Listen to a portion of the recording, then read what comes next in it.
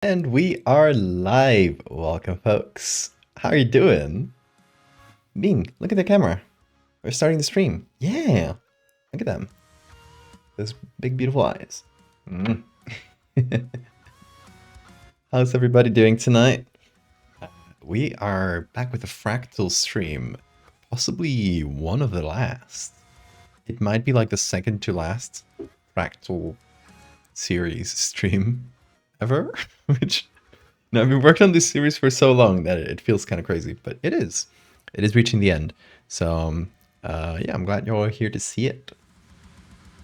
Welcome, folks. Tsunami, thank you for the follow. I'm curious well.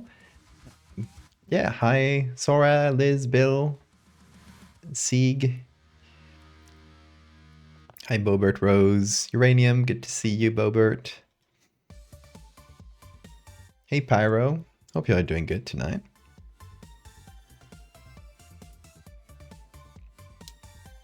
Mr. Dr. Sir Valdevia. Oh, please. That's my father's name. Call me only Dr. Sir Valdevia.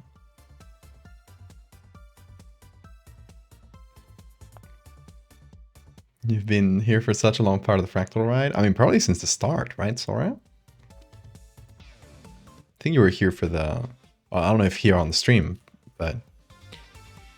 You knew of my work when I posted the first one? Or am I, like, misremembering the dates?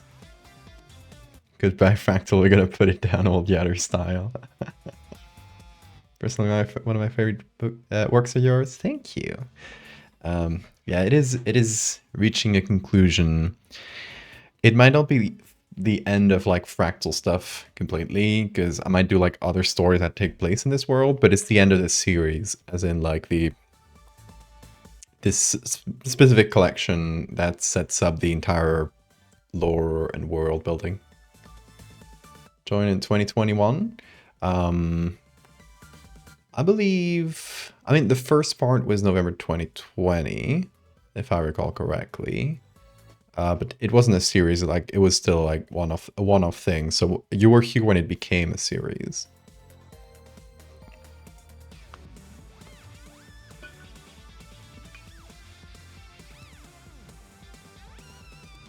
So close enough, Sora. I'm here since pretty much the start.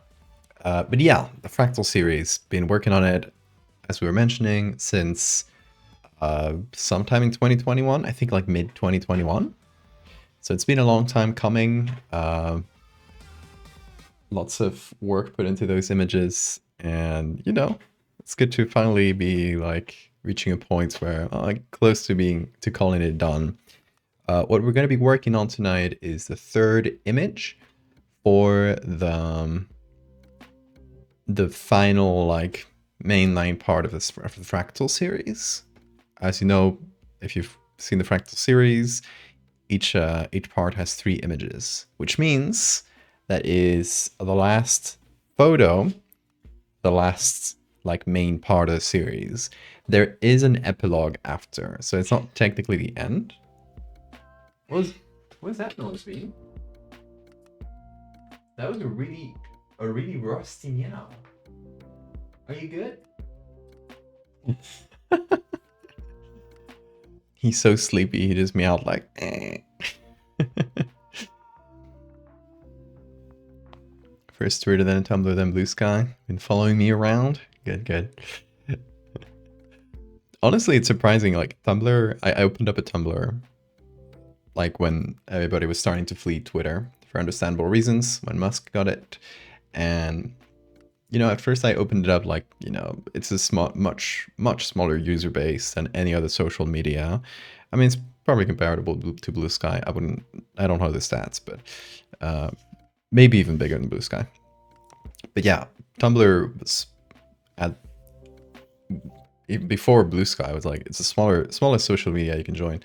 Right now, my posts on Tumblr do like much better, not always, but on average, tend to do better than on any other social media, which is wild, with like, you know, a lot lower number of followers. That's very interesting.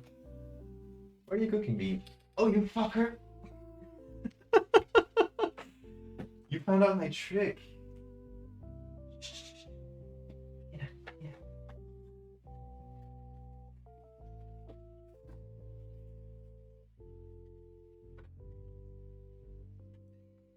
Oh, you guys know how Bean has been biting the corner of the rug? I I was hoping he would stop because I tied all of it down like with some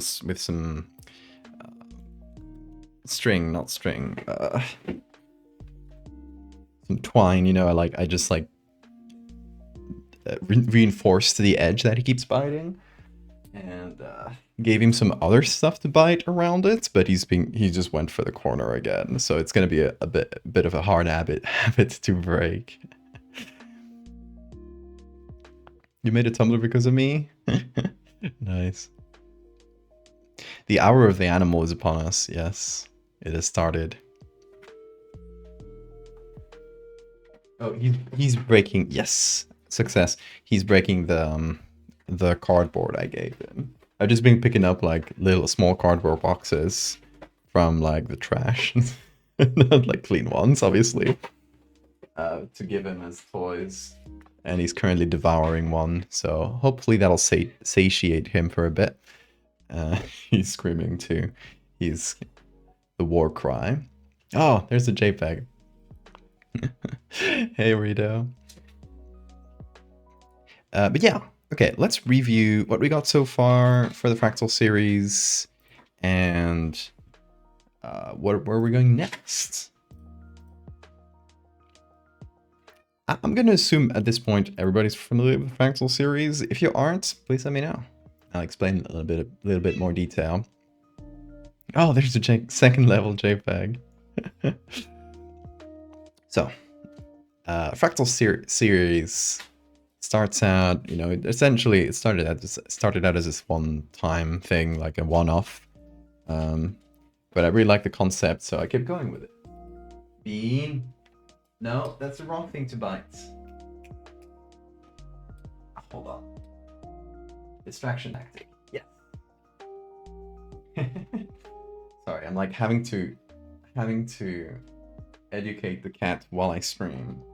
Means it's gonna be more distractions, but I hope you don't mind because after we'll get cuddle session with Bean, so it all balances out. Don't touch the screen. Yes, you might get fractals. Actually, yeah, you might get fractaled. No, you might get JPEG'd. So it started off as one of thing. Weird spill into the water. The animals start becoming, start getting deformed in strange fractal ways. Then, as it starts as a series, like first it comes onto land. We see its effects on nature. And slowly it starts affecting humans, and first like accidentally, but slowly they start like turning it. Some of us start turning it into a religion, and voluntarily subjecting themselves to the fractal in order to, do miracles, like this blind person grows new eyes. Over the years, though, what starts as this religion where people are voluntarily fractalizing themselves.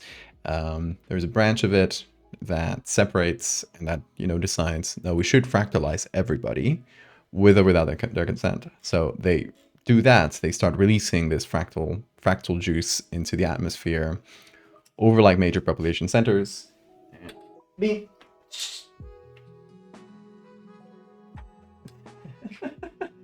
Over major population centers and affect like tens of millions of people. So that's when it starts getting bad. You start getting like riots and confrontations between the fractalized people who are trying to be like, they're trying to like stop the spread and quarantine them, and this eventually leads to violence. People start using the fractal as a weapon. And eventually you get to the point where everybody's pretty much been fractalized. And as it affects their brains, they start getting together, building these giant megastructures. It's sort of like the calm after the storm at this point. And, it feels like it's reaching a state of equilibrium, but it's not a real state of equilibrium. People are building these giant things. but their fractal diseases are growing and growing, and you know what at first was a little like a few arms. Oh, there's level 3 JPEG. But at first was like a few arms growing from your arms, eventually become something like this. Your teeth start growing and fusing into your mouth until you can't eat anymore. Your eyes start growing and taking over your entire skull until, you know, your brain gets compressed. All these things combined, people start dropping dead. The fractal eventually like is too strong, and their bodies can't take it. So humans could not adapt to the fractal, because as opposed to nature, which like, you know, kind of went along with it, humans couldn't handle it, and they started like, you know, doing what humans do, violence and stuff, and that just exacerbated the problem. And what happens is they do not survive. So we got these two images that I've already made for this last part of the Fractal series, which is a skull, obviously a fractal, very fractalized skull, implying this person died of the fractal disease over this like dirty, you know, canal or port-looking area. The water is fractalized, obviously. There's a little fractal flower growing from the skull.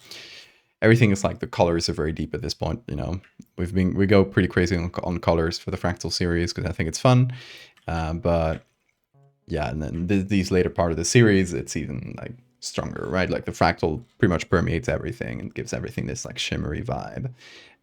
Second image we did is the fractal megastructures we were seeing a bit ago. Actually, the same one we were seeing some time ago is crumbling, which implies it's been years since, like, we've jumped ahead a few years. I don't know if I'll say it exactly, but it's around like a decade, maybe couple decades after the last part we've seen of the series, which is 2016. Like, we were doing a pretty big jump. So obviously these structures that they built, as everybody starts dying, they will start crumbling, and you know, these skeletons are already like pretty old. So that's 2 images out of 3 for this part of the Fractal series, this like end of humanity.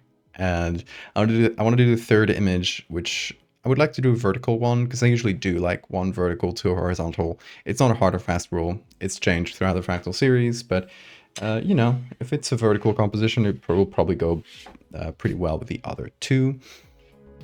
So, you know, they can be laid out with like 1 on the side and 2 on the other.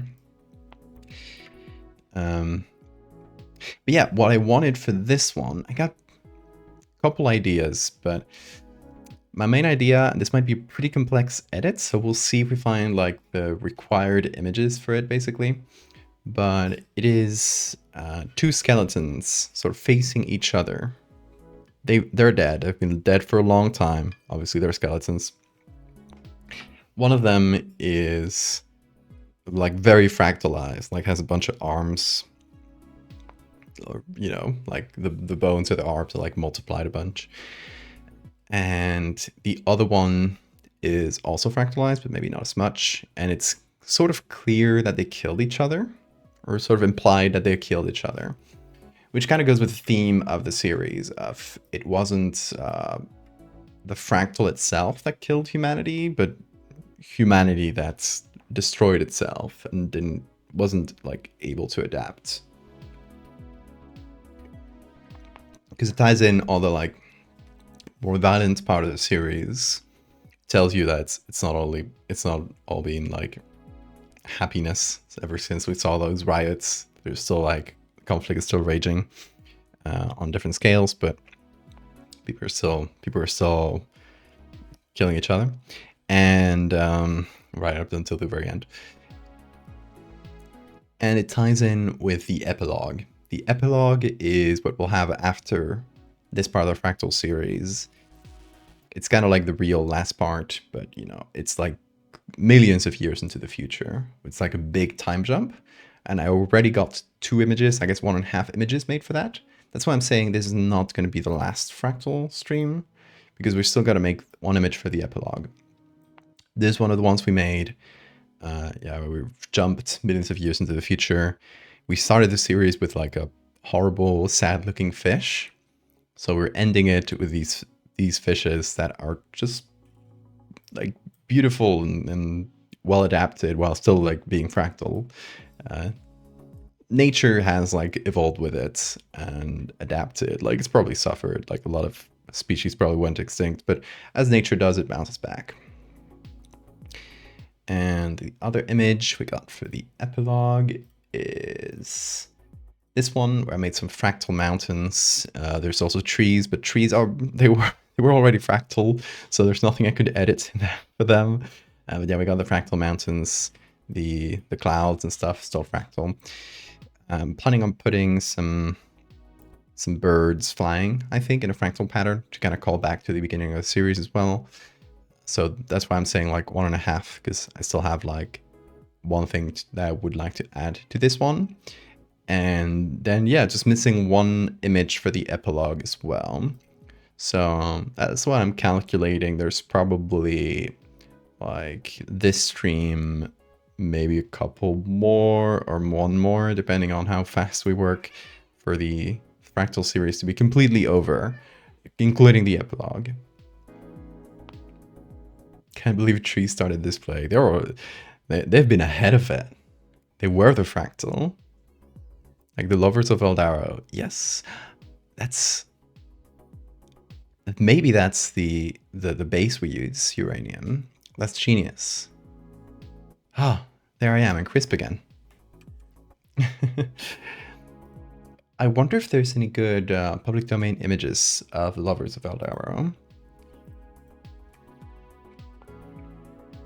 Which, for those who don't know, that's two skeletons that were found buried next to each other, facing each other like that. Bean? What am I telling you? Shh. Hey, come over. Here. I'm trying to distract the boy. Okay, I'm gonna have to cover the corner of the rug in a box again.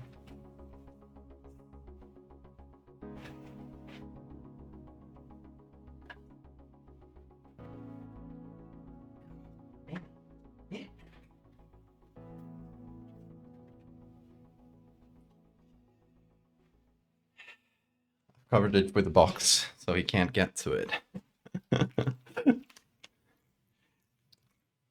I've given up on my behavioral tricks. I'll have to figure out a new plan of attack for tomorrow. Yeah, he seems to be biting the stuff I gave him at least. No hits on Wiki Commons? Damn. So yeah, Lovers of Eldaro. It's kind of the name that these two skeletons were given. Hi, Bean. Let me check here for Creative Commons or public domain licenses. No. Creative Commons. This one, Wikimedia.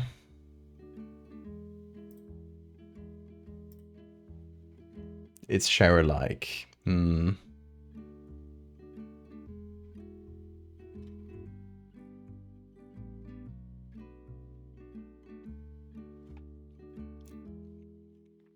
Yeah, that makes it hard to use for us, unfortunately. It would have been such a good one to use. Sick album cover, it would.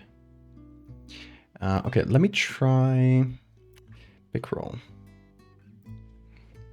Also, Valdaro contains Val, so it's fitting.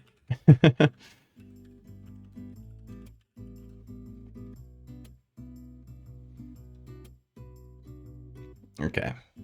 Yeah, no images on here either. That's a cool image though. Completely unrelated, but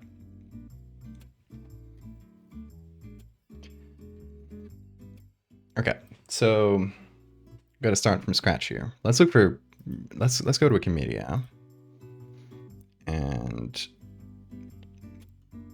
like we could just find two skeletons that are facing the side.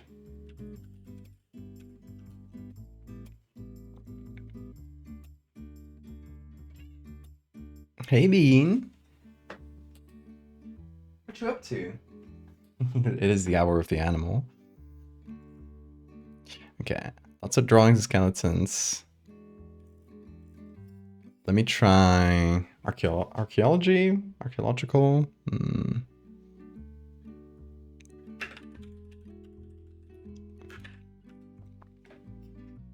Hey, Hammy.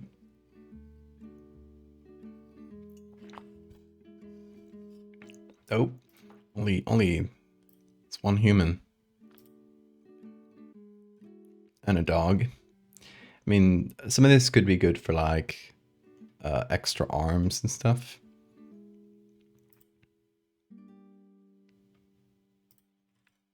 Okay, but not too many hits here. What other keywords should we do?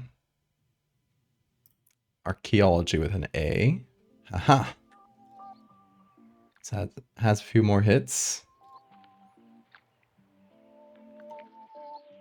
Okay, like that's the sort of skeleton we're looking for.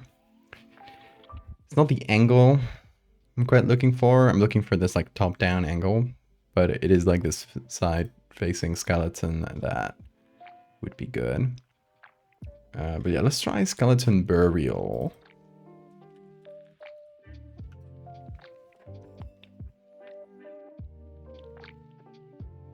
Because that might be our best hit. Oh, here's a good one. Egyptian burial. The skull has pretty much disappeared, disintegrated. But yeah, that could be one of our two skeletons. There's even some extra bones that they helpfully light on the side for us to fractalize the skeleton. How kind of them. How nice. Okay, so if we can find a matching skeleton from the other side, I think we're golden.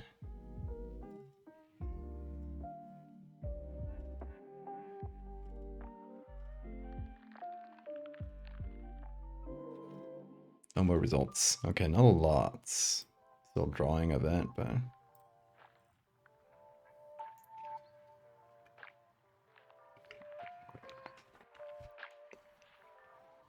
What are you planning for the third part of the epilogue?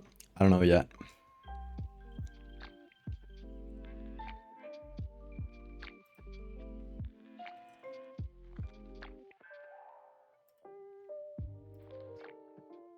Honestly, these two might match pretty well. Because, you know, the angles are pretty good matches. Yeah, we could try this.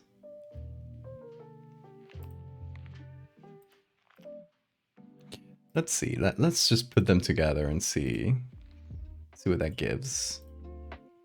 You guys hear Bean screaming? Hello?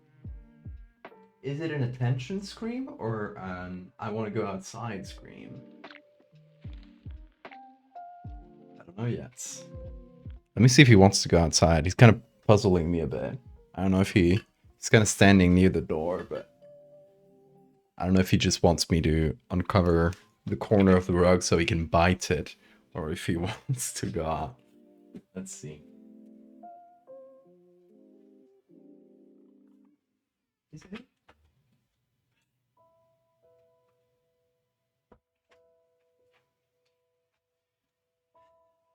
Case solved. He did want to go out.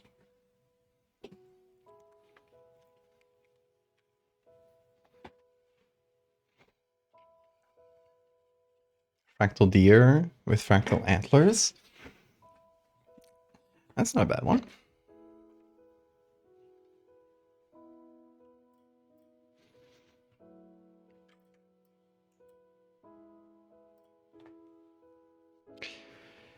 Okay, so let's go to Photoshop. There we go. If we rotate these, so I don't know if they would look good rotated because of the angle, but I'm kind of hoping they do because, you know, that's sort of what I had in mind in terms of angle. We'll see if they work like this. Otherwise, we'll we'll do a horizontal one.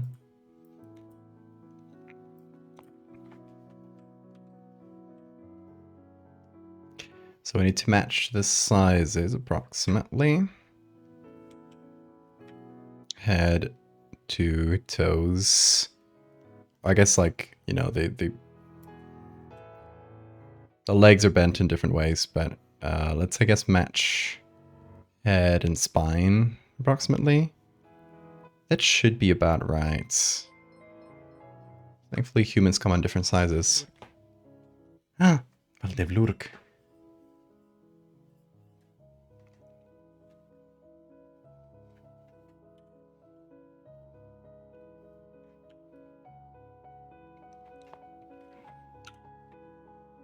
Who here recognizes the photo on the lurk emote, the one that Welsh has posted?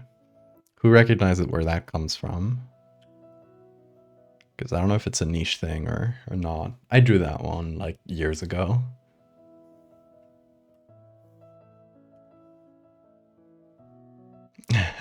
I knew Bill would know it. It's a skunk ape, yes.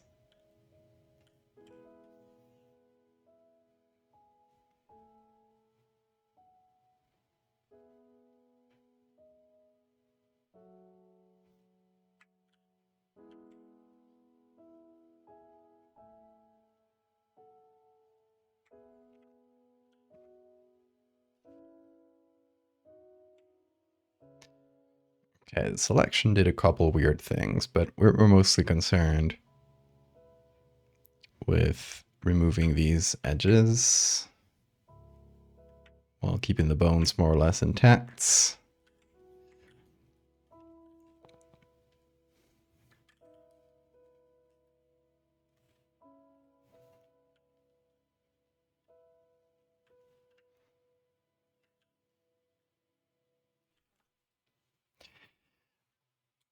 Okay, I think they're actually a good match. Yeah, in terms of angle. I am in the wilderness. In the wilderness? Where? What you hiding from?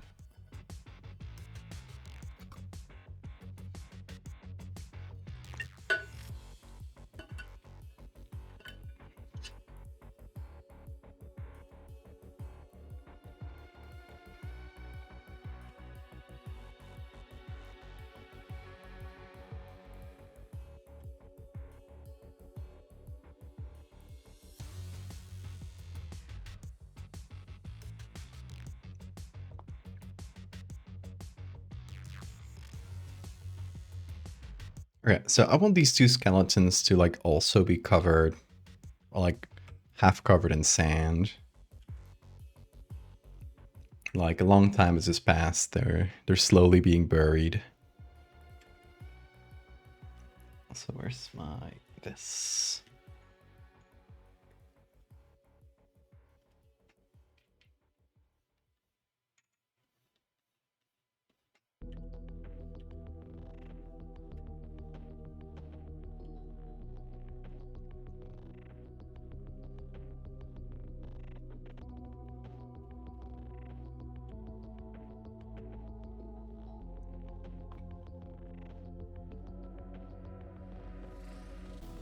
Okay, there's a little corner of bone that we're missing on the one in the back here.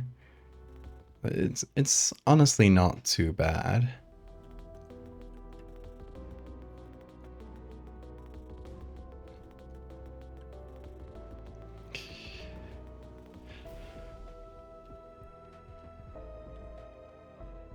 I think, yeah, I'll probably find a picture of like sand or some kind of dune that I can overlay these two on top of. Let's remember for later that there's extra bones lying on the side, because right now they're going to be covered, but might use them later to fractalize these skeletons. Okay, this is already like half covered in sand, so it's a pretty good start. And this one is like in a bit more like loose gravel, so We can probably just like mix this in with a sand texture and find something that works.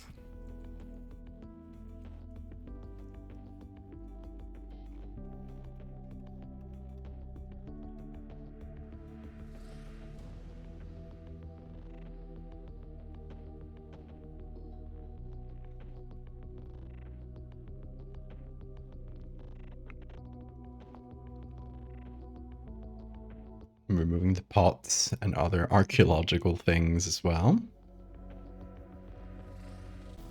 Partially peculiar, thank you for the follow. Would fractal snakes just get really long?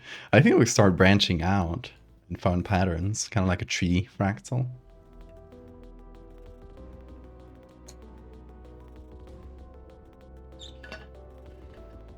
That'll be pretty scary. So I'm so glad I got cold tea today. It is warm these days, especially like locked in a room like this. Okay, now that they've more or less been laid to rest, laid together, I want to check if it, this would actually work in vertical.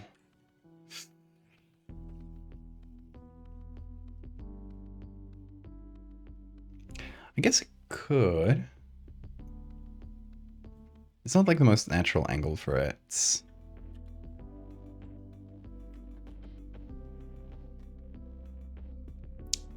Here's what I'm thinking though. We do sort of a skewed angle. Dutch angle, like movie people say. Don't know what the Dutch have to do with it, but didn't make that term up, so gotta ask the movie people. What happens to starfish? I mean, we've already got that in nature. They're called basket stars. Playing Manhunt. What else are a bunch of cat-drunk children doing in a forest?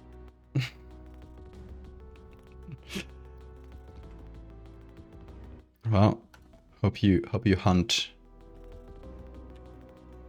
the greatest catch, humans. The ultimate prey.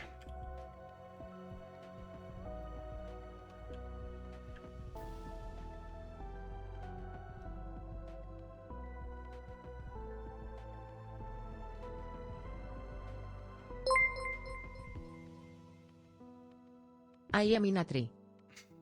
In or on?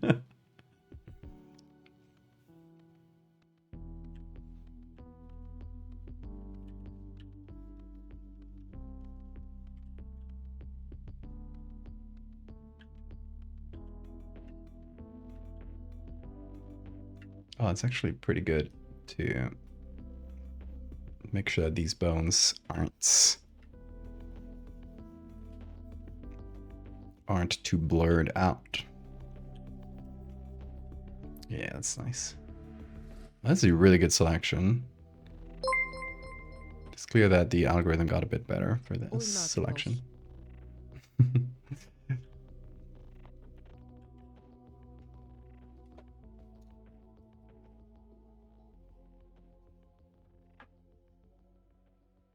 Have become one with the tree, fused with it.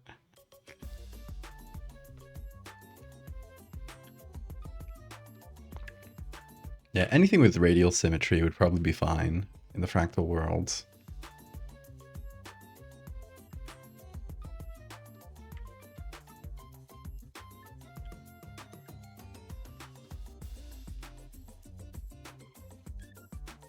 Or with less of a structure, like, I don't know, corals, anything like single-celled.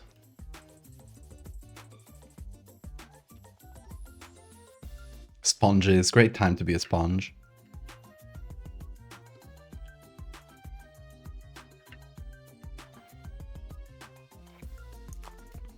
Let me go get Bean.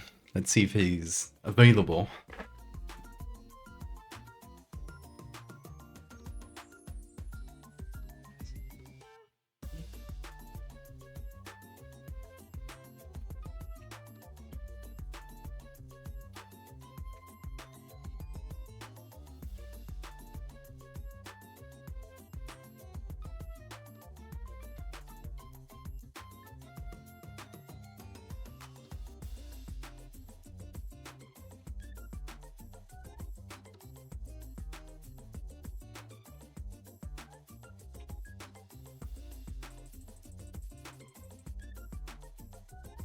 Look what I caught.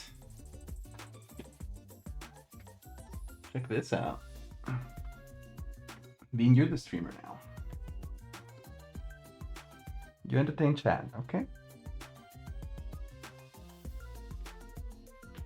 Is he doing good? I can't see. Bean, tell a cool story to chat.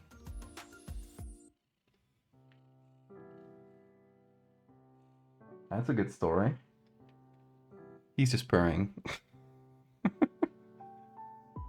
Loudly purrs. Hold on.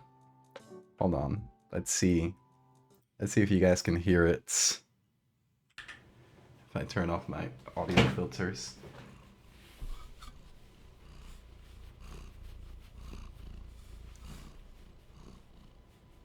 Can you hear the purr?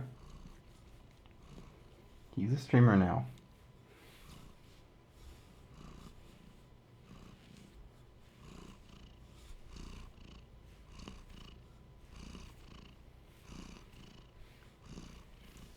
He's a good streamer, I think.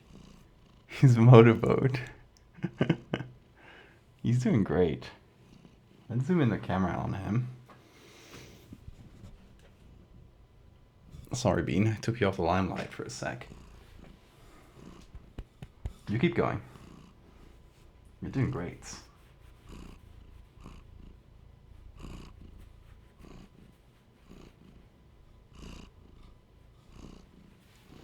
Is he taking good care of the stream? Hey, Maxwell.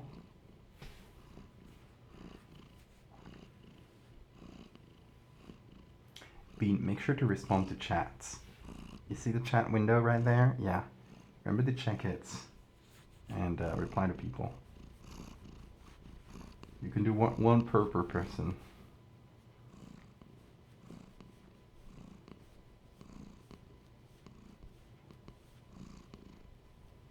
You're doing great. Yeah, I'm proud of you. Oh yeah.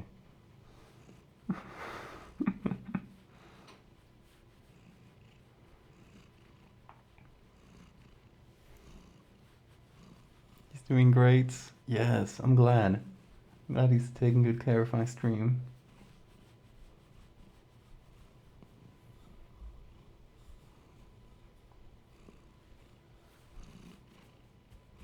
Bean, you're great. One day I'm just gonna let you stream. Do the full stream yourself. How about that? He's still purring so much. You can squeeze the good purrs out of him.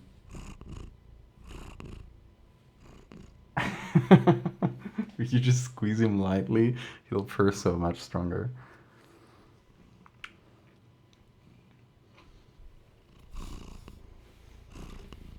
You're doing great, little man. Kiss? Okay, thank you.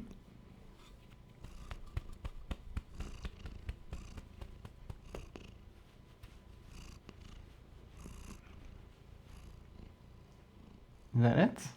Okay. I think he's shy now. But you did great, Bean. You're such a good streamer. Did you guys enjoy Bean's stream?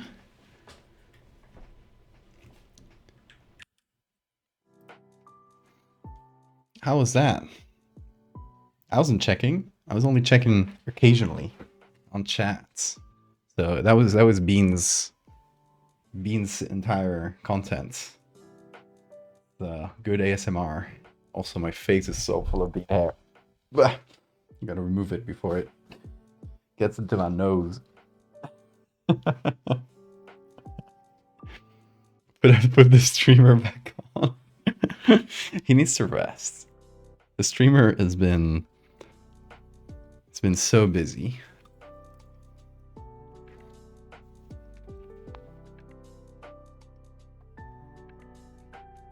Hello, Bean. Oh, hold on. Put on the Bean cam, the other one. Yeah.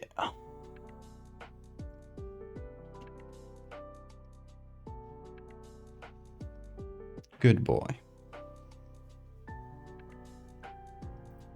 The hour of the animal is over.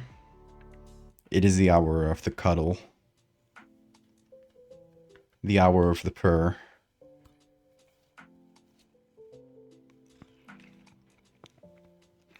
Ooh, careful. Gotta fall down. Oh yeah. Should I pick Bean up backwards? He's in position. Oh. Butt up. No? I'm genuinely lost. I have no idea where I am compared to my camera. Oh no. Here it is backwards, Bean.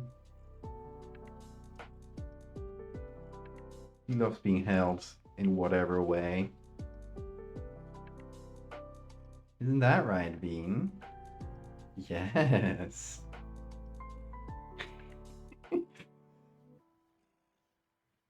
Isn't he beautiful? He's still purring very loud. I love how he just stand there with his arms up.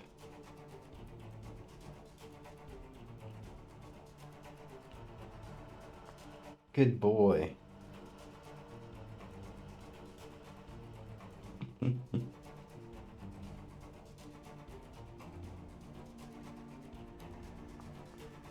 Yeah, well, yeah, with it Wi-Fi so you're not far? Okay, good. Gotta find your way back.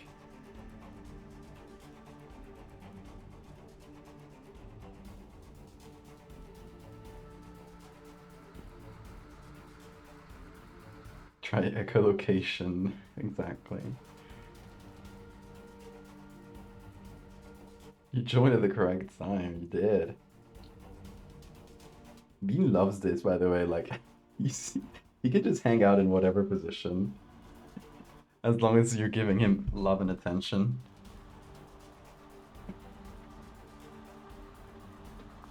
You want shoulder? Is that it? I think he wants shoulder. We'll see.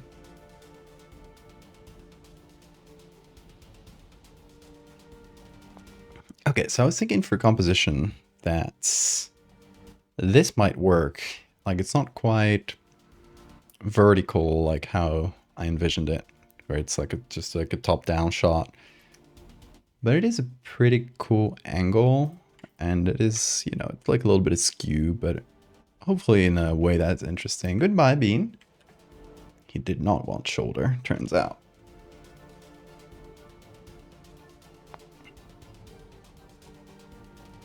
Bean is too sweet, honestly. He'll put up with anything.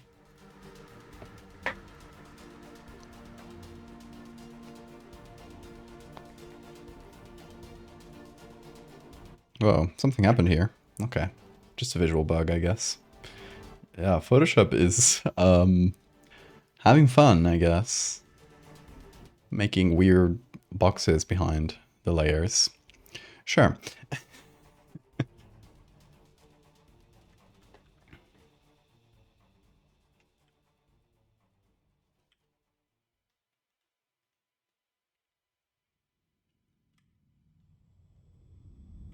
Okay, if we scooch them a little bit closer.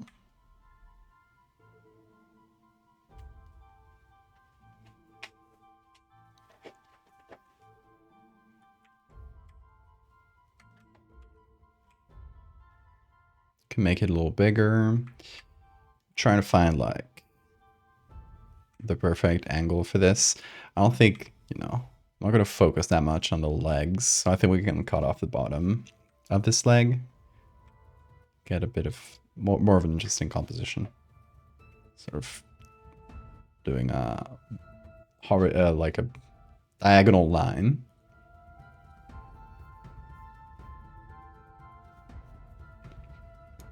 Bug, I thought today was fractals. It's okay, bugs. Bugs are always with us. Literally 10 of them, I think. I gotta repeat the counts, but there is... Let's see. Let's turn on the lights back there. Let me count the bugs.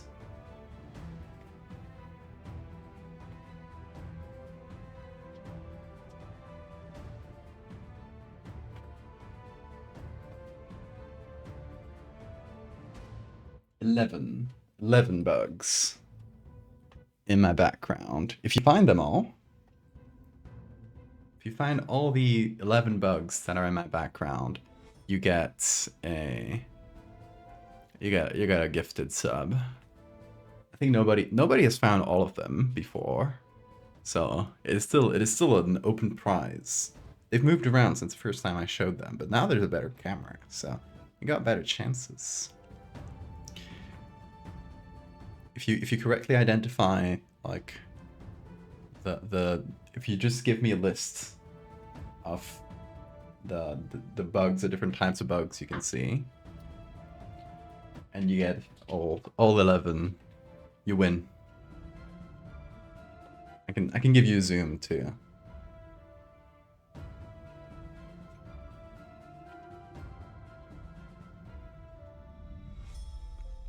You can see the bottom ones really well, like this. Nearly all of them. Oh, well, you JPEG'd it. That's gonna make it difficult. Well, if you saw them all, let me know.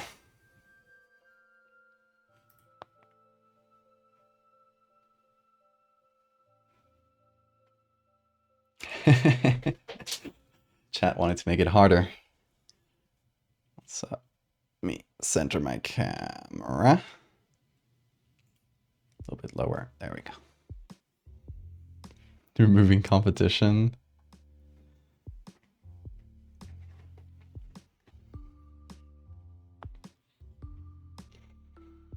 There is a dragonfly. There are a few beetles.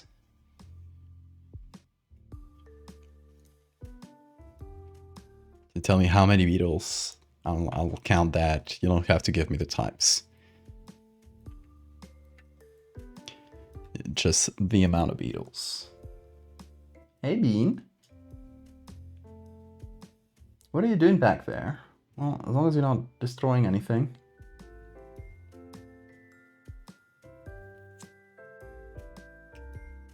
Hey, don't look at that. That's cables. It's gonna bite a cable, I'll tell you.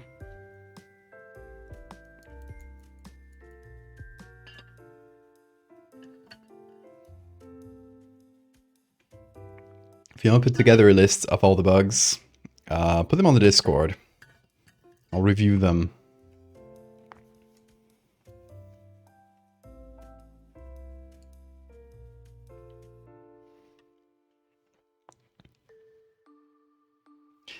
Okay, so this more or less works in terms of composition. Now we need to find a good background to tie these two together. Bean, are you good? You playing with your football? Where's the football? Did you lose it behind the chair? Oh, silly boy. Here it is. Have fun.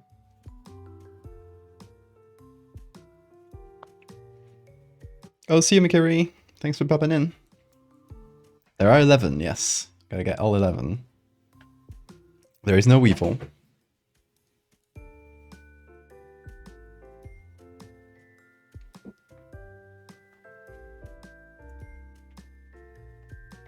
This, by the way, it's an open challenge. You don't have to give it to me right now.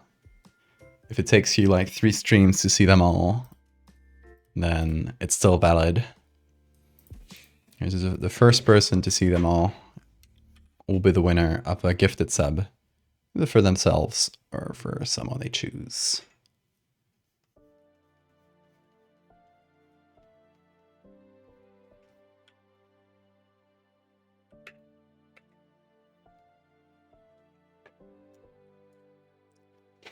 So the flea thing, you're on the right track. It's hard to see with the JPEG. We'll check back on it.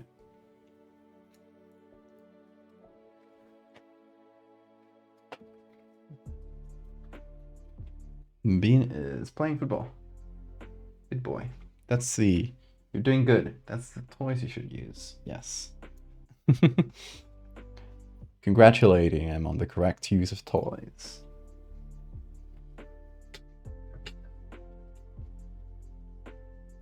I guess the hour of the animal is still not over. I thought it was over, but I was wrong.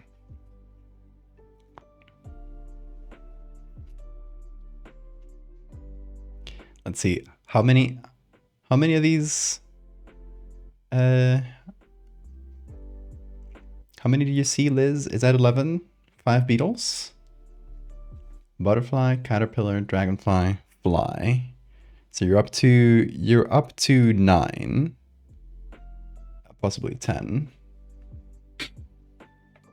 Oh, Kemp, your internet broke? If you can get it fixed.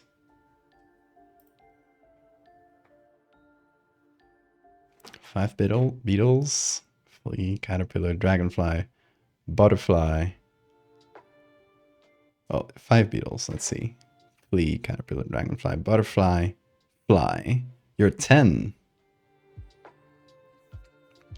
Those are all correct, though. Tell me, oh no, Bean, don't put your football in your water. That's not how you play. Water's for drinking. Oh, what a mess. Try that.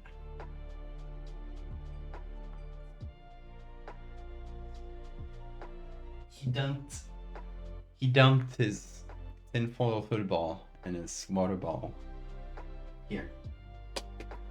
You can play with it, but don't put it in the water. Simple as that.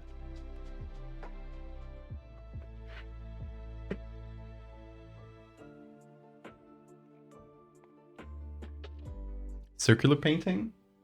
That's not a painting, that's embroidery. And that's chorb. No, so that's a chicken. I guess there's technically 12, because I wasn't counting. Oh, that's a freebie. There in the back, that's a painting of a fly. I was thinking of the figurines, but there's a painting of a fly that's hard to see with JPEG, but you'll have to trust me. Right behind Nessie. But yeah, that's on the corner. That's chorb.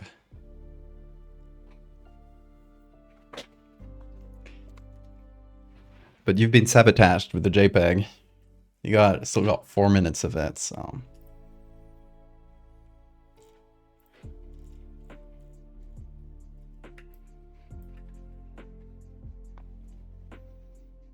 There's no mosquito, bee, or wasp.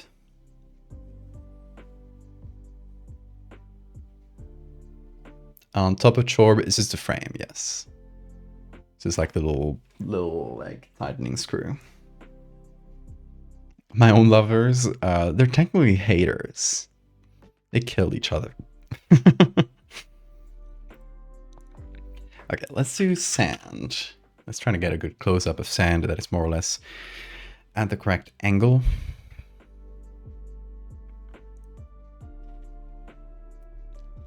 Because I want them to be partially buried. And I guess like something a bit more like sand dunes. Or it's like a little flowy.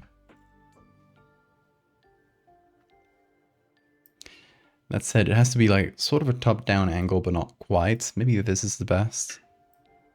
It's a little bit too textured. Like a little bit too much of a close-up, I feel like.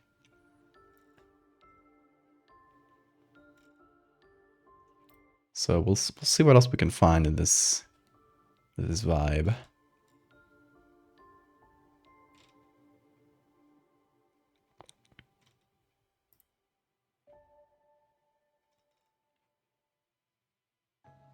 Because yeah, one of the issues is that it has to be sand that isn't like super close where you can see the grains. Like this is too close, I think. And this is too close as well. It's a fairly specific angle, but I'll bet there will be.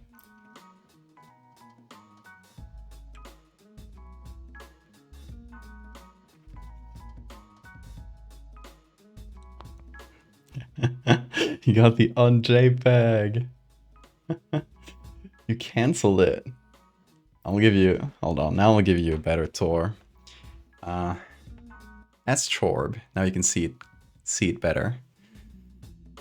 Let's give you guys, hold on, I gotta hold the camera up manually a bit. But if I remove my face from the equation, there you go. Get a much better view. Someone mentioned what this was. It is a bit in the shadow there, so I will confirm that is a flea.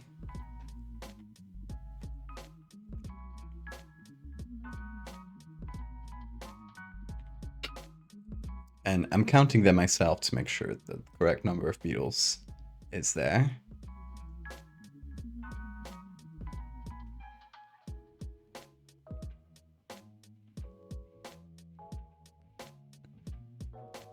I think a few people have gone one way to make sure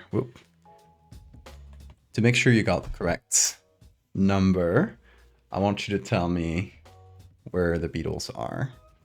You can also tell me the type if you know the specific types of beetles, which, you know, I wouldn't require that much. So you can just tell me like where each beetle is in this place, and there's no moth.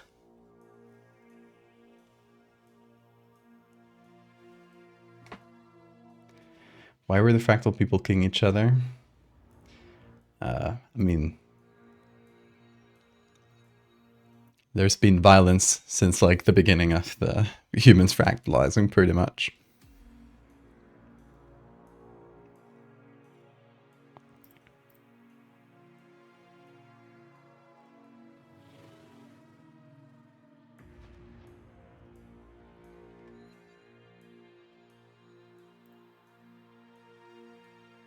Hexahedron, thank you for the follow.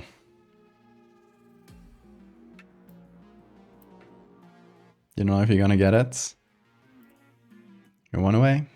You gotta tell me, you just gotta tell me where each beetle is. Because I think you got all the rest, Bill. If you put your guesses on the Discord, let me know, because I have it minimized. Okay, this is a bit too close, but you can see the texture of the grains a little less, so might work.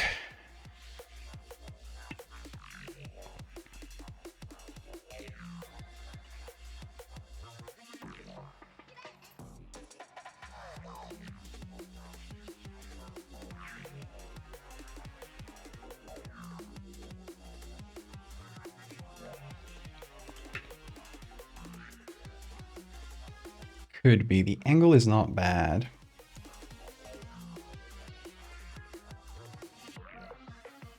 Okay, let's see. Partially says there's one on the Snorlax, big one on the right, one on the mask, one tucked to the bottom left.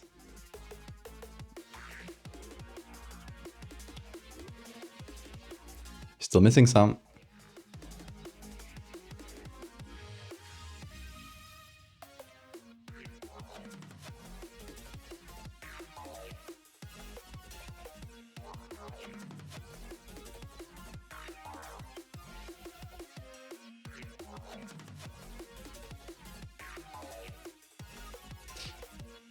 This angle might be a little better, but this part is way too close.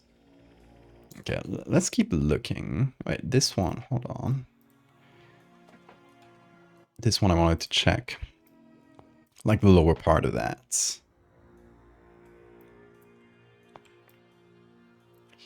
Obviously not the sky and all.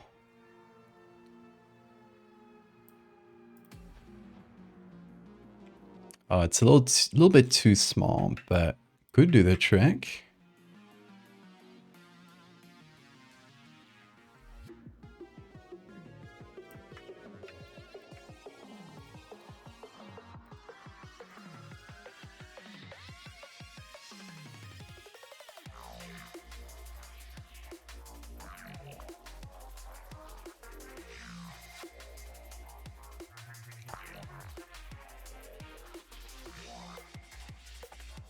Hey Hexa, first time cat in the stream. Doing a new keyboard layout. Good luck, you got this. Thanks for coming in. A roach? No, the Chorb doesn't have any bugs on top. That's just the like tightening screw. It's a red herring.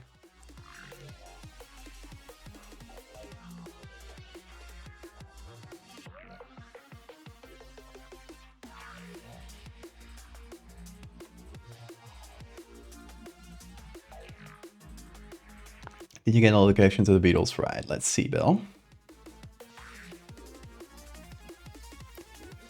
Right, left. Along the wall. Yes, all the ones you got are correct, but you're still missing a bug.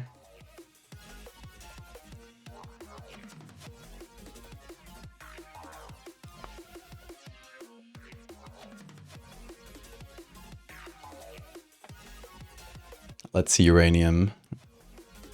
Stag. Is red. Atlas. Dragonfly, flea. Fly, flea. Caterpillar. Butterfly. The fly painting, that's technically the number 12. That's a freebie. Because I wasn't counting that when I said 11 originally. So you are one away, uranium. You even got all the types of beetles correct. I believe in you. You guys got this. You just gotta check the background. You just gotta check the background every time I show it. It's an ongoing challenge. But you guys are close to finding the secret bug. It is a secret bug. I put it in a specific place to trick people.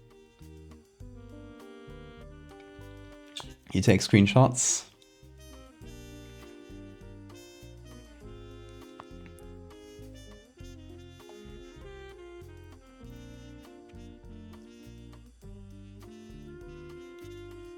I'll give you a clue. You won't see it in every screenshot. That's all I say.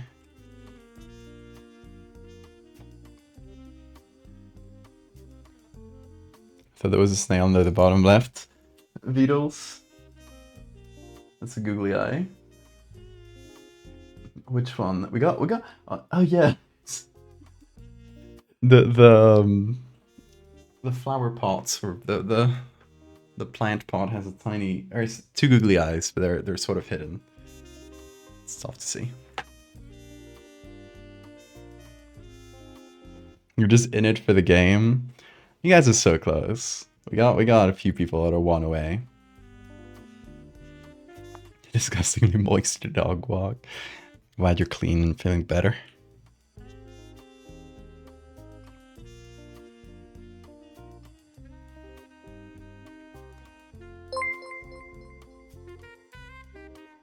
It's in the Vines Barra.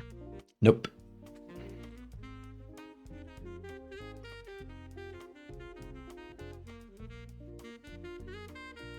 I mean, there's one that's already been identified. I'll give you that one.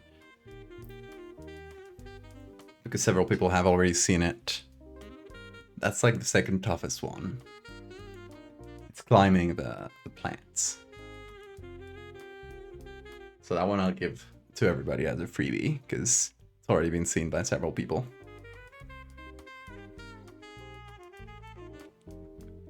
Does the red mask have a bug pattern on it?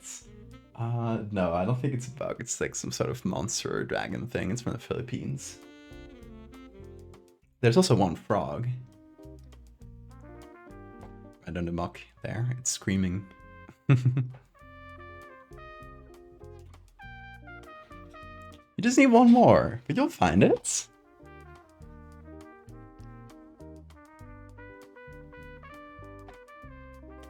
Little piper? What's a piper? A spider. No, there's no spiders. A larva in front of the Snorlax. No, that's a big seashell. That's from the Camino de Santiago, from the pilgrimage thing I did earlier this year. One frog and the little snake, that's a Tsuchinoko back there. I also got one right here. It's a cutie. Look at his little tail. I got this one in Japan. I got all these bugs I got in Japan. And there's also a bunch of cryptids.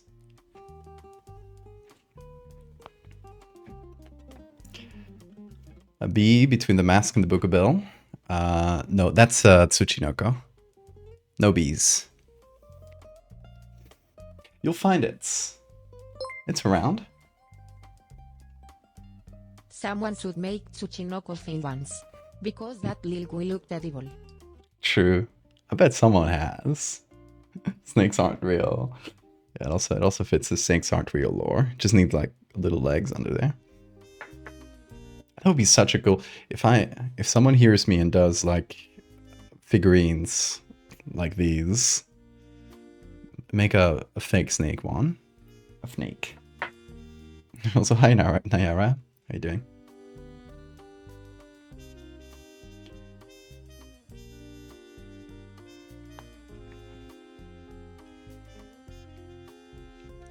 You found your way back, Welsh? I am glad.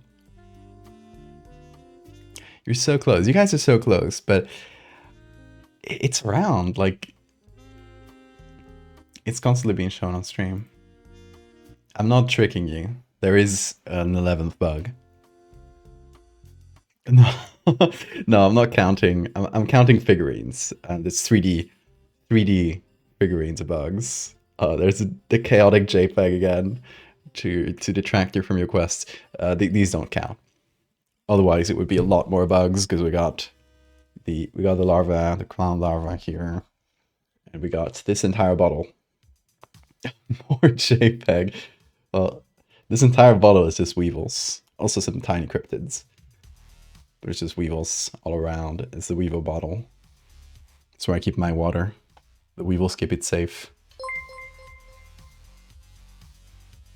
I'm enjoying the book hunt today. I think he missed the context, but it's fun watching people solve things out.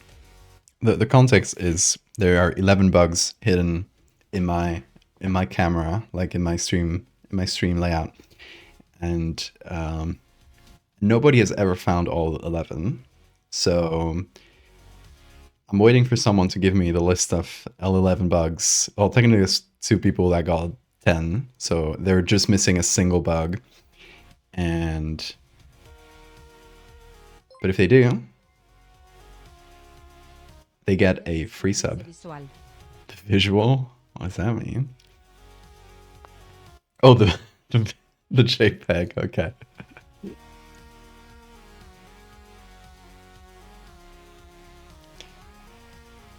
Yeah, the other people in chat are making the investigation, putting a wrench into the investigation by putting on JPEG, which I endorse. It's funny. It's a funny trick to play. Can you get your noggin out of the way? Sure, like, look all you want. It's currently 3 pixels, Lilith.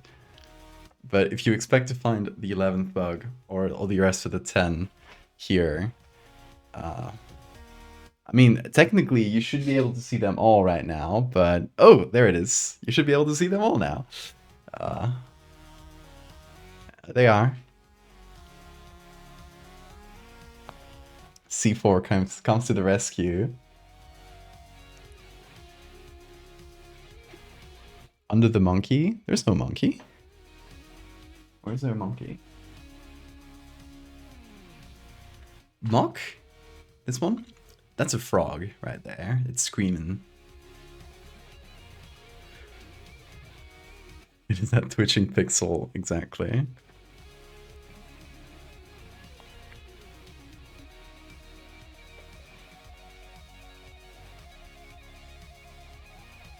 Orange monkey?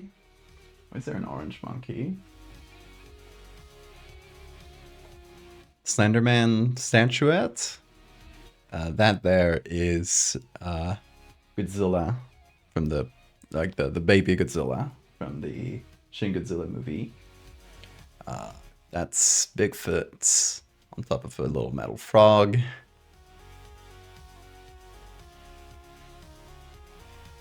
Oh, let me get out of the way.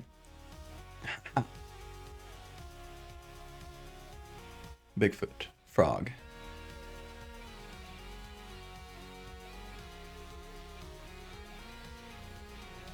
Shin Godzilla is my favorite Godzilla movie. I got some stickers as well, but I still haven't found a place to put them. I think in my next sketchbook. Have a bit of a Godzilla theme. 11 folks escaping the chat. Catch it.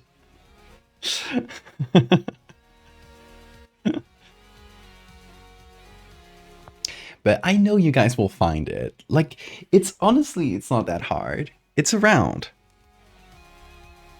Like, it's been in front of you the entire time. I'm not talking about myself. It's not that sort of, it's not a semantic trick. There is an actual bug.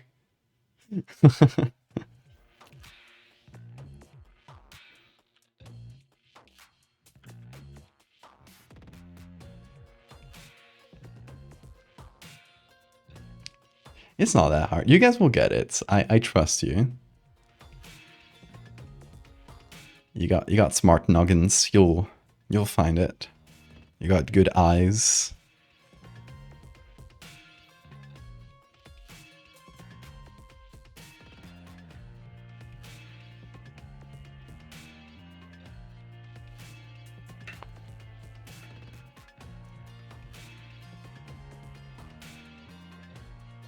Your eyesight is shit.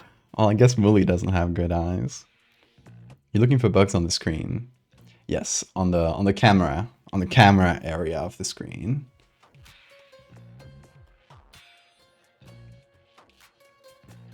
Also, have you seen? Hold on, I gotta light it up by zooming into Photoshop.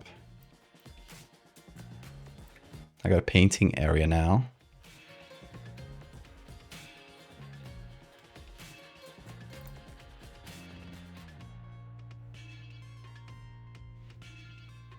Mothman plush?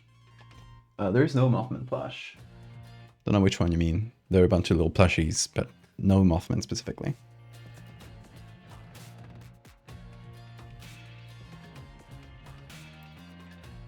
The 11th bug is the shelf. It's not one of the paintings. It's a 3D figurine. Yes, they're all figurines. They're all 3D.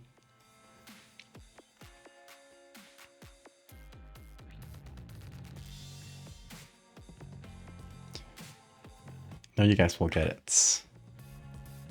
Trust.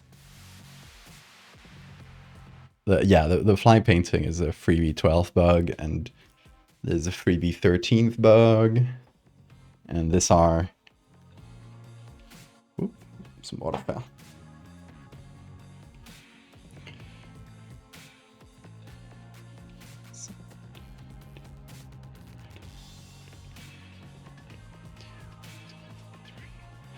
These are like the up to 23 bugs that you get for free as well. Those don't count. All the 11 I'm asking are physical 3D objects.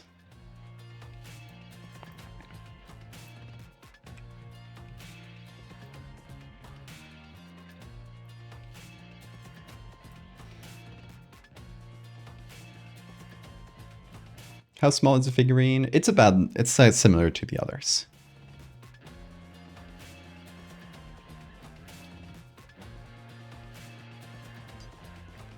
The thing next to the baby? Oh yeah, on the top right corner? No, that's a frog. You mean that white baby?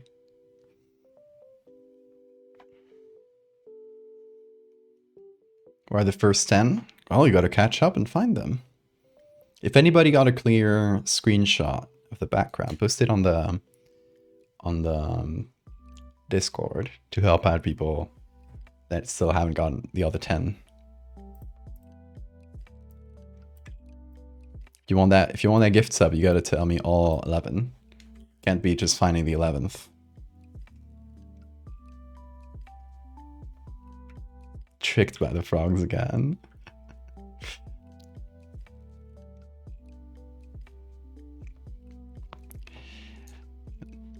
Is another butterfly underneath the gray guy? No, that's the butterfly. There's only one butterfly. If you found another butterfly, that you might have just seen a different thing. There is a butterfly, and it's under the gray alien. And it's the fractal butterfly, by the way. This is a unique piece. This is not one of the gacha game things I got in Japan. That was the first bug I ever got in my background, and with Bean, it is completely unique. Let me get it. There we go. This was made by Michi, who's often in chat.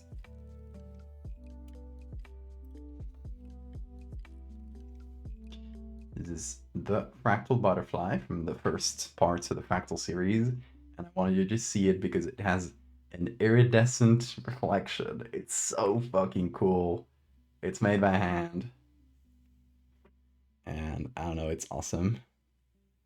Little piece of custom jewelry that Michi made and I bought because I wanted to have it.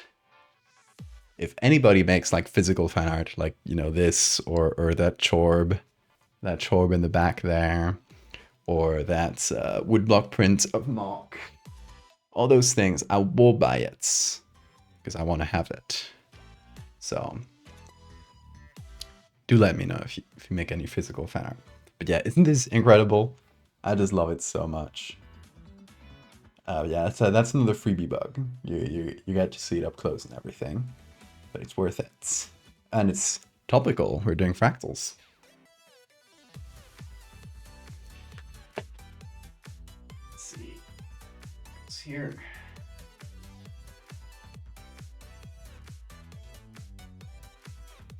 Put that in place. How many legs does the 11th bug have? How many legs do bugs have? It's always 6. Well, I guess not centipedes and stuff. This one has 6.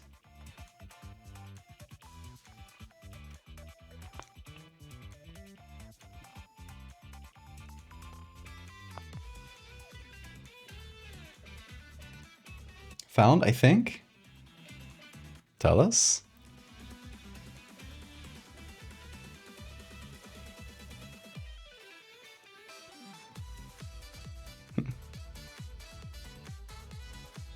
Check the Discord, I circled them all.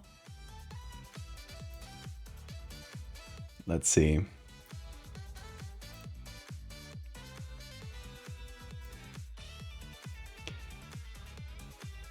This one doesn't count. It's we're looking for the 3D figures. You got all of them but one.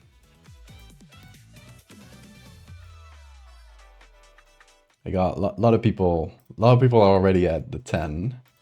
We need somebody to tell us all 11. Flying and painting does not count.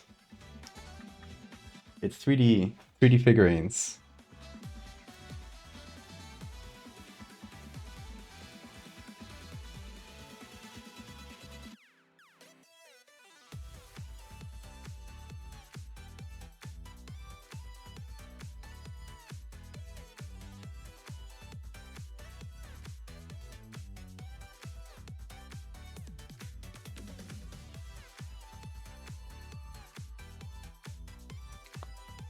It's not a soft toy, no. They're all hard figurines.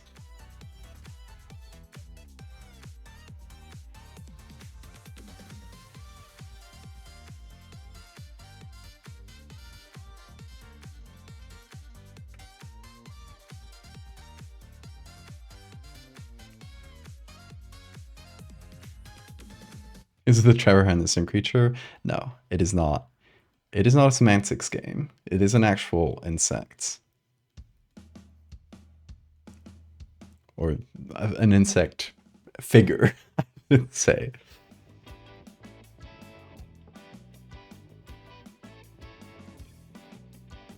But I can't make it too easy for you.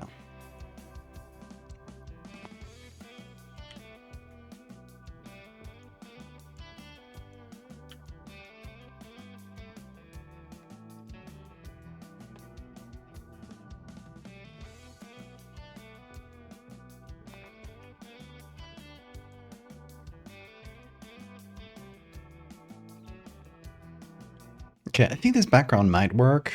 I don't know, it still feels a bit too close, but it might just do the trick.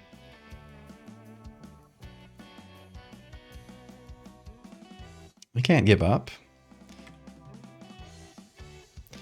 You guys want another clue?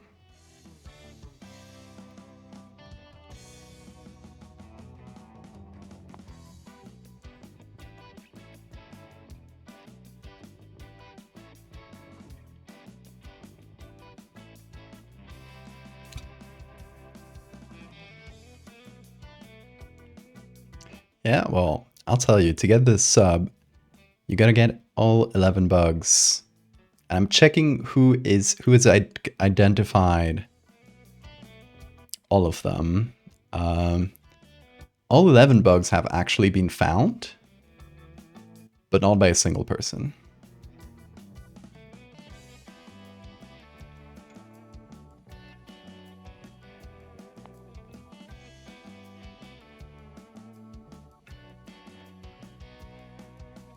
I'm checking chat.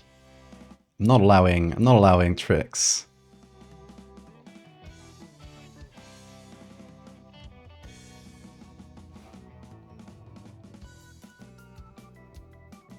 You gotta think outside the box.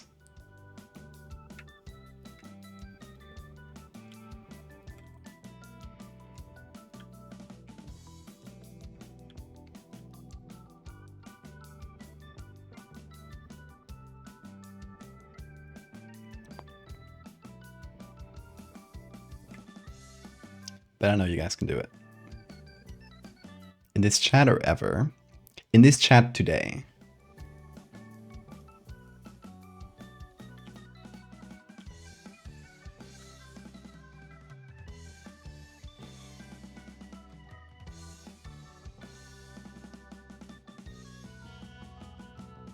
Yes. I'll even tell you 2 people have correctly identified the 11th bug, but not the rest.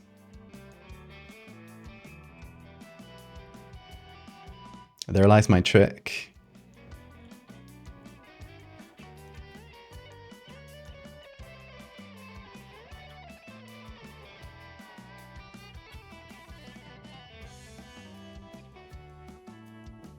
Forgot Twitch doesn't stretch that far.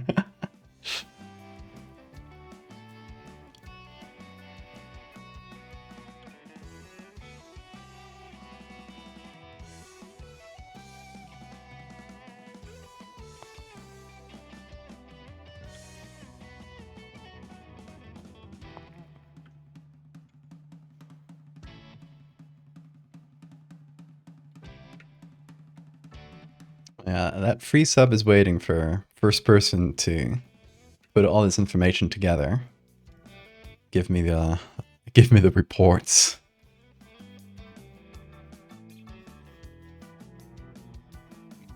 The final bug reports.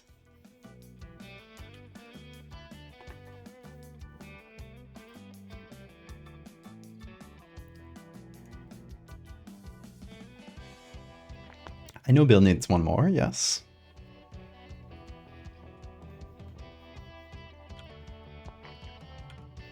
There are a few people at 10. It is... I mean, let me get it correctly.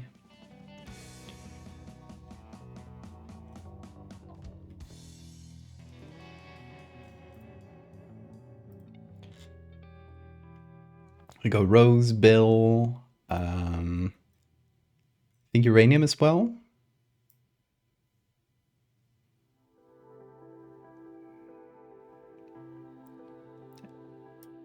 At least those 3. You've seen it a bunch of times. You've been seeing it all stream.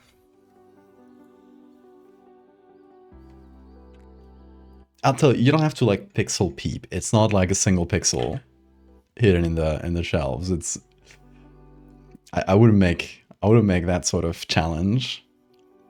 You guys know me.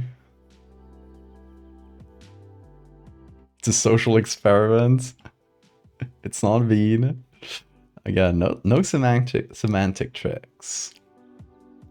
It is a literal thing you can find. It's not a riddle. It's an actual test of your attention.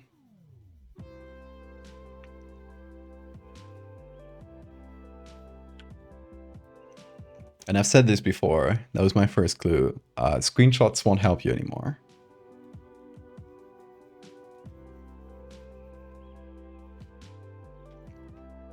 You just gotta keep an eye out. A couple people have seen it, so you can too. It's not embroidered, it's an actual figure.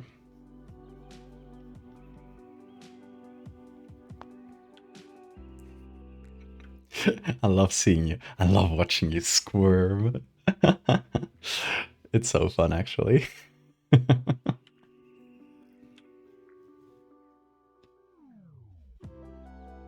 I'm enjoying the mental game. You see it right now? I mean, not at every moment. That goes for most bugs. I'm covering a good chunk of the camera.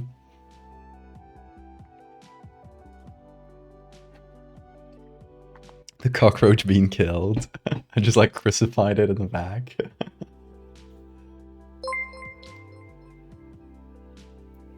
I will riddle me this ball. If you throw me out the window, you leave a grieving wife, would drop me in the middle of a door, and you might just save a life. What a me? If you throw me out the window, you'll leave a grieving wife. You drop me in the middle of a door, you might just save a life. A husband. No. I'm not good at riddles.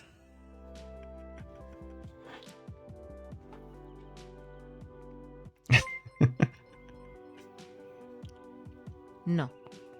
The husband one was too obvious.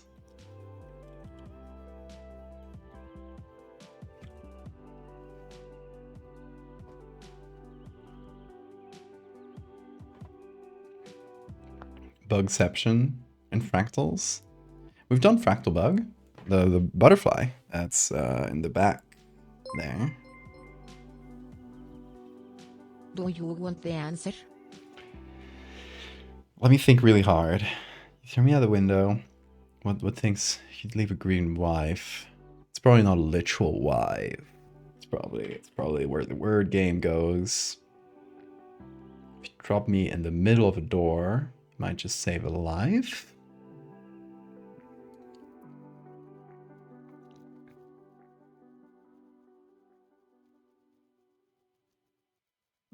Can't find the connection. There's some word trickery afoot. There's a beetle on the plant that already has been found. Yes. Are they stacked? No bugs are stacked. There is a bug stacked on another thing, but you found that already. Door stoppers. What happens if you throw a door stopper out of the window? Anvil.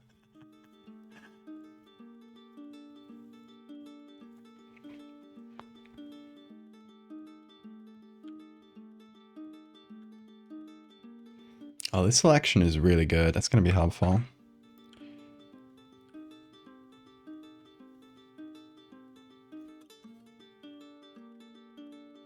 An N? Oh, it's letter? That might...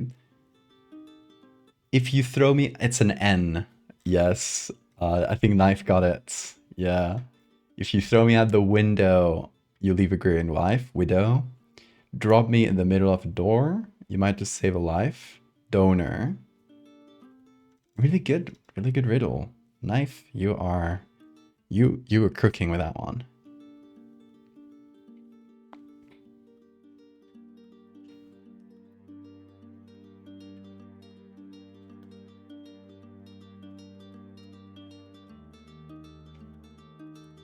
Is the last bug with the others? As you've probably inferred from the rest of my clues, it is not next to the other bugs, no. That's why screenshots of the shelf. Want to help you? You watch my wording. I've said the bugs are somewhere in this area, somewhere in the stream area, not specifically on the shelf.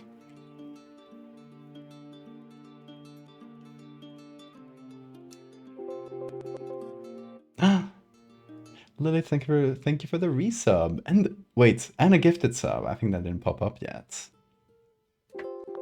Oh, for beating the riddle.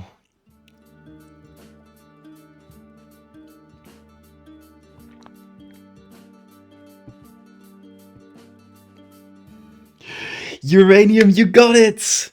Uranium, you beat it! It was literally behind me all along. Look. You ever notice this yellow thing?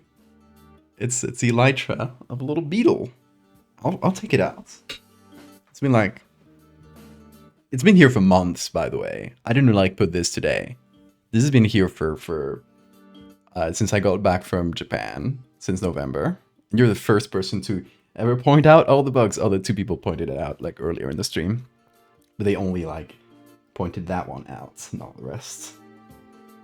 It's actually lacking one limb because it kept falling off. But it's stashed.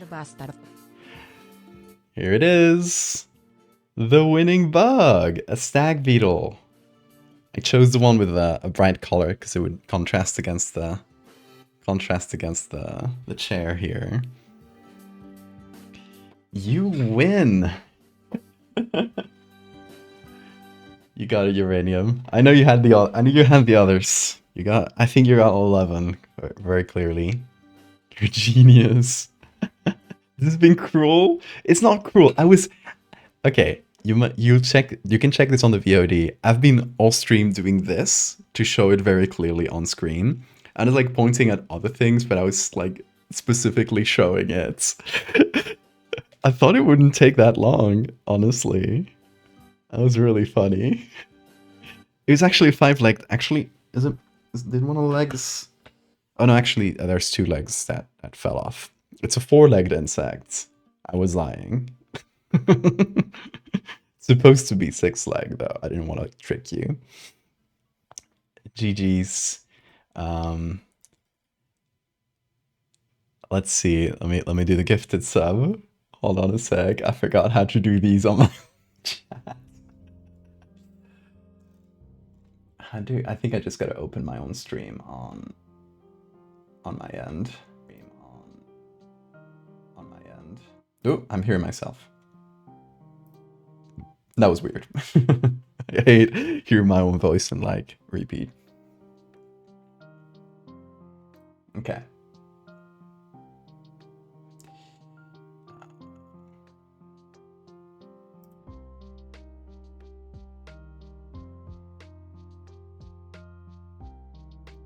How do I choose who I gift the sub to? Gift to specific viewer. There we go.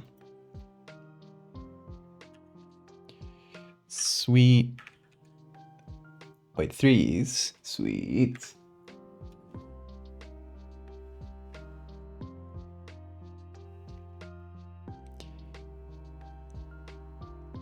Sweet uranium, just making sure I got the... Yes, okay.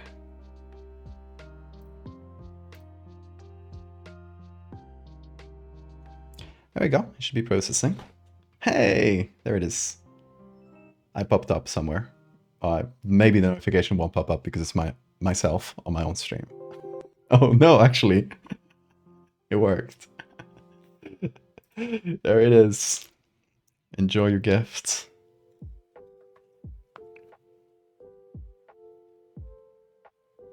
Or want to give it to someone else? Oh, I'll give someone else another one too.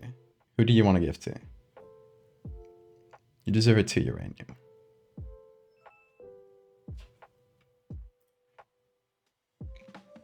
Let me know.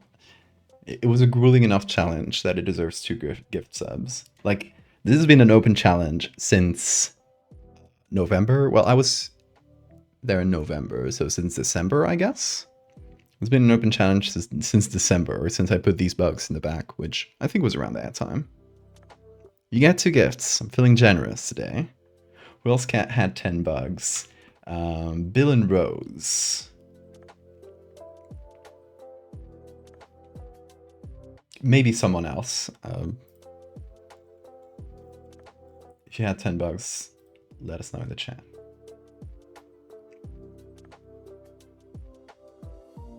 Liz had it too. Thank you.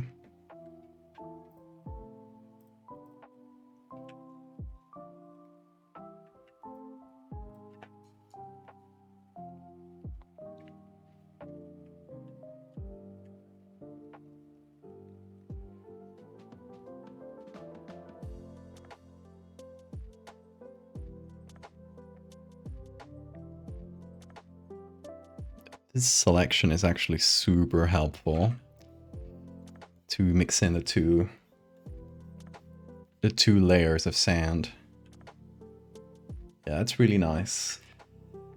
2 skeletons have a different tone, which is a bit annoying. So let me see.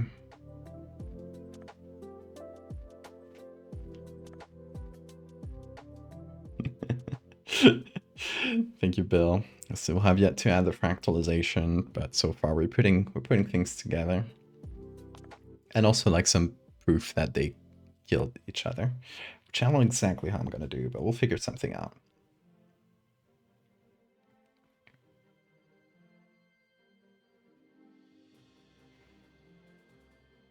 Okay, uranium, you gotta make a choice between, this is like making you choose your your favorite child.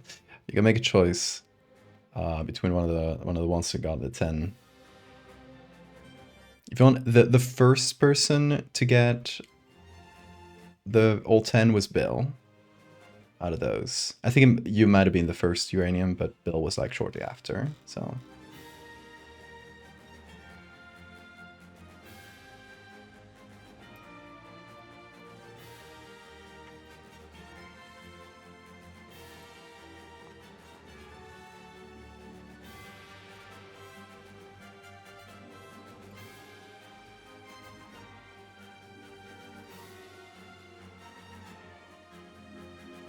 Bill then? Well, Bill, you are in luck.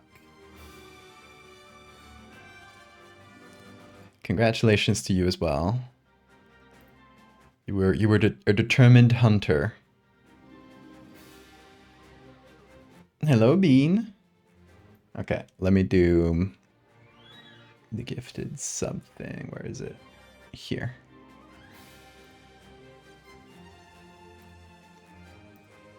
Specific viewer. Now let me get your name correctly because it has a lot of numbers.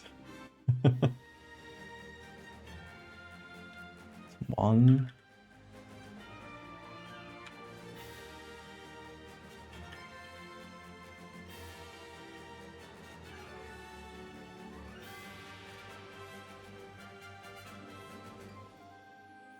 There it is.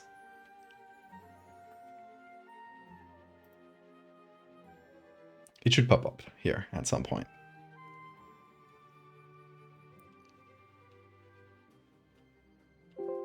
There it is.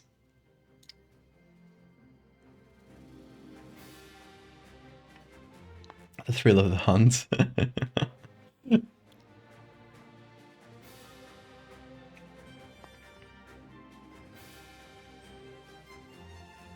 Now use your remotes well.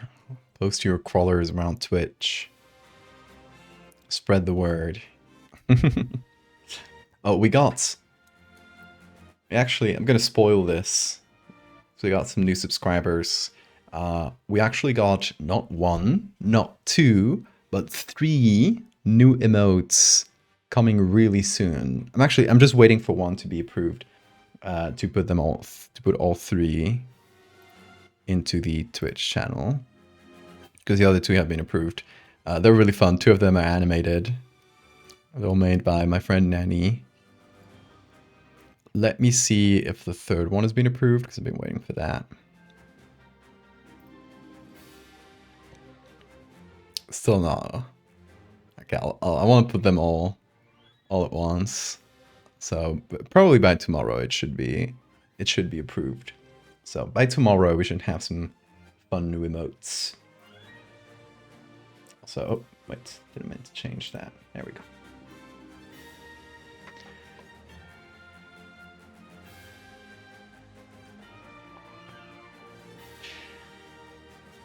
Okay, so we got the skeletons. There's still some blending and stuff to do, but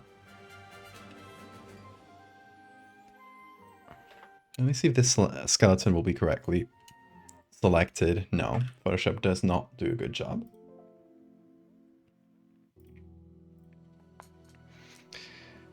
So we'll have to do without that automatic selection, I guess. Is that bone? I guess so, right? Now, how do we fractalize this correctly? Can't find this concave emotes. That's one of the free modes. Yeah, you should have it just by following. It might be in like a different section in the emote menu.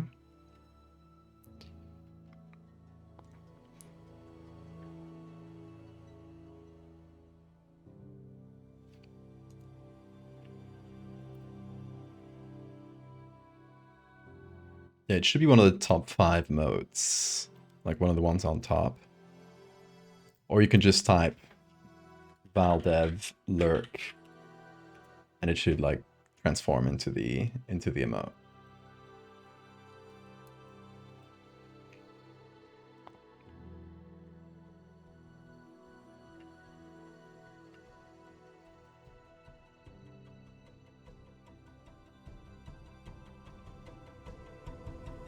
Okay, what I want to do is fractalize this, but in a way that is like very clear to people, because if I just start adding like a pile of bones, it might be a little hard, like it might be a little unreadable. So I want to do this in a way that works and makes sense.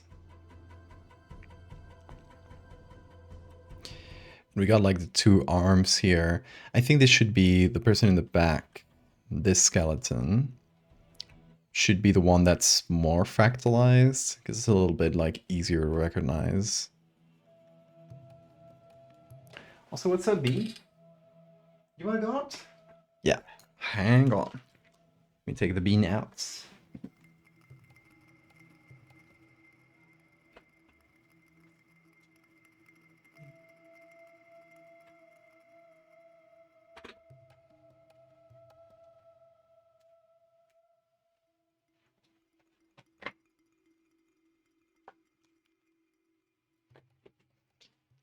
Spinal fractals? It could be fun. Skunkcake got shot in the alley of a Walmart. Damn, rest in peace.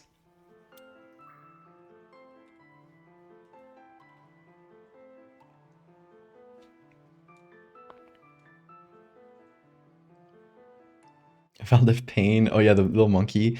I changed that to have the lurk emotes as a free one, because I've been like making space for the new ones that are coming tomorrow. So that one's been pushed away, unfortunately. I think it was the one that got the least use.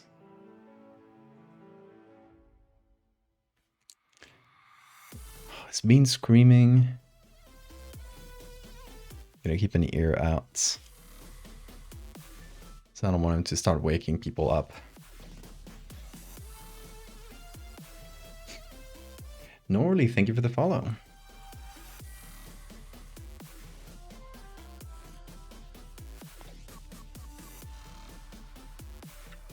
Okay, so I might change the skull into like a more complete one.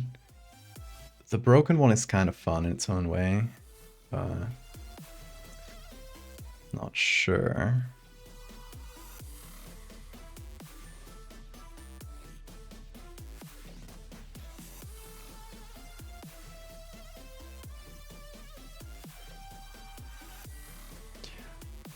Oh, you might be seeing the old emotes. Try reloading the stream, Bill. Yeah, if you just reload the stream, it should update. to have the skunk ape emote.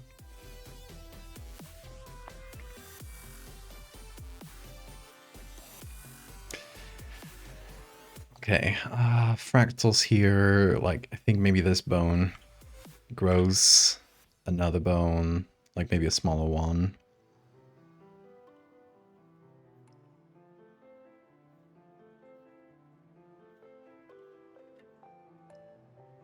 We got another hand here.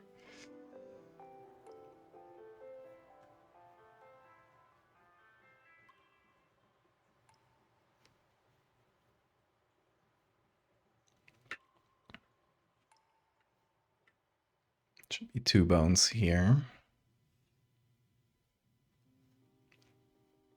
And these can be smaller.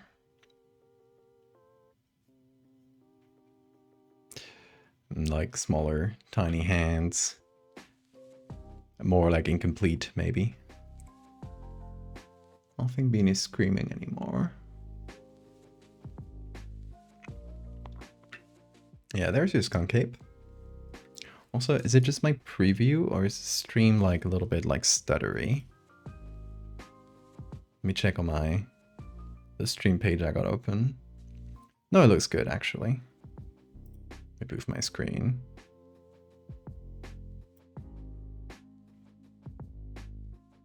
Well, that is a little bit stuttery, but I think that's just Photoshop being Photoshop.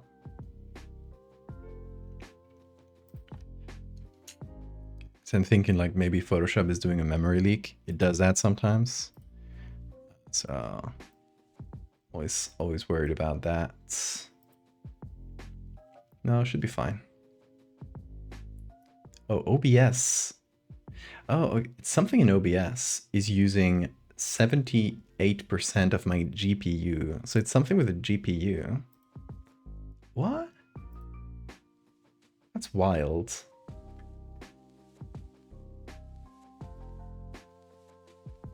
Is it the background? Hold on. I'm gonna test like what is lagging OBS so much. Because I think that might be the cause of the stutter. Like, look at this. 85% of my GPU is being used up by OBS, which is weird. It shouldn't use that much.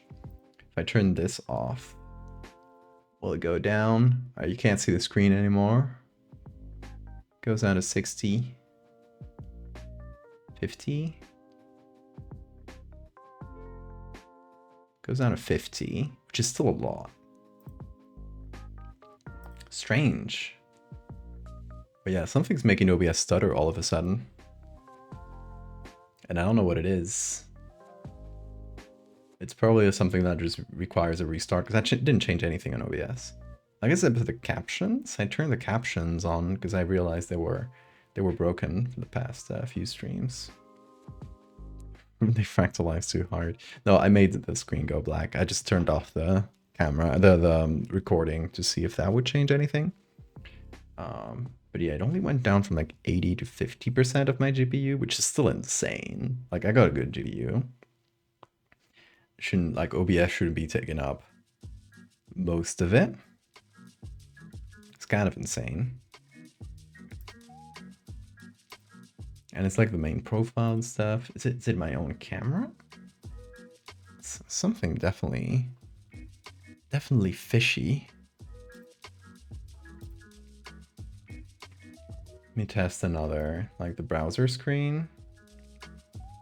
It's the 11th bug. That explains everything. Yeah, weird. It's still at 50. And it goes a little higher when this recording is turned on, I guess. Or no, it's still hovering around 50. Is the camera? I gotta figure this out. Let me remove the camera for a second. It's just gonna be a shadow. Goes down to 30, 38. Yeah.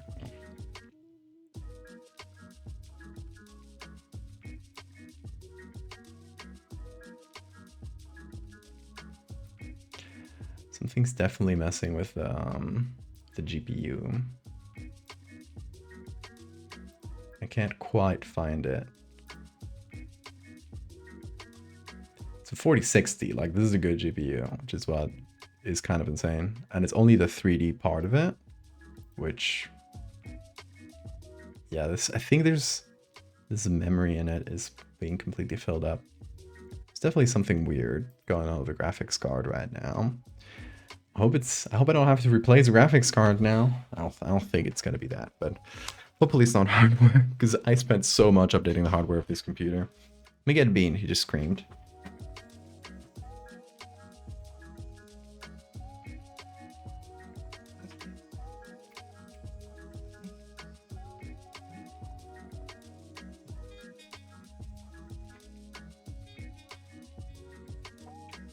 Here's the Bean. Hey. Hey. Energy.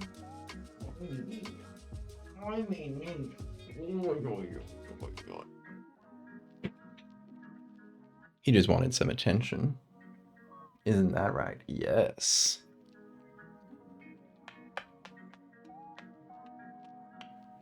This Halloween, you're gonna wear the Googly Elf costume again. I'm not gonna be here for Halloween. I'm gonna be in the US.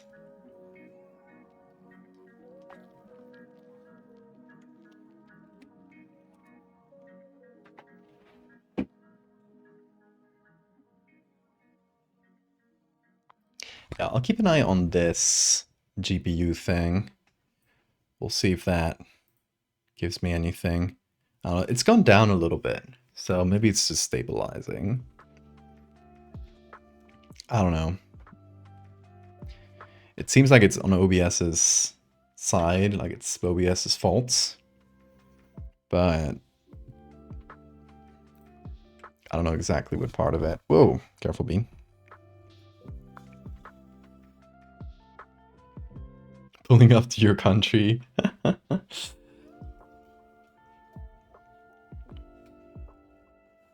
I'm gonna be it's taking a little vacation to the US. I'm gonna be in LA and in Denver for a friend's wedding.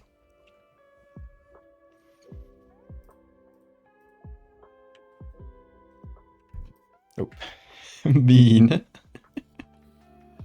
My little man.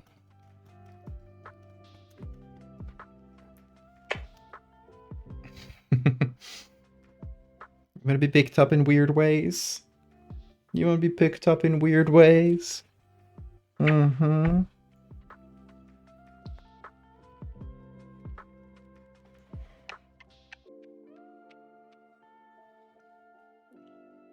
He loves being held in strange fashions.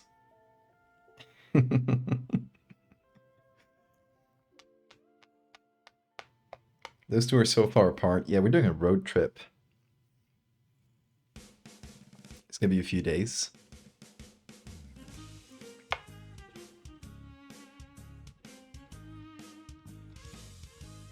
No, I'm not gonna go through the Denver airport.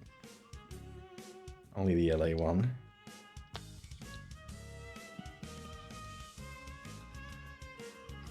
Front and view side. Yeah, and side view. Yes, look at his. Oh! Okay. He didn't want me to look at the ass. Oh, he went back one song. That's new. Usually he goes forward.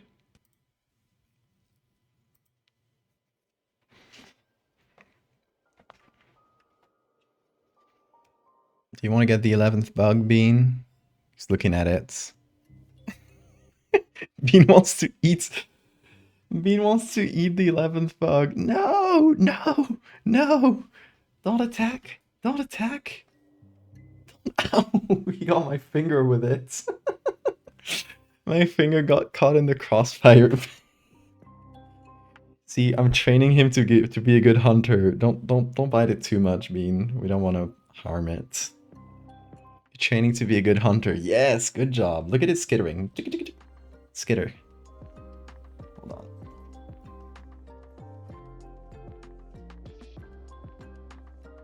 Oh, good scratch. Good scratch.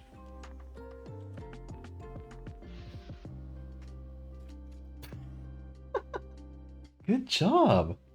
Hold on. Don't look at it. Don't look at it. Don't look at it. Gonna put it there. Yeah. Good job. I'm training He him. must hunt. He must feed. Father, do not stop me or become my prey. Oh, you switched songs again, Bean. I was like, I don't like this one. He's vicious. He's strong. Poor beetle. It already lost 2 arms, Bean. Don't kill it. Ouch, my finger. I put my finger in the middle and he just bites it.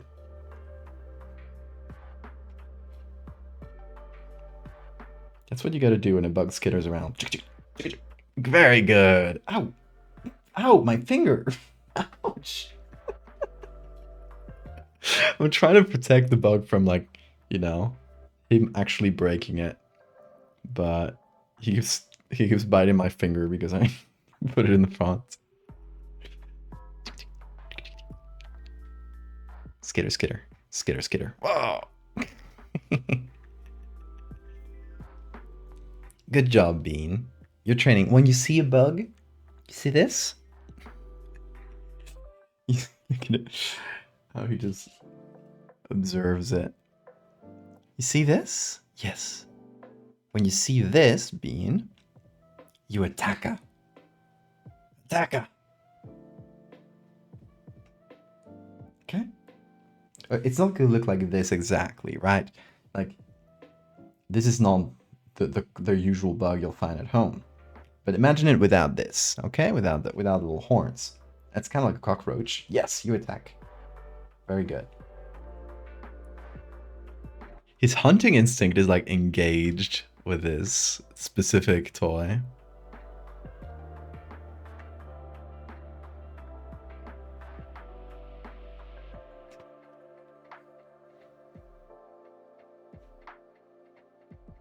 He's locked in.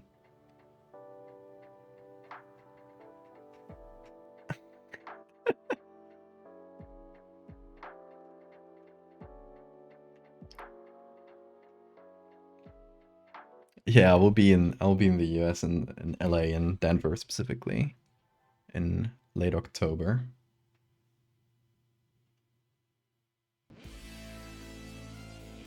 Also, Bean keeps like punching the specific button on the mouse that skips the song.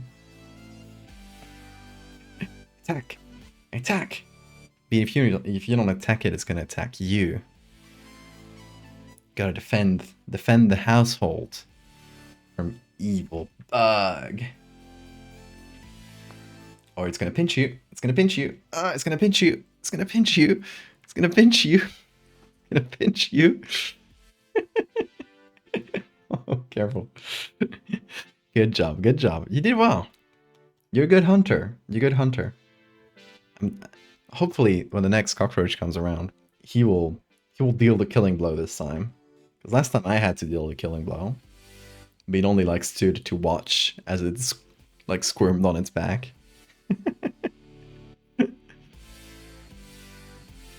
Why would you come here? I got a wedding to attend. I know it's like not the best time to come to the US, but honestly the dollar is so low that it's actually a good time if you're willing to risk the fact that they might stop you at the airport because you got a JD Vance meme. I'll actually like clean off all the pictures and social media apps from my phone because I know they may register it. Which, I don't know, sounds like I'm going to like North Korea or something.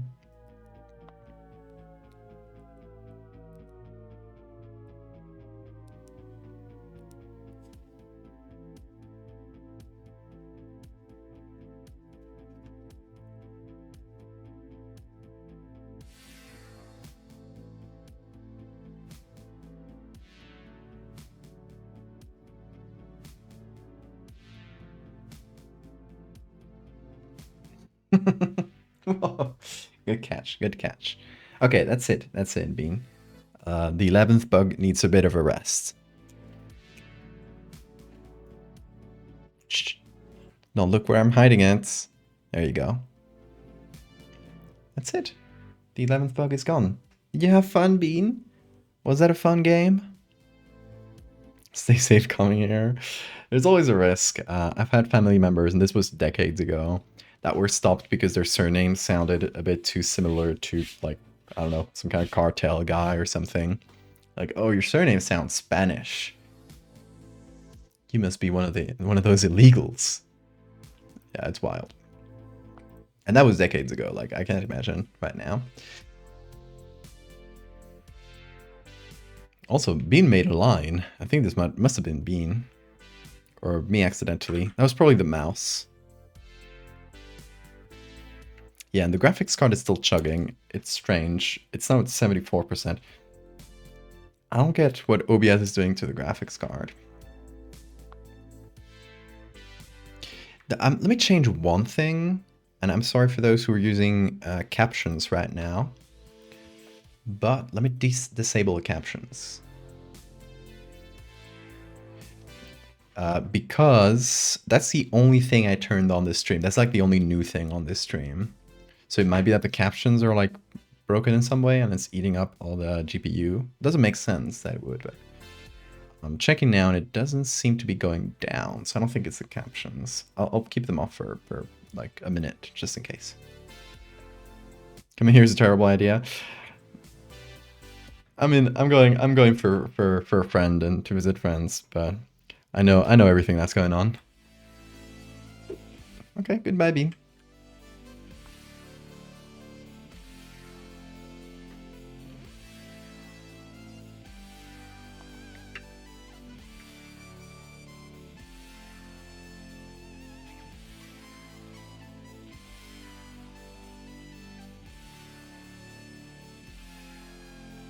Bean, get out of there.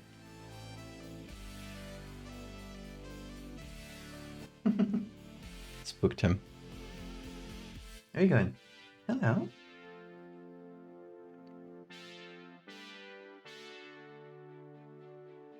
Okay, it's like an approximation of hand bones. I'm not gonna draw those. It's boring.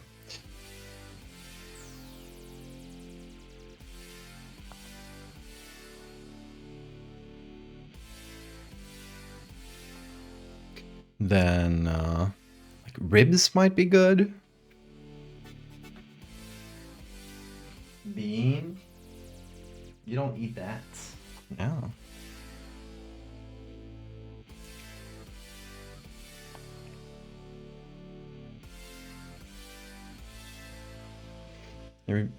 Bean to Confusion Hill.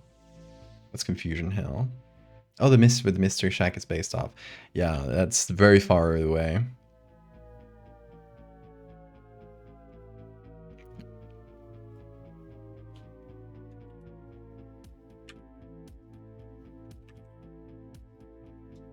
In the US, I've only ever been to New York.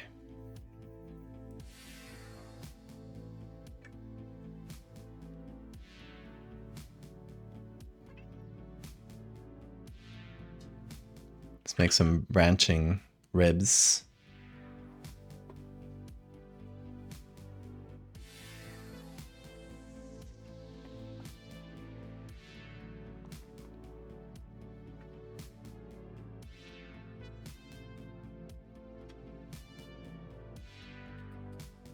Bean, what are you cooking? He just loves looking at me from the corner of the room and then makes some suspicious sounds. So I look at him. He knows me too well.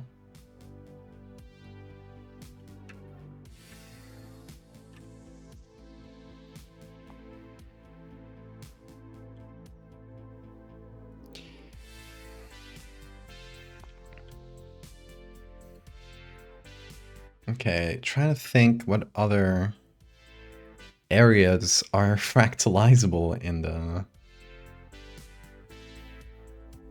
skeleton, right? Or what we have of the skeleton. Maybe some legs. Same with the arms, like branching legs.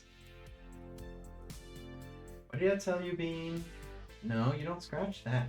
You can scratch that. Yes. Correct. Gotta give him a treat for scratching the correct thing.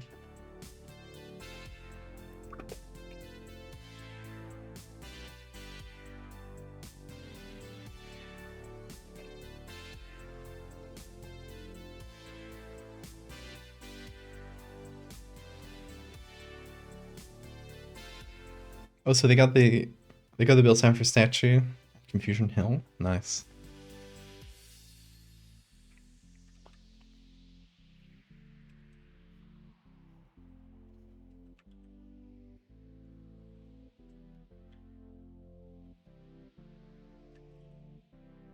It's like it's up north, right, in the northern most states, like what is it? Oregon, Washington, one of those.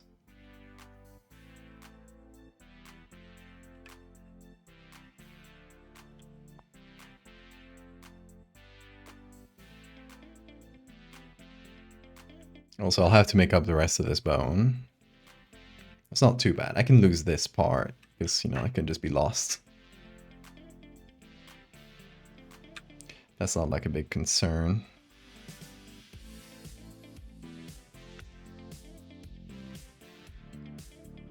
I'm seeing you, Bean. What are you cooking? He's always cooking something. Layered pelvis? It could be. That should be pretty doable.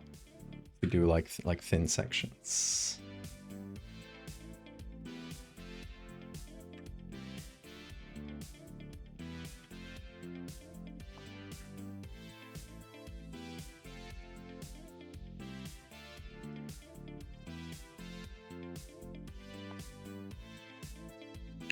Okay, and for the other person,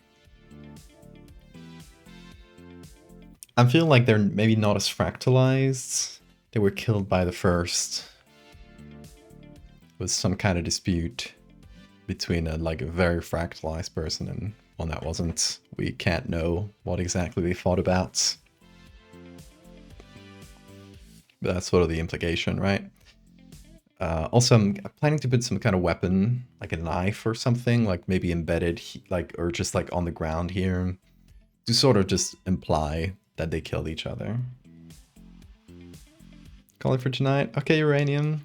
Have a sweet night, and yeah, congrats again on getting all the bugs. You were the first person in many months. A good half year.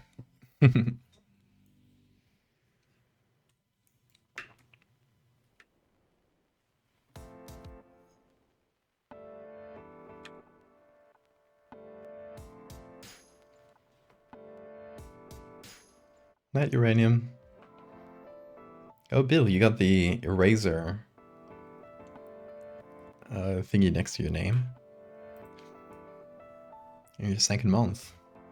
Already got a gift?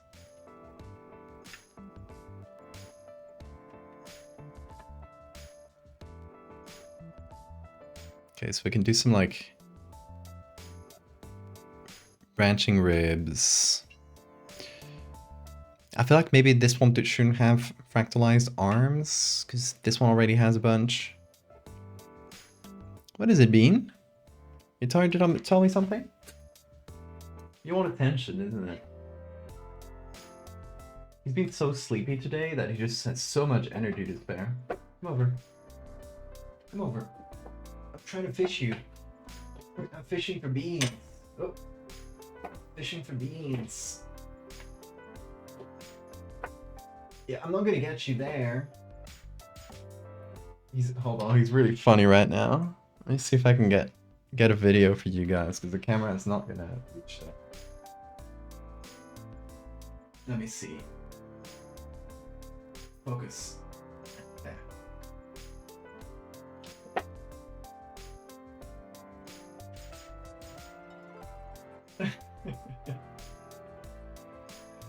I'm gonna put this in Val's operating room.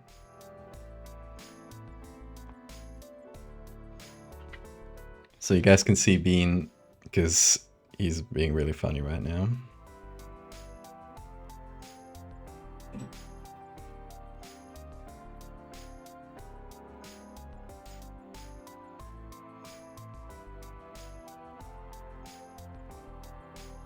Oh, I just saw this on the Discord. A Bean sibling from Leo watching the streams. Oh, baby.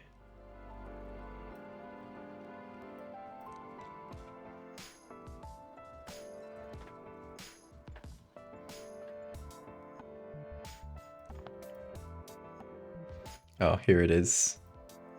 Here's the bean. Hold on. He's like fishing over the counter. I was trying to like do this, get him out of here. But he just kept like laying on the counter on this box, which is what I put to protect the corner of the rug. So he was just like using it to like lazily play from it instead of coming over. Hold on, there should be a really good frame here. Yeah.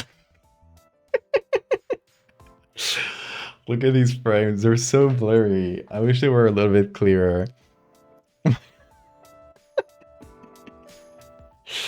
Oh, these are so good. Hold on, let me get a screenshot.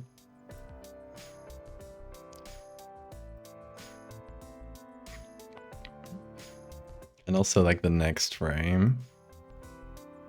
There's a third really good one too.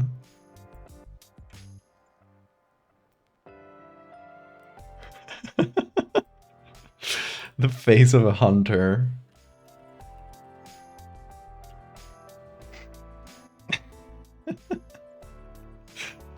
These are great.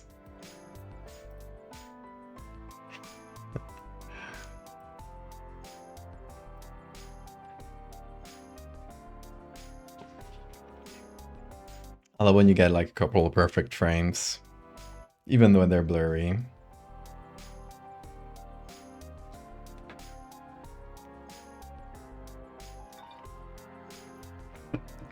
Cat's lazy play. It is very funny.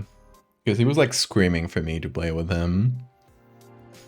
I was like, give me attention now. And then you start playing with him and he's like, I'm lazy. I'm not gonna play too hard. Like, dude, you asked for it. Okay, I think I'm gonna layer these two skeletons a little bit better.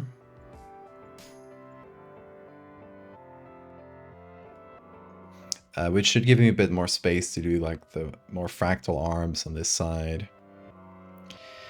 It gets us a good chance to hide this little missing bit of the bone. Or at least part of it.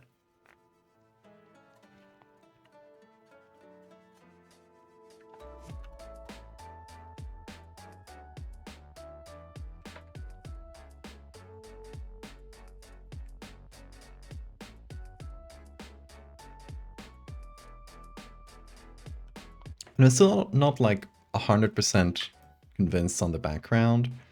I feel like it should go a bit further. So I might just mix that with some other variation on this sort of texture. Like this one here, where it like goes back a little bit, shows a little bit more curve. Just a bit more interesting. Let's see if we can mix them together.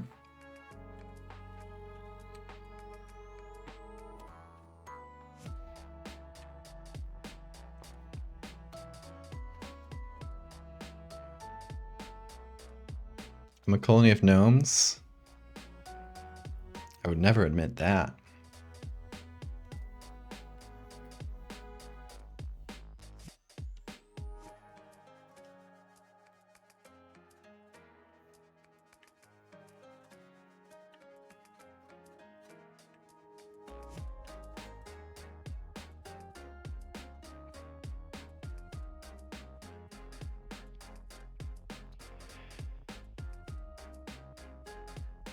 Okay, that's a bit more interesting. Colors are different, but I feel like I'm gonna take this layer of sand, the one that's in the bottom.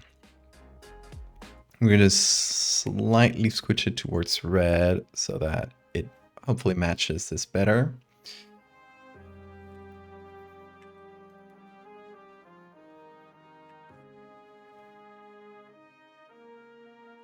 And I guess maybe I should do the same thing for the yellows in the sand here. It's a bit annoying because I do like the color of this skeleton. I could just like make everything a little bit more, reddish.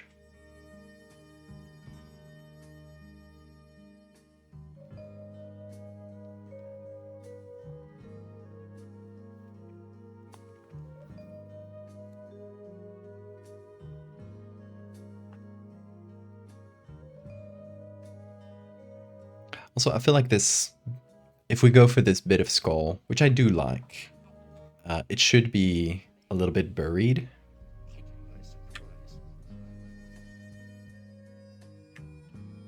Oh, wait. Flip the selection. There we go. Yeah, I'll have to make my own shadows rather than depending on the ones on the original picture, because it's just a bit messy. It's also going to be easier to fractalize if there's no like messy background below it. So only keep like the strongest shadows. The rest I can probably redo myself. A little bit easier. And yeah, I'll take the bottom of this skull and like half bury it in the sand. So I feel like that would make a lot more sense.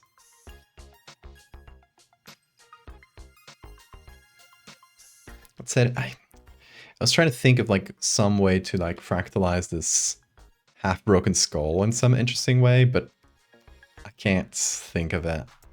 If you got any suggestions in the chat, let me know. Snacking on some croutons. Ooh, I made some good croutons the other day for some salmorejo, which is, I guess, is salmorejo known outside of Spain? Have you guys heard of gazpacho, like cold tomato soup? Pretty typical in Spain. Salmorejo is like sort of a version of it. It's a simpler version of it, but honestly, I kind of like it a bit better. It's only tomatoes, olive oil, garlic, and bread. You just blend that up, keep it on the in the fridge, drink it cold. And you know, well, not drink it. You eat it with a spoon because it's a bit thicker than gazpacho because of all the the bread. It's delicious. How do you spell? I will spell it in chat. Salmorejo. If you like gazpacho, you got some good quality tomatoes around your area, give salmorejo a try. Really easy. You make it in 5 minutes, keep it on the fridge, so it's like fresh when you eat it, and it's delicious. And you top it, usually top it with different things. The typical thing is cured ham, like jamon, right? In little like cubes, like tiny little cubes of cured ham. So if you can find that, that's a great topping. Or just some boiled eggs. You hard boil some eggs, then you cut them in like tiny little squares, and you can just like put that on top and like serve as like kind of like croutons, right? Like toppings. Or you can do croutons, which I did the other day. Which I just took like the leftover bread from making the salmorejo. Usually make it with like bread from the last day, like stale bread. And I just took the rest of it because there was some left over. I didn't put all of it. And just fried that in oil with some garlic powder and, you know, just salt and pepper. And there you go. You got some perfect croutons. Okay, these two skeletons look really different. I really like the color and the just general contrast of this one, of the right one. The left one is gonna be harder to salvage, but we'll try. It's just like a very different color. There's some kind of weird mix of greens, yellows, and reds. So yeah, it's gonna have to go through a process. Gonna try real hard. I could just do a color layer, but that would reduce some of the original color. So I don't want to do too much of that. What I will do Let's go to the yellows. And first of all, everything's yellow, I guess. It's a bit annoying. Okay. Let me select.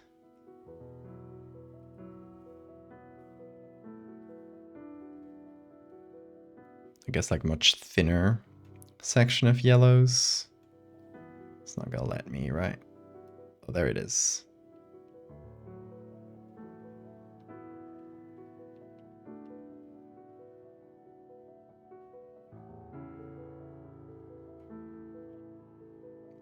Right, so I'm taking the more yellow parts. I'm gonna try turning those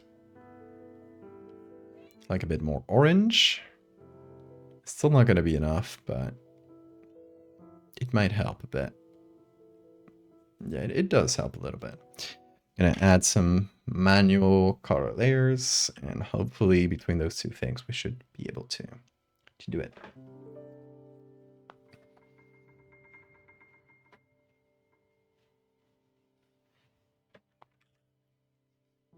Yeah, if you make gazpacho or salmorejo, the most important thing, it's just such a simple dish. There's like a couple ingredients, right? In gazpacho, it's a little bit more. You got some bell pepper, and some, how do you call that? Pepino.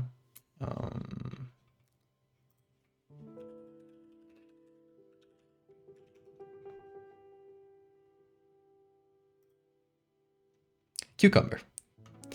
Yeah, gazpacho also has cucumber and a little bit of green pepper, red pepper. We don't usually, bell pepper. At home, we don't usually do the pepper, just because my partner doesn't really like it. But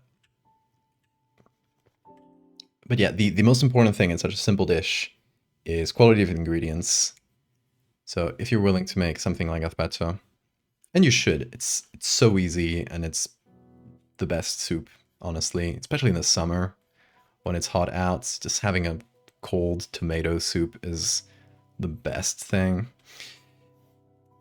And yeah, the most important thing, quality of the ingredients. Find yourself the juiciest, like reddest tomatoes. If you're even patient and willing to wait, let them out of the fridge for like a couple days, so they can like really ripen and get like this, like, you know, like deeper like red color. And yeah, you need like the ones with like a lot of juice, a lot of meats inside. Usually like smaller tomatoes, right, with like more concentrated flavor. The ones we usually use in Spain is tomate pera, which like in Spanish is called pear tomato. They look like this. They're like a bit elongated, really red, like a deep color.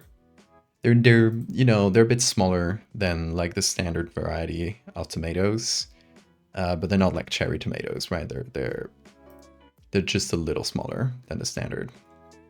These are the ideal tomatoes for gazpacho. I don't know if you guys will have this variety where you live, but look at how like they're pretty small, but the inside is just like so juicy, and that's what you want. So if you got these like slightly long ones, that's ideal. 1 kilogram of those. 1 cucumber, or half a cucumber, depending on how much you want. Olive oil. You're pretty much good to go.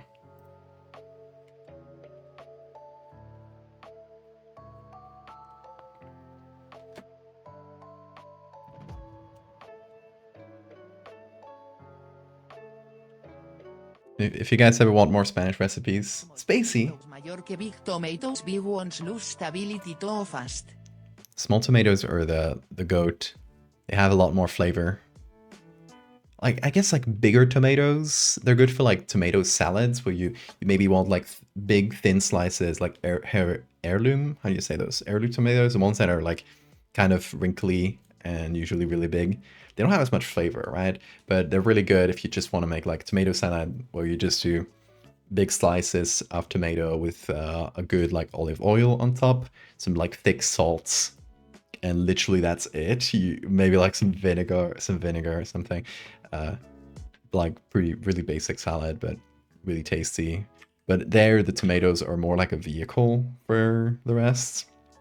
Like some little bit of juice and some like vehicle for the flavor.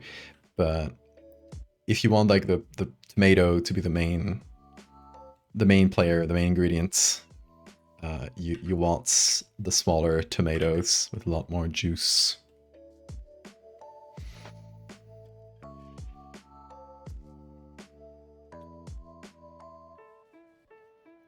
Do you ever feel bad for not uploading art for a bit? That's how I feel since I haven't really uploaded anything in a bit. Still have tons of ideas and concepts. You know, I was just talking about this with a friend, fellow artist, earlier today.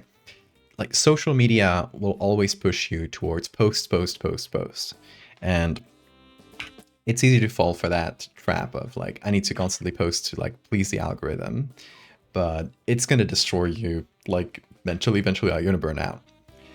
So it's not like long-term healthy thing to do. It's true that, you know, social media algorithms, depending on the site, right, they will resent you not posting for a while. I usually just resort to reposting old stuff when that happens. I take like stuff that's at least a year old and we'll start reposting that. But yeah, most of all, like it's the mental part of it. Like you don't want to like be constantly following the whims of the social media algorithms, because that'll make you go crazy really fast. So don't feel bad about it. Sometimes you need a break, and you know, you'll deal after the break. You will deal with if the algorithm has been bad to you. You repost a couple stuff, wait for it to you know, get a little better, and you'll be good. So don't feel bad about that.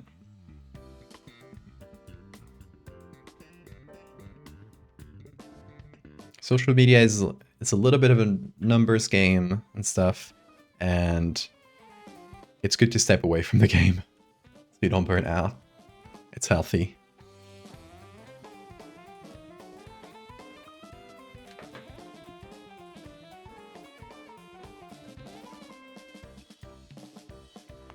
Also, you will find, if you're worried about like, oh, people's expectations, or, you know, like nobody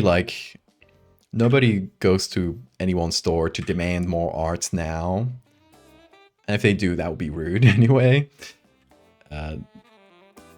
People are totally understanding if an artist needs a break.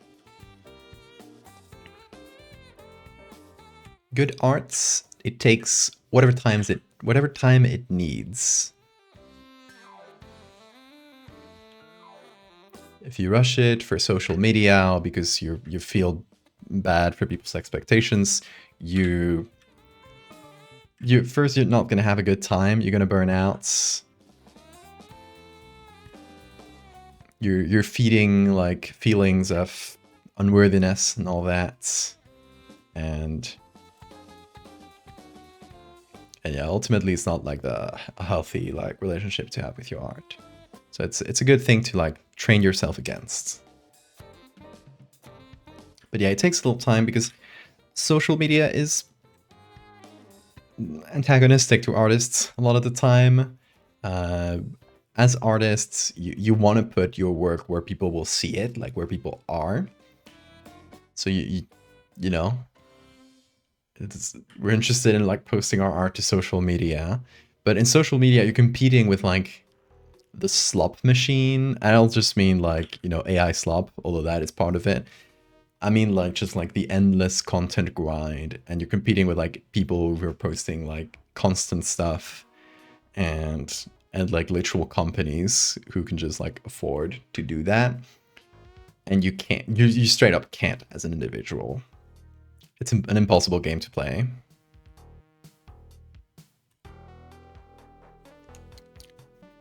So yeah, you gotta like take your mind off of that, of trying to compete in social media, and just do art for the sake of it. Just do art for yourself, and And if you're good at it, if you're constant at it, if you do what you love, and other people are sure to love the same, there are people around that will love the same things you do, right? Who will be gravitating to your art. And eventually they'll find it. It might take some time. It took a long time for me. For me to find my own art, to find my own voice, and style, and for people to find it in turn. But I feel like if you're constant with it, if you keep picking away at it, eventually people will find it. That's what you want to aim for. Just make what you like, and let people find it.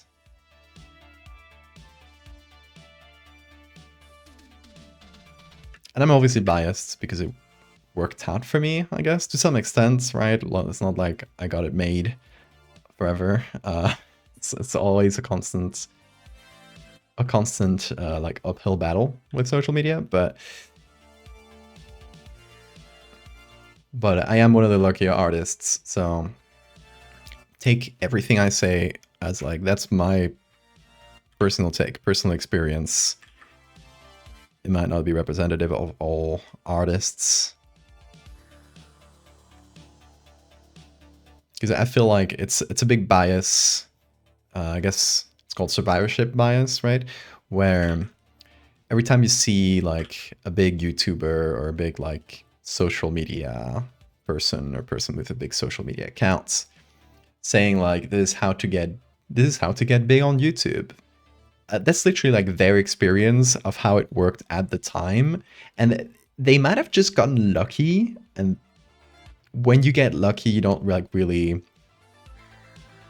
you know, your mind will try to explain your things doing well, your work doing well, as, you know, it's your own.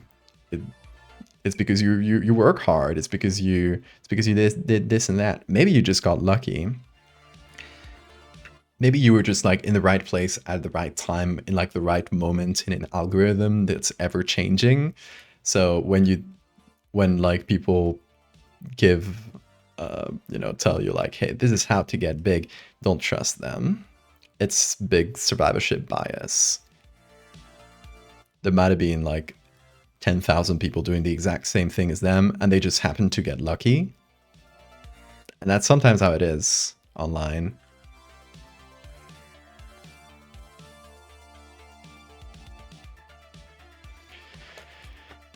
People pushing out stuff based on whatever's trending rather than what they're actually interested in. It's sad. It's sad. I don't want to name names, obviously. There is an artist I used to know. I haven't talked to them in a long time. That used to do exactly that. Like they would push out stuff with every single social media trend. The moment there was a meme, they would put something out like immediately, and they would go super viral, like very frequently.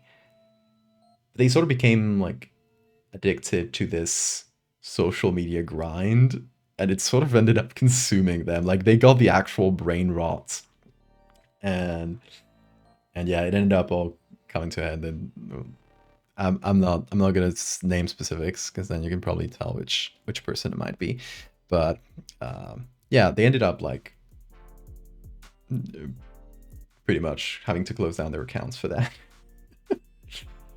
Yeah, you can't let the brain rot get to you.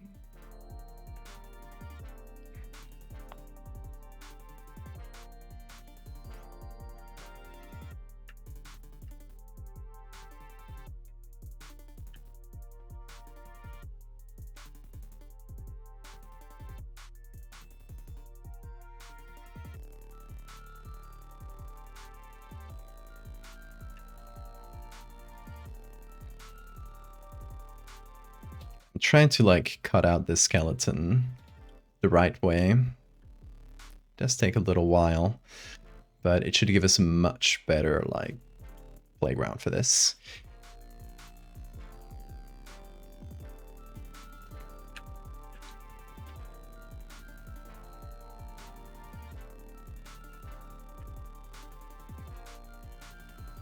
Trends are good for something fun, bit of inspiration. Once becomes game of catching that hype train. Yeah, absolutely.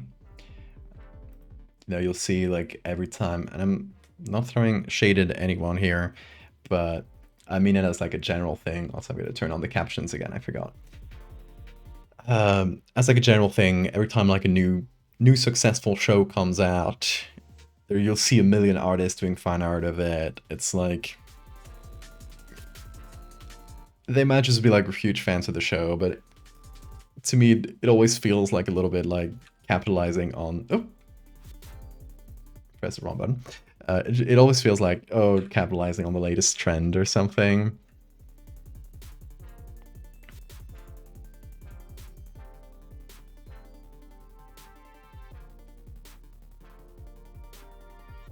So I always appreciate the artists I usually appreciate the most are the ones that are like straight up just doing their own thing.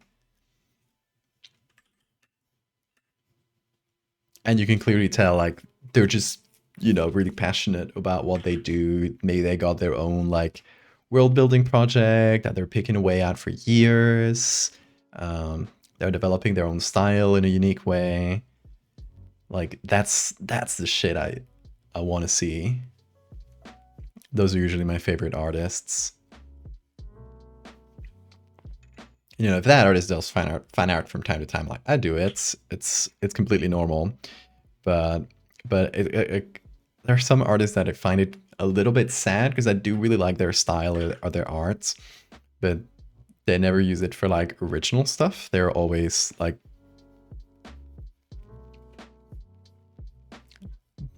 they'll mostly do fan art, and it's like if you apply that style to and then just made your own thing, it would be so good. But it's how it is. Okay, the skeletons are matching a lot better now, so that all that worked cutting around them and stuff. I think it paid off. And they're matching the background decently well. I think we got a stew going. Hi, Bean. I hear you.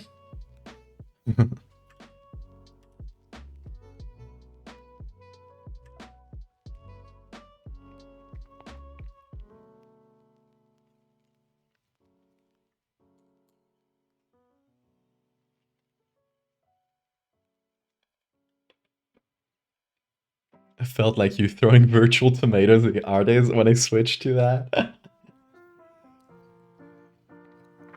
It would be extremely fun if like when people saw like a bad take online or something, they just replied with a JPEG of tomatoes. Like all their replies just looked like this. Instead of like, you know, that's another thing. I was talking about social media. Another thing that really like grinds my gears about social media is the takes and the people who engage too much in discourse. Because that's another thing that feels a bit addicting about social media is that when you see a bad take by someone else and you do like quotes of their post or screenshot their post and just dunk on them, a lot of people will like agree with you and you get a lot of likes. It's a bit of like a dopamine hit, and a lot of people are sort of like addicted to that or like terminal posters, and they will constantly be dunking on people. And I have artists that I love their work. They do so much discourse. I had to mute them for my own sanity because what they don't know is that they are whenever they do this, they're only exposing the bad take that they're dunking on. They're exposing that. Like say they're dunking on like AI bro or a transphobe or you know some person they don't like. They might be saying the right thing and you know they're saying the correct thing dunking on them, but what they're doing is taking that original post which had like maybe it was like something super transphobic or something, you know, super racist or some like brain dead AI bro type thing, like oh artists are gonna lose all their jobs. you're exposing all of your followers to the original take as well as your dunk, and it just like kind of creates bad environments on social media. So if I have people like this, like artists that I love, makes me really sad that I have to do it, but I mute them because I can't, like, I don't want that on my feed, and I bet like most people don't want it either.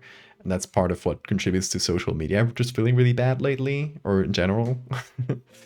I don't know. I don't like that sort of discourse, and that's why you never see me participate in it.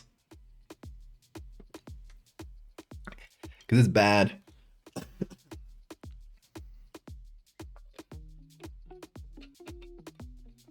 Grew up in the animation meme community where trends spread like the plague. Ones I still follow nowadays tend to start their own memes or have a cool and distinct style. Yeah, I think that's like the best. Like people who have like really distinct styles, are doing their own thing, developing their own like stories. Got a little bit of water that went down the wrong hole.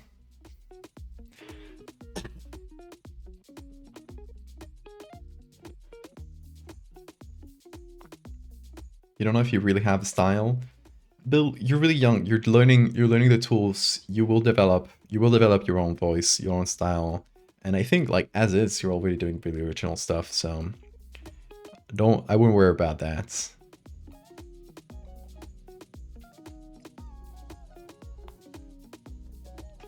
Outrage entertainment. You fall victim to it sometimes, and then halfway through listening to somebody rant, I'm like, actually, I'm gonna fucking leave. Right, exactly. You gotta like learn to. I feel like if you learn to recognize like that sort of behavior and why it's like not conducive to like productive debates, and you know, people actually changing their minds, and once you learn to identify that, you can just like tune out of it, like just not engage with it, block it from social media, mute the people that do it. Something I do this on Blue Sky. I used to do it on Twitter, though I don't scroll it much anymore. They both have the same feature. Muting words. You can mute words from appearing on your feed, and it's such a good thing to do. I have hundreds of words muted, and I am like pretty indiscriminate with it. I feel like, you know, as long as it's not a common word, that's going to filter a bunch of posts that I might want to see otherwise.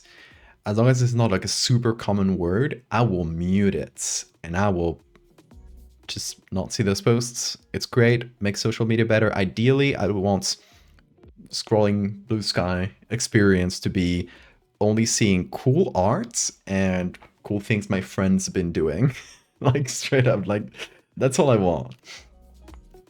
So everything that's, I don't know, to me, like news, politics, that sort of thing, I'd like to get that outside of social media. I'll read some journalism, right?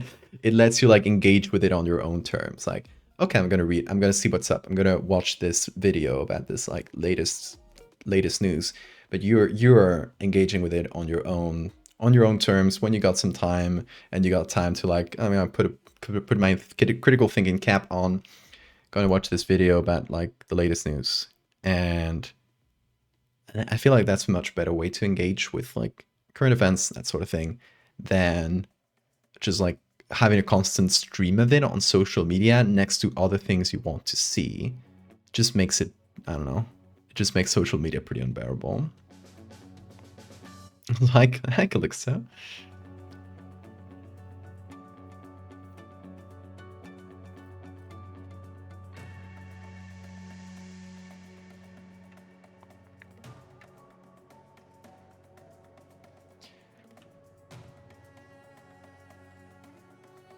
Sorry for the social media ranting.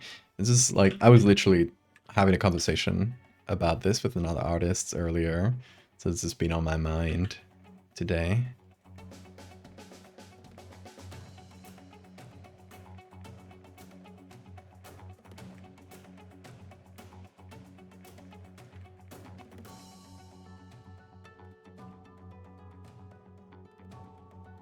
Yeah, I will say, if you want to have like a better experience on social media, a better relation with how you consume these sorts of things, I think the best thing is curating, and that's why I like platforms that are the least algorithmic possible. Like that's why I don't like TikTok or like Instagram Reels, that sort of thing. I like to choose the things I watch. I like to choose the things I look at, and that's something I like about Blue Sky or even Twitter.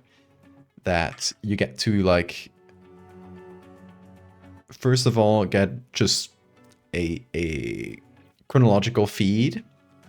Then you mute certain people, or you can like, that's something I really want them to bring to Blue Sky, to deactivate retweets from specific people. In Twitter, most people I followed, I had retweets off for them. Except like, if I scrolled their feed and I saw like, oh, this person just retweets art, I would leave the retweets on for them. But I would have retweets off for most people, and on Blue Sky it doesn't have that feature. I really wish they brought it in, because it's great for customizing your social media. Like sometimes you just follow like, hey, I want to follow this artist. I just want to see their posts. Like I want to see their whatever art they post. And whatever they might want to say, but you don't want to like fill, if someone like retweets a lot of stuff, you're like, okay, I'm turning off retweets for this person. They're clogging up the feed. So there's that. There's muting words. I think it's like the most valuable tool. I've muted every single word that can possibly be related to American politics, because oh my god, it is constant. I'm so sorry for all the Americans listening. Your country must be exhausting, just like the constant stream of political news and debates and takes. Exhausting. It is for me. Like I blocked all of this because it is exhausting for me, and I don't even live there. You're cooked. Yeah.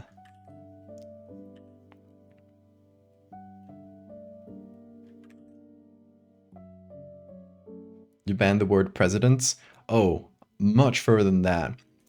President, Congress, congressman, congresswoman, specific names, vice president, of course. So want to block, like, I don't know, Trump, JD Vance. I don't know the other names of the others, but when I do see them, I block them. You want to block.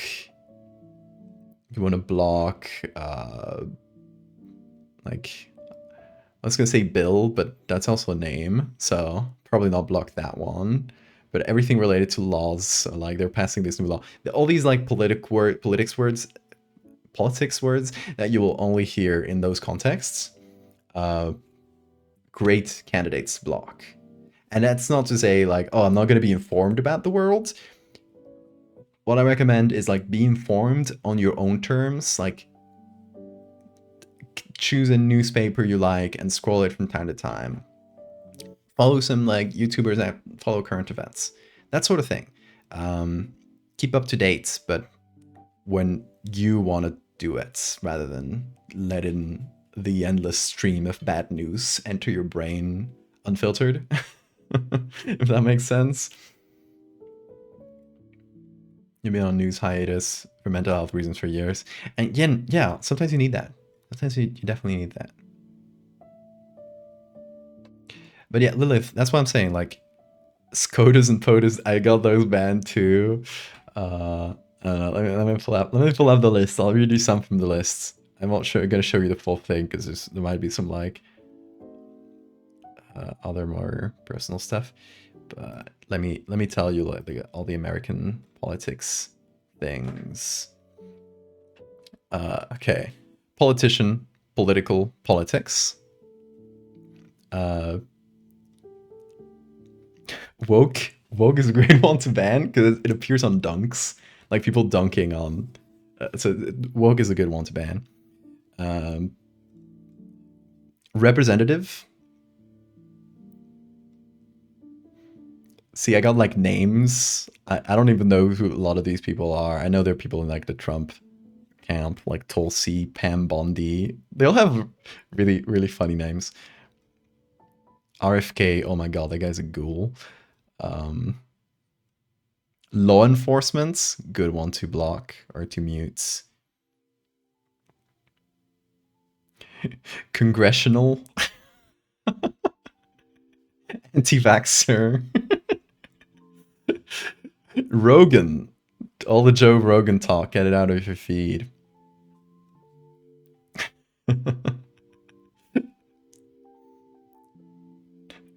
Minority leader. I don't know. Like a lot of these, I just found like a specific post that was talking about politics, and I like scan it for like, oh, what's a keyword that would get gotten this post like filtered out. Like, oh, minority leader or something. Like, okay, that's a political word. I'm putting that in there. White House. That's a great one. What else? Presidents, congressmen, attorney general, GOP, MAGA, good one to block. Governor.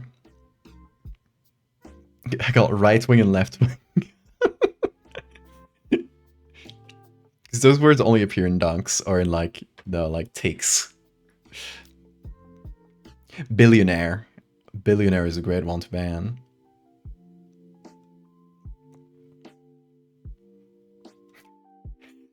What else do I have? I have a very specific thing. Student loans, which is like a thing that was talked about. I don't think it's talked about these days so much, but for a while it was a really prevalent topic, so I had that banned. Conservative. Democratic. Potter, Rowling. Hogwarts, Harry Potter. I had like a string of them, like I'll do like a bunch of related words at once.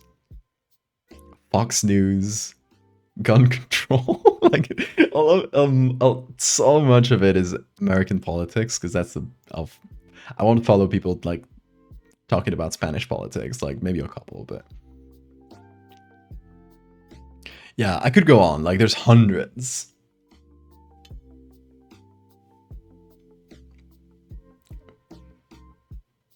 Common misspellings of names, that's a good one too, yeah.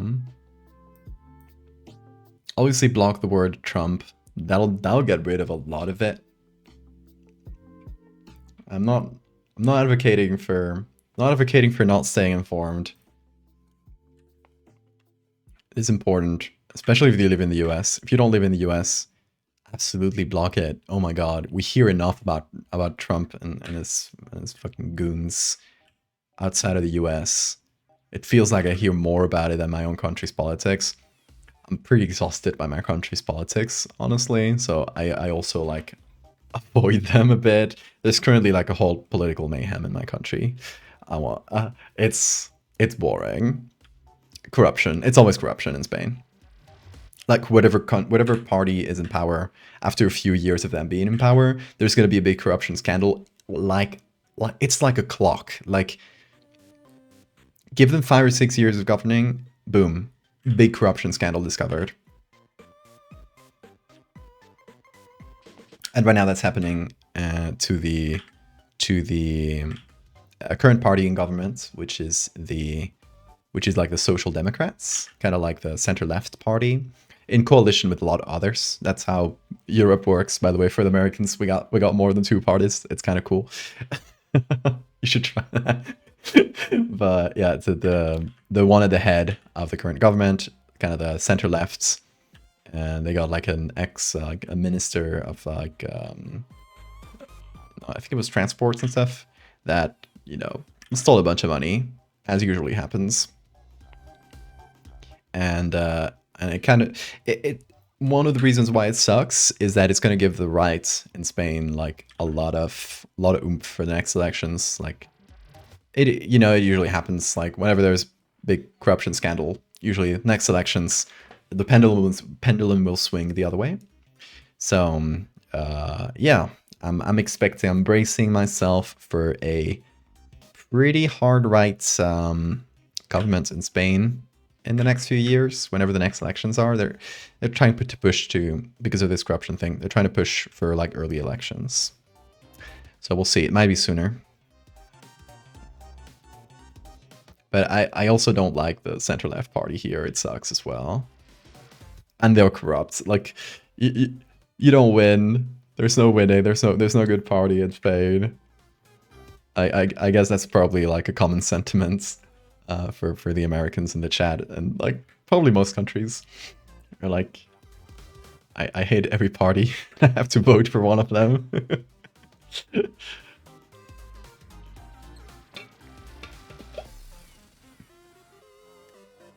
What country isn't having mayhem, to be honest? Yeah.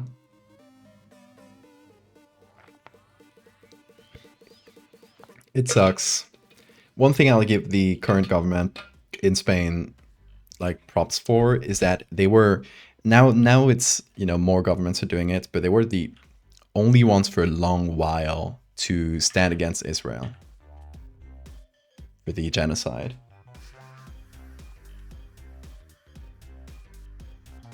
So yeah, props to them for that, for like having the balls, because European countries, like now some of them are like, oh, wagging their fingers at Israel, but Spain, like not perfect, not in a perfect way, but they at least like stood up against. So gotta give credit where it's due. Not that they helped much, like not that they solved anything, but at least they were on the right side as a government.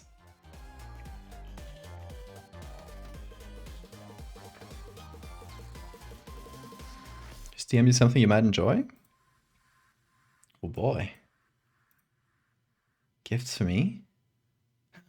What is it? Is it what you were talking about the other day?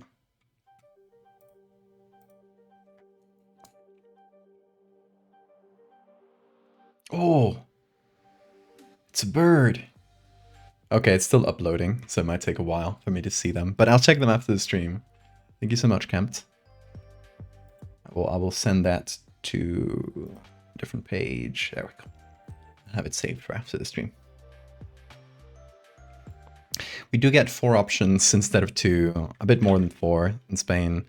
That is at least like, you know, something good, but our political system is still like very geared towards 2 parties, because the way the votes are counted is they're kind of weighed, like the votes are weighed basically in like a weird mathematical way that supports a 2-party system. Like the parties that get the most votes will essentially like get a little boost from how the system is made. It's mathematically pretty complicated. I don't quite understand it, but the result of it is that the 2 bigger parties will get like sort of like unfairly high representation, which, you know, favors 2-party systems. But since the 2 parties that we've had since democracy started in Spain in the 70s, there's been like a big like center-right, big center-left parties, and they've essentially just ruled the country by themselves, like first one and the other, kind of like America does, for many decades. But in the last like decade, there's a bunch more parties that have like jumped into the fray, and now we have like much more like politically diverse governments. But it also brings like instability, because our government is made up of like 4 different parties, and they gotta agree on everything, which is really hard, because you got like a center-left party, a party that is like a bit more regular left, which also has like its own share of controversies. Then you got like the center-right party, you got the far-right party,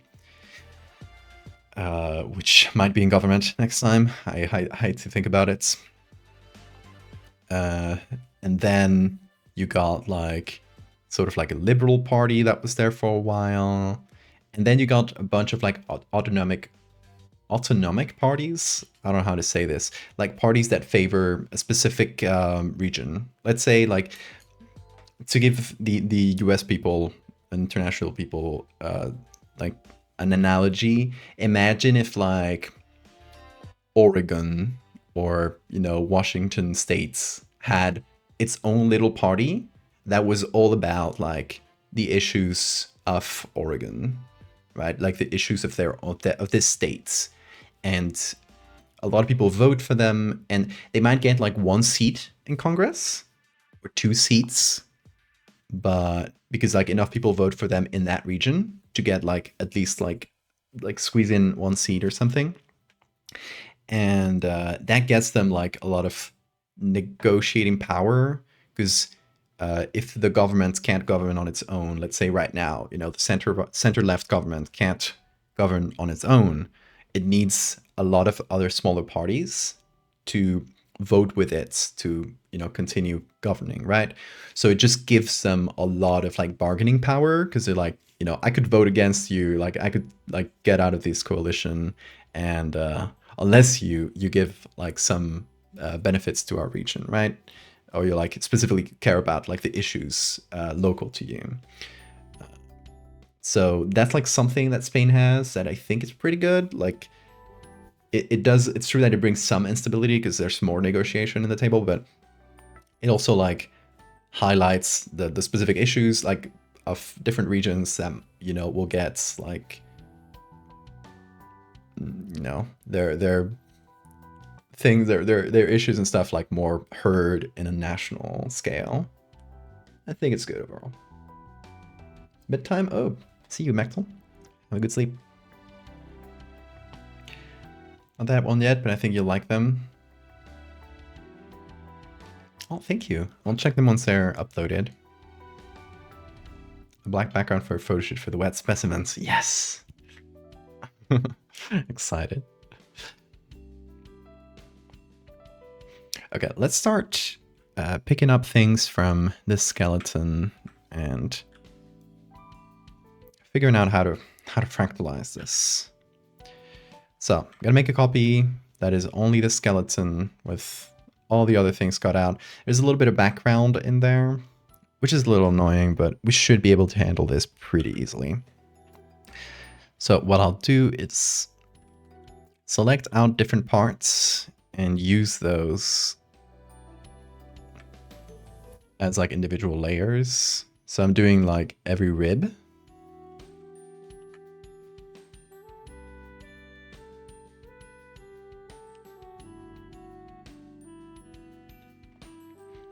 And that way I can use these to make the branching ribs. Right, so getting these. Let me see how I painted them. Yeah, something like that.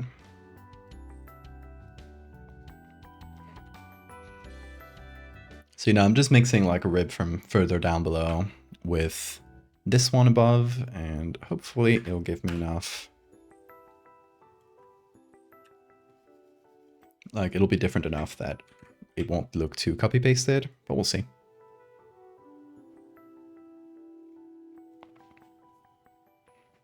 You got a picture of sinuses. Ooh, that might be a good texture for things down the line.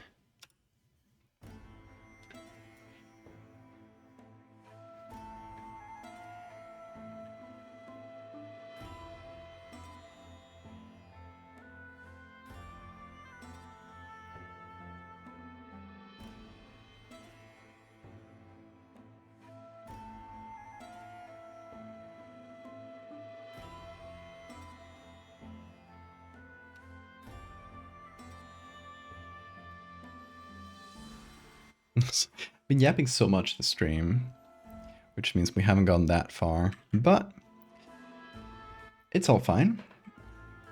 Hey, worst case, you guys get another Fractal stream. That way you won't miss them as much when they're gone. Like, to be honest, this is still like possible ideas in my brain. It's still not like a specific plan. But I'm thinking that after the Fractal series is done, I might like go back and do like individual little stories, like closer to Megalomorpha, where it's like individual stories that take place within this world. I just haven't thought of like the specific stories, but I thought that might be a nice idea. Especially if I want to do eventually, what I would like is to do a book for the Fractal series, where all this series, all the images are put together with a lot of extra lore about the world and like a bit more specifics about what happens in like different parts of the world, a bit of a more complete timeline. And in between all of these like more world buildy elements, it would be nice to just have like small individual stories. Like here's a person, and what happened to them throughout all these years, and here's how they ended up. I think that would just be nice as an extra little thing. So I don't know. It's a very very early sort of plan, just like something I've been thinking of for a while, but still has no specific shape.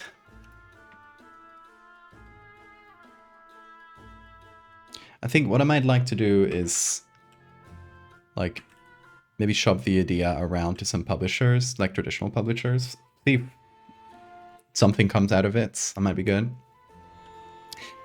If it does, then you can get with an advance and stuff. It can justify a few like months of work dedicated to the Fractal series and just doing a bunch of extra pictures, little stories, etc. Otherwise, maybe crowdfunding to help it out, but we'll see.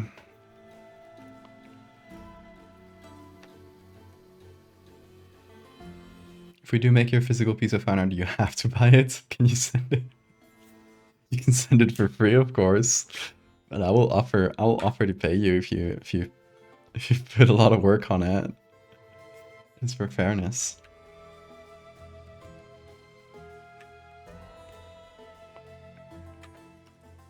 It's not like a law. Okay, I got some branching ribs. I might add like smaller branches. I don't know about this one. Oh, let's leave it in for now. Or let's actually change it. So let's put this one like somewhere else. Let's change it for another one that's a little brighter or something.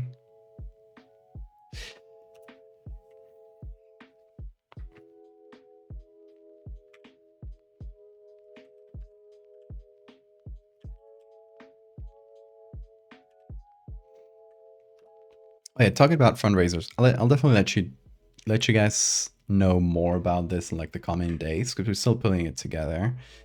But been talking to a friend who's studies law and has been volunteering to help a lot of people out of Gaza right now, and yeah, we've been on this case with a girl who was like, hello Bean. Well, that was a scream. Yeah, a girl who's been like studying nursing, and we got her potentially a how do you say this, like a scholarship type deal for like a year to study abroad in France, which is like, it's a way to like get her out of there. So we might have to fundraise because the consulate, it's specifically in France, and the French consulate is asking for it to have like $8,000 or something like that to be able to get out of the country, which is wild. So yeah, we're putting it together. So in the coming days, you'll hear more about it. We're still like ironing out the details, but we're making a little crowdfunding campaign. So hopefully we can get one person out of there. Just we can fractalize our money. The trick they don't want you to know about.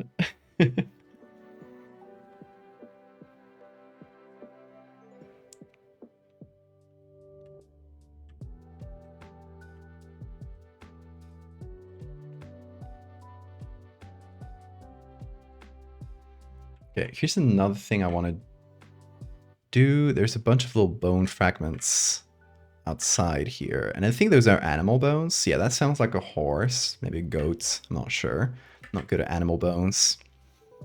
And some limbs from some other animal. But this might be good for fractal limbs.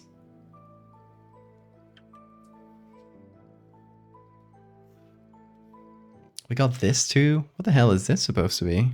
Spine? Could be like a partial spine and a partial rib cage. Not quite sure. The way it's been put together makes me think that. So otherwise, like, you know, why would you lay out your bones like that? Okay, some of these might be useful. Some of them not as much. I feel like these little, like, animal limbs, whatever they are, I think they're animal, but can't quite tell you at this level of detail. But those might be quite useful. Bean! Hey, don't try to jump on that. Bean is... It is the hour of the animal, once again. The second hour of the animal of the night. Here, have a toy. There you go. Yeah!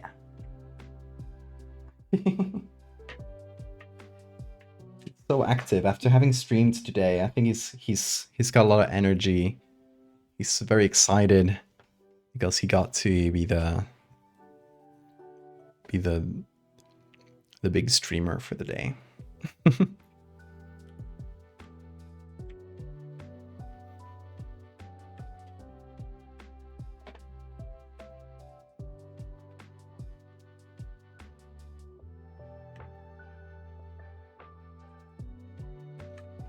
Okay, will this work like in the back here?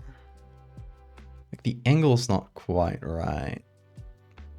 Let's see if like flipping it and putting it in the front. It's a little blurry, which is annoying. But I don't know, maybe.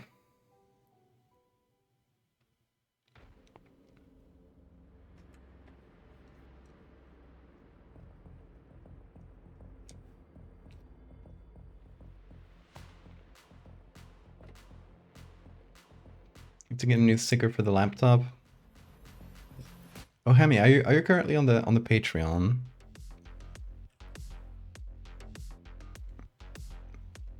If you aren't, join up and I will send you a little sticker for your laptop. A bean sticker, perhaps. I think I still have some of those. I got some leftovers.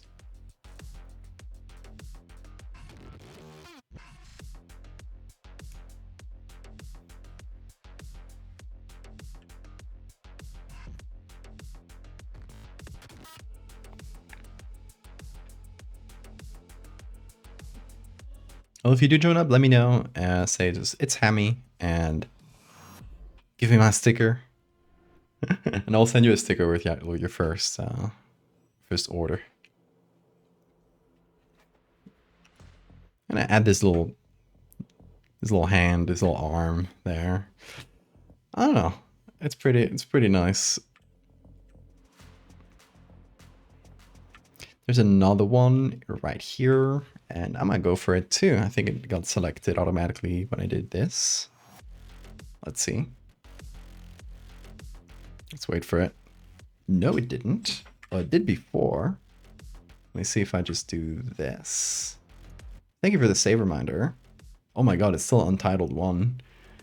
I'm so distracted today, I haven't even saved. Okay.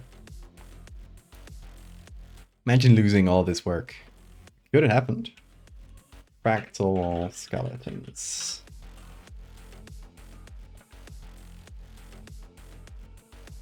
Where's the link to the Patreon? Let me get it for you. Right there in the chat. Oh, PSB already? What? That doesn't make sense.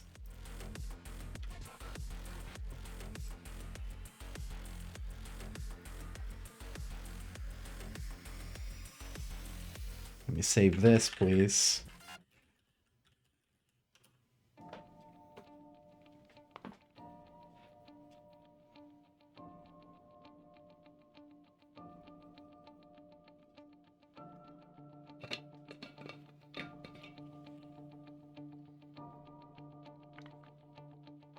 You hoping to do more chapters of your current fanfic? Nice. What is a fanfic? Like what characters or what is it from? Oh, that's saved. Good. Now we won't lose all our work. Metal Gear, I remember. Yeah, I remember you telling me this.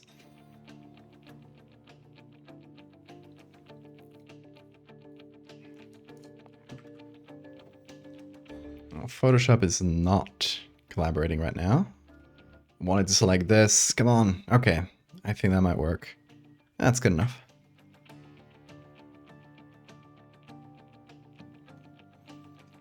Like tiny little arms in the back there. Hopefully help with just a general feeling of the fractalized limbs.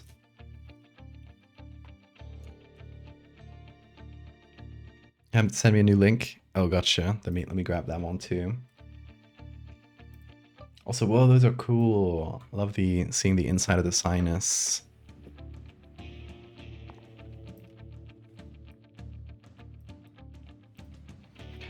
Let me put those in my bone folder. Actually, probably just the second one has a bit more texture.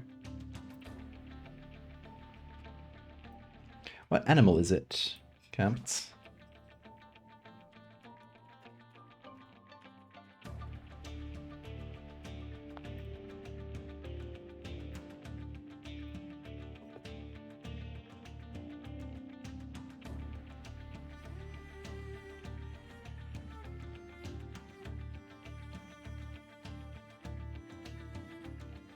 Ooh, which pictures in that folder, Camps? I'm gonna dig through it. I'm gonna dig through it after. It's gonna be some good stuff in there. Thank you. I appreciate it.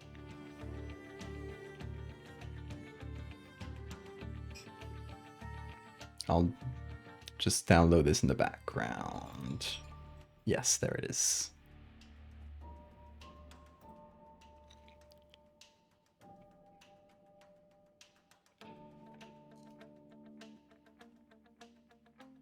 It's a deer. Interesting. Love how you name the Patreon tiers. Oh yeah, it's like it's sponsor, collector, and curator. I have like a potential tier I'm thinking of, which just goes in the same, like the tiers are sponsor, collector, and curator. It's all ended in or. And the other still fictional tier that I might do someday is doctor. And I was thinking that could be like a very limited tier for like maybe 1 or 2 people. That would be like a sort of mentorship thing, but I don't have time for that right now, so it's still very tentative. But it might become another thing. I don't know. I just like the pattern of the name ending with doctor is funny.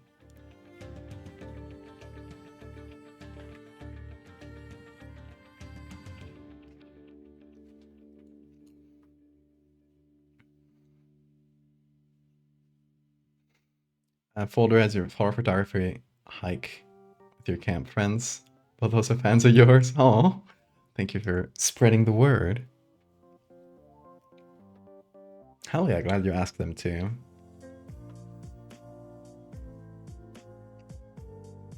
Huh. Thank you for joining. Yeah. Oh, if you are on the sponsor tier, you want that those stickers.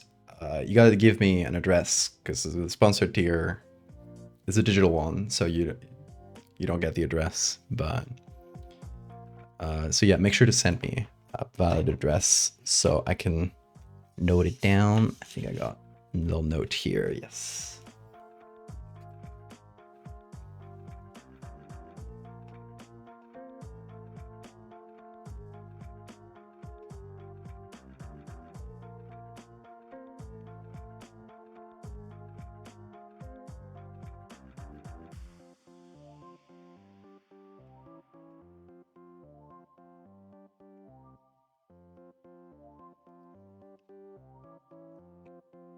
Yeah, just through Discord. Somewhere private. Yeah, you can post your full address here on Twitch chat. Don't do this. Not even as a joke.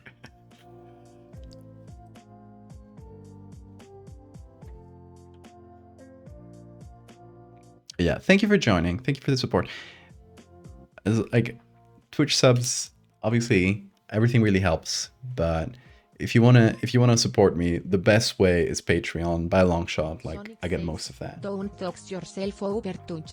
Exactly. Yeah, it's the best way to support. You get a much larger percentage of it because Twitch, I don't know if you guys know, takes 50% away out of every subscription and bits and all of that. It is very scummy. So everything sent over Twitch, just they gobble up half of it every time. Sometimes more.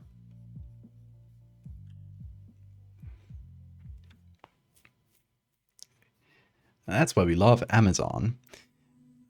But yeah, that's why I say that, you know, Patreon is much better. And you also get like other stuff on Twitch. You get the emotes and stuff. That's a lot of fun. But on Patreon, you get like even on the lowest tier, you get the newsletters. Whenever I do the design events where, you know, we design something together, you get access to those as well. There's a special Discord that's only for patrons. And you get to see all my work in progress there. There's a lot of little things. Valvivia. That's my name over on the Patreon Discord. I think it's also on the other one now.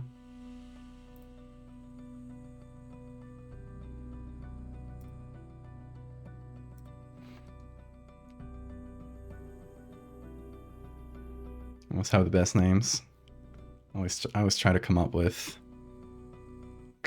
funny names. But I haven't changed it so much lately. I need to get back on it. Get back on the funny name grind. The grind never ends, folks.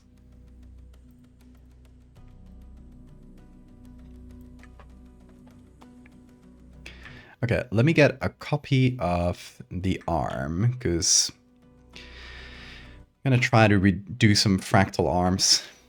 This is like possibly the hardest way to do it with bones compared to real arms, because real arms, when you got all the flesh on them, they're squishy, you know, they're a lot more malleable and workable.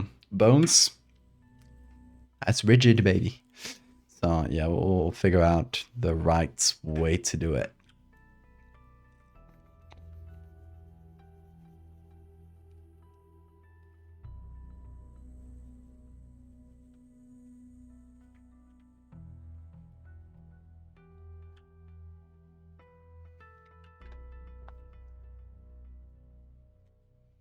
One more clump of photos coming? Hell yeah, bringing them in. Thalassophobia, nice. Thanks, Sammy. I'll make a note that you put the address over Discord.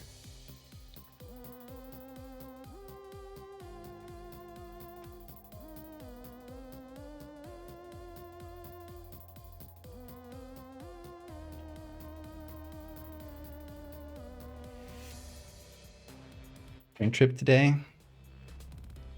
I get the pre-travel jitters. I get those too a bit, yeah. I get you.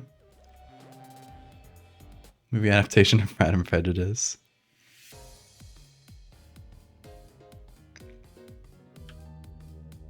Yeah, I always like try to plan out when it's going to be a long trip, especially.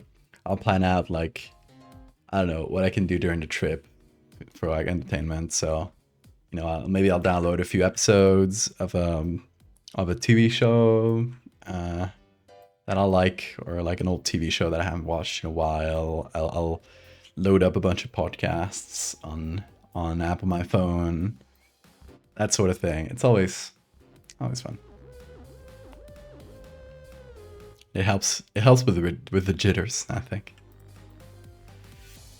I've been getting them less lately. Like since I moved here to the Canary Islands, since I gotta like take a plane to go anywhere, and because of the there's like basically sort of like a tax incentive thing, or basically when you get a plane trip from Canary Islands to mainland Spain, the government takes care of like 70% of the price. It's like a 75% of discount from the like base flight.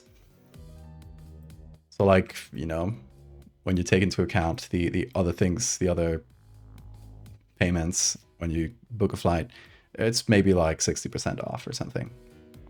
But yeah, and you need to take a plane to go mostly anywhere. So it's gotten me used to traveling a lot more. Because every time I go to visit family, I gotta take a plane.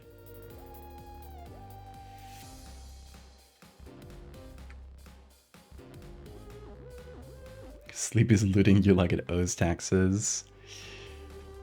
Both my partner and I have been getting that, the lack of sleep lately, and it's just because of the heat. Like it just makes it so hard to fall asleep.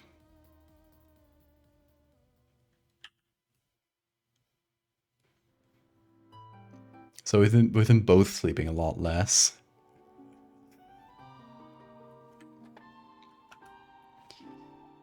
It's been really, really sleepy sort of few days. We say, we have an expression for it, like it's not a Spanish expression or something. It's just something that my partner and I started saying. When we're both really sleepy, we'll say like, what's it? I'm trying to find like the translation of that in English. I'll say like, oh, it's really sleepy today. Like it's really sleepy in here. Instead of, you know, like as you would say, like it's really warm in here or something. It's really sleepy. Like it's a property of the environment rather than of yourself. You can also do that for hungry too. Isn't it getting really hungry? We do the Spanish equivalent of that, but it also works in English. Hi, Bean, the screamer. Where are you? You back there? Hello.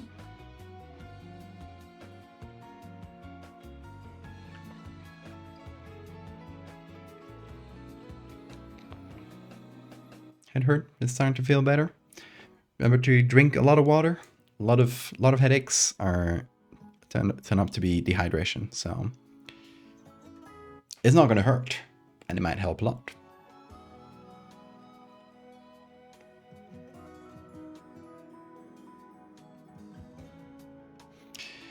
Now the thing is, like, when you get a fractalized arm, how does it connect to your main arm, folks? I don't know. I do not know. Also, like, does this go under the other arm? This is a bit... I'm realizing there's going to be very much a puzzle.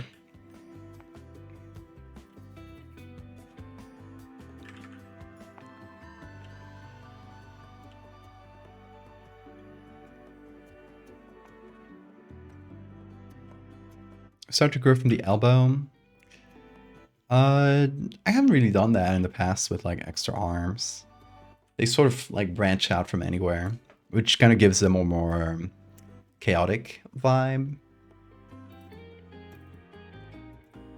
Like here, right? Like some will start right at the elbow, but some will pop out like as like a different shoulder, some like out of just the middle of the arm, that sort of thing. You get a bit of everything.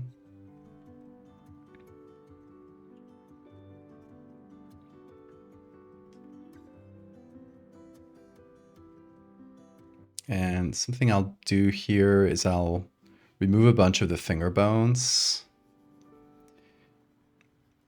Just so it feels like, you know, it's maybe less developed hand, or a lot of these small bones were lost just in the wind. And also like there's a jaw here, so.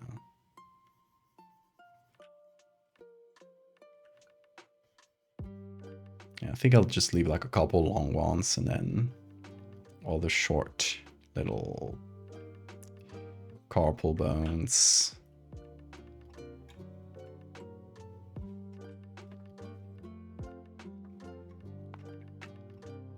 Okay, that's a decent way of doing it.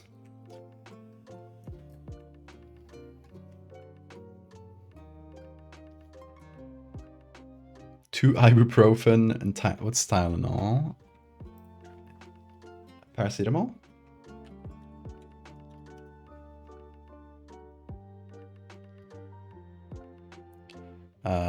Paracetamol, yes.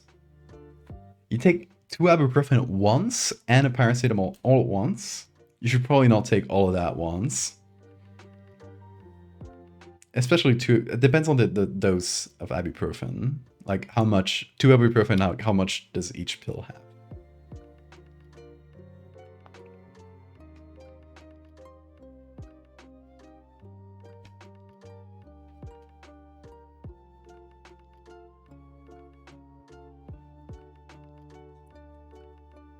I mean, I'm getting a little worried for you. Please tell me each of these individual ibuprofens is like a small dosage.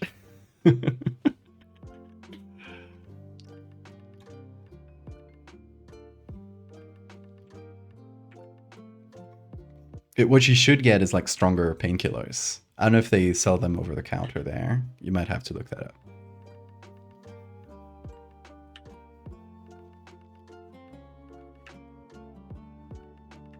Should physically fight Stone Toss comics?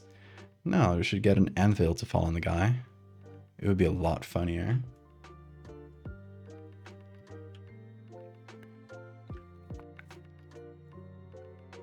Small dose variety? I hope so.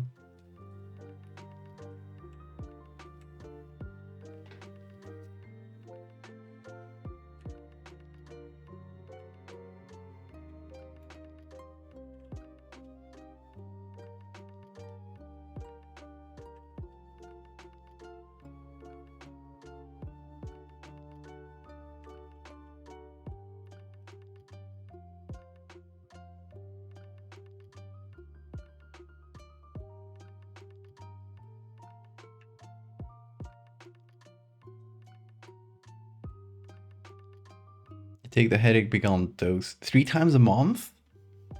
I mean, I don't know what I'm still waiting to know the doses, but that sounds like a lot.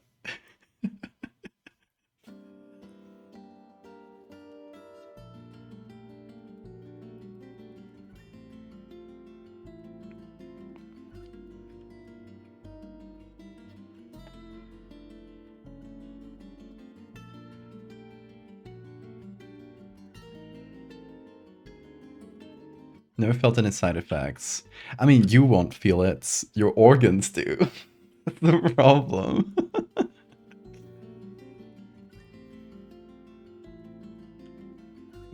That's where the issue lies.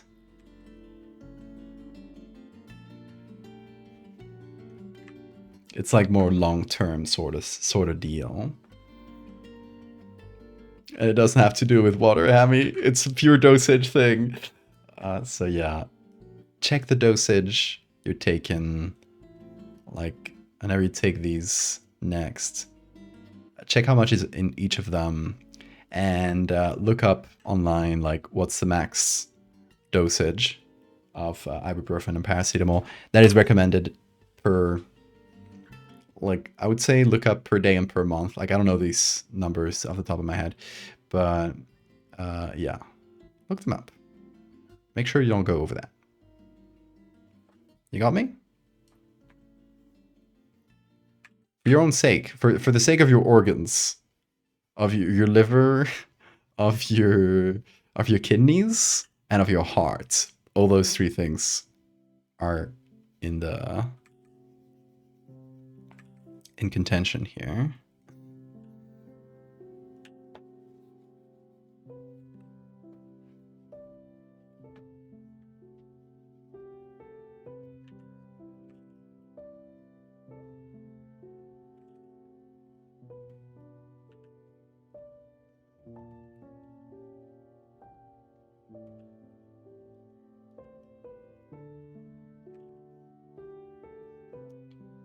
Like, I don't know, you might be fine. It might just be really small doses.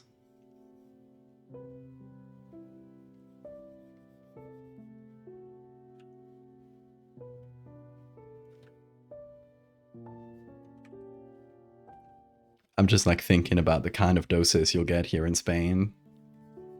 And I know that usually in the US, like things are incredibly high doses compared to Europe. So I'm thinking like paracetamol is probably the same. It might not be. It might just be like 300 milligram sort of pills, but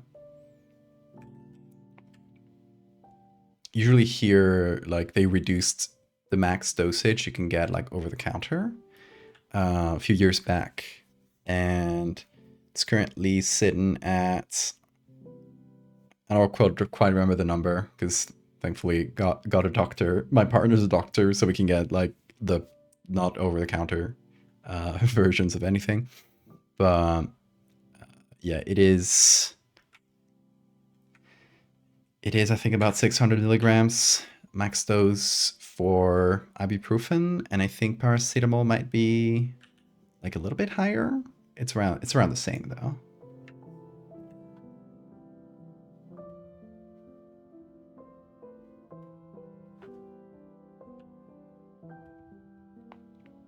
$250. Yeah, 250 is low. That that lessens my worry a lot. Um, two ibuprofen of 250. Yeah, that's 500. That's a low. That's the low dosage. That said, what I would say is space out. Like if you want to take care of something immediately, you're fine to take them both at once. Like it's not gonna be too bad. But if you want to deal with like the pain a little bit more long term, what you can do is take like, you're supposed to take like one every 6 hours, right? Take one ibuprofen, then 3 hours later take a paracetamol. Then like you space them out. You space like the time you gotta take in between doses. You like stagger them so that you essentially are covered for a longer time, or in those in between times between doses, you're covered better by staggering them by a few hours. That's usually what I do if I got like a really bad headache and I'm gonna be like feel sick for a day. I I'll take one of each like every 4 hours or so.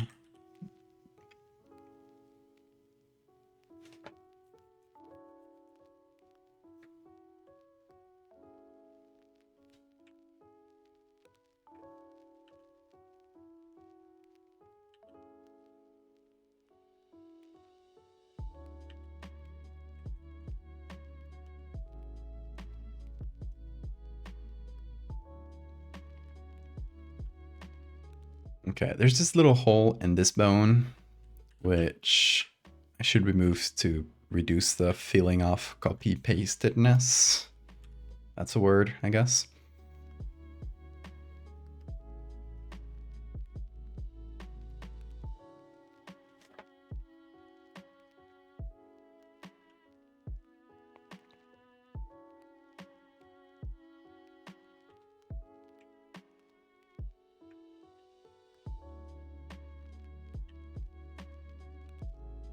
It's kind of hard to pick out like individual bones off here, but I think what I might do, especially with like the all the extra like fractal hands, since it is in the sand, I like half bury them a little bit to sort of explain why we're only seeing a few fingers. Like maybe some are all the way, maybe some are deeper in.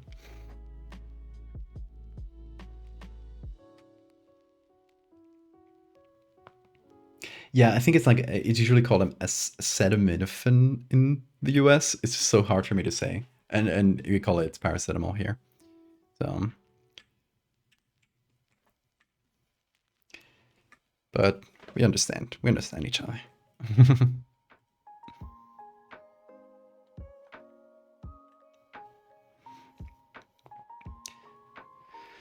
Okay, let's try. It's kind of hard using these arms, but Yeah, maybe I'll copy this other arm so I'm not always copying the same one, because it's going to start to be noticeable. But yeah, I'll copy like this chunk of this arm.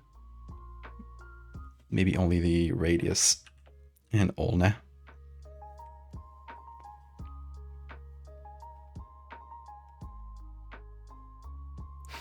Acetaminophen. Very good. To include as eats into the pronunciation guide. Hold on.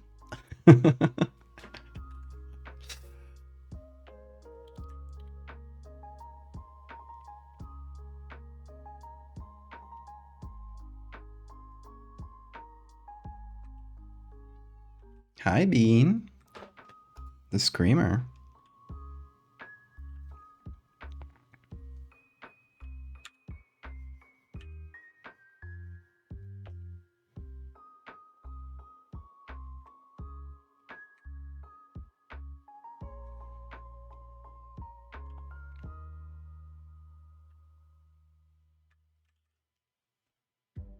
Oh, missing like a very annoying little corner of this bone. But I'm gonna be lazy and sort of cut around it, and maybe it should be fine. Yeah, actually. That's decent. That's pretty okay.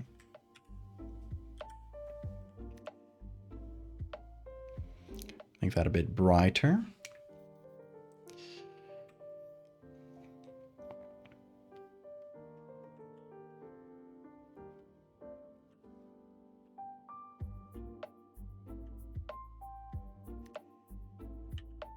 You know what I've been rewatching? Rewatching for the first time since it came out. The TV show Lost. As a kid, this is Valdivia lore. I was obsessed with that show as it came out. I was really disappointed by the ending. But I really enjoyed it, and I used to like go talk about it with my friends every recess, like every time an episode came out. And I just had like a lot of nostalgia for it, so I started watching it with my partner. Lost with a T. Lost is webcomic.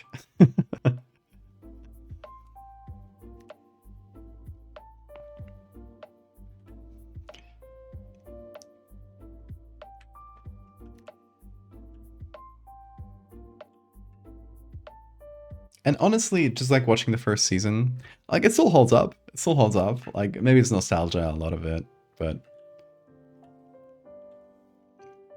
enjoy like rewatching something that I was obsessed with as a kid. What's it about? Never heard of Lost? I guess you're from a much younger generation. The basic premise is there's a plane accident, commercial plane, falls on a deserted island. About 40 people, 40 survivors are just like stuck on this island. And I think Bill, you might like it. It has like a lot of the plot and stuff is driven by very strange mysteries. I don't want to spoil too many of them because they're fun to discover as you go. But like one of the first episodes, they'll just come across polar bears, and there's just polar bears in this tropical island in the Pacific. And there's a lot of like strange things like that that will, at least for most of them, will be explained throughout the series. And yeah, it's very like very strange stuff. One of the characters used to, just be in a wheelchair, like he had complete paralysis of his legs, and when he wakes up after this plane accident, he just can't walk, and he starts like becoming like slightly like he starts having like weird religious feelings towards this island. There's a lot of stuff like that. There's a lot of like weirdly like paranormal stuff going on that, like slowly gets like you start getting like answers like slowly throughout the series. But it's really like I think the best thing is like the character writing for it. It's very much a show from 2005 in the sense that really long seasons, and they get luxury and time that you don't get in modern shows that much of developing their characters, and then like pretty deep, like they get a lot of time for each character, which is nice. You get to know them. No Bermuda Triangle related. No, it's not related to any like real life lore conspiracies or anything. It's also in the Pacific, so no Bermuda Triangle. They have their own very wacky explanations for everything.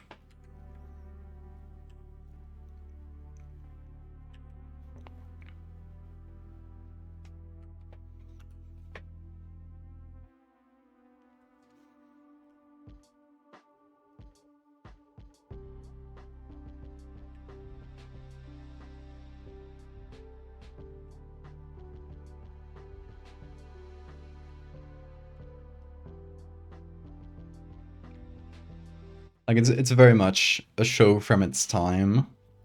I watch it through that lens a little bit, but I've been enjoying it. Been enjoying rewatching at least like the first few episodes. I didn't get super far yet.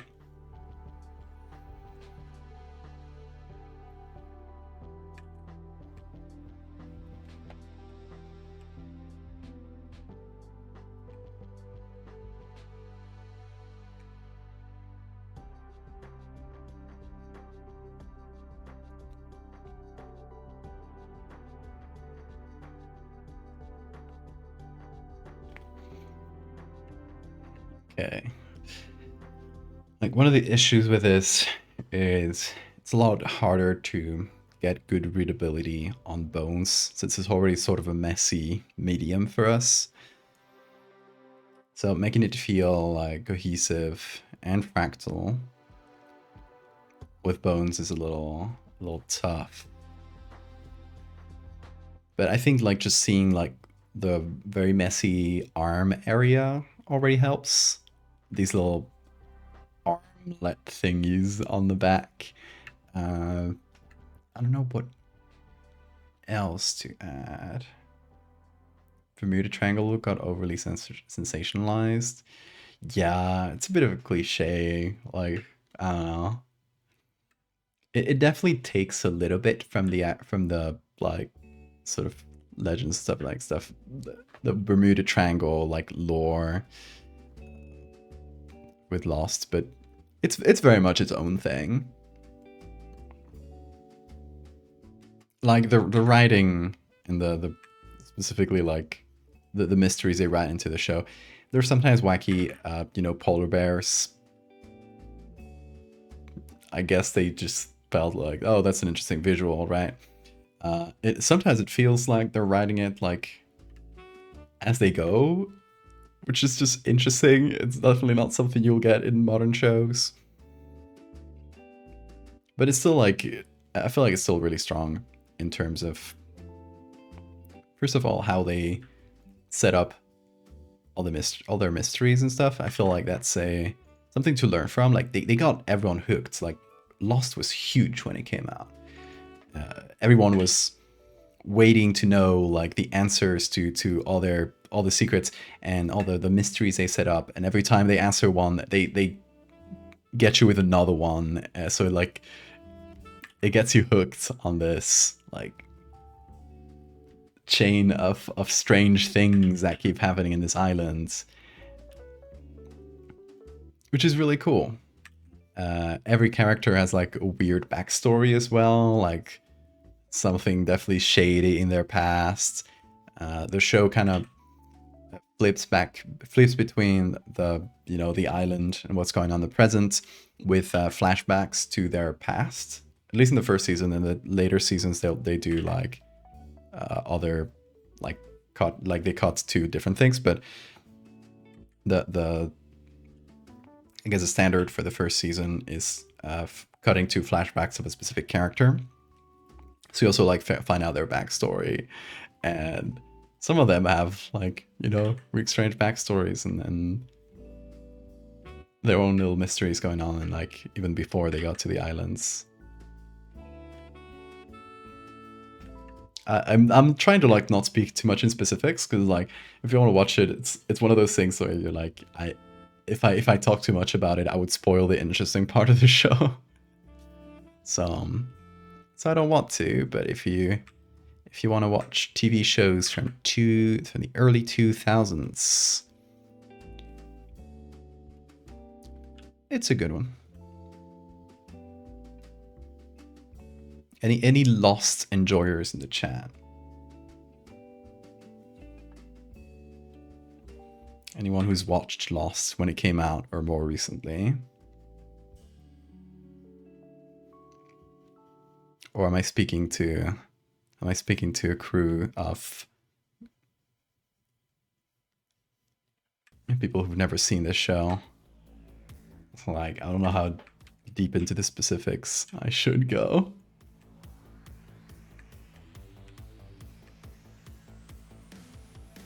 Came out when you didn't have cable.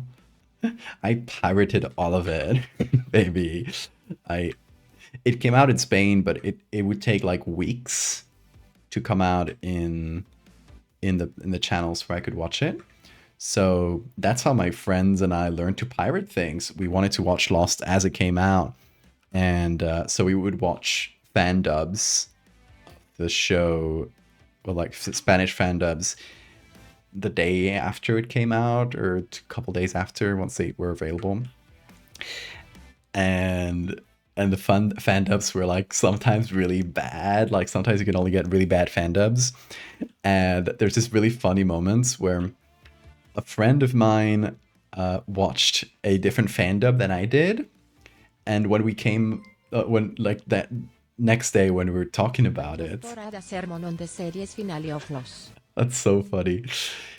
When we were talking about it the next day, he was like, "Oh my god, wasn't it wild when this character came out as a lesbian?" I'm like, "This didn't happen. What the fuck are you talking about?"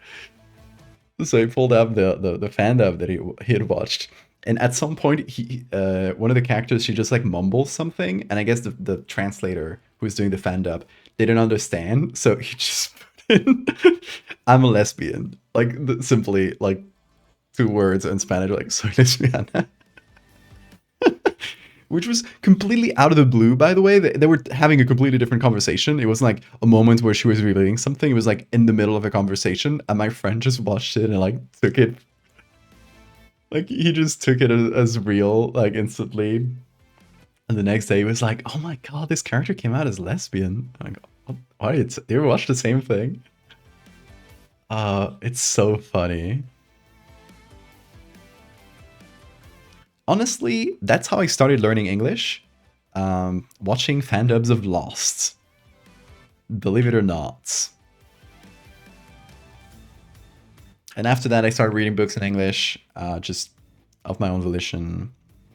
So it's a combination of watching Lost and reading the Song of Ice and Fire series in English. That basically, like, I taught myself most of what I know in English because my school was not good at all at teaching languages. So I was like, I'll do it myself, whatever. And that's why I know English.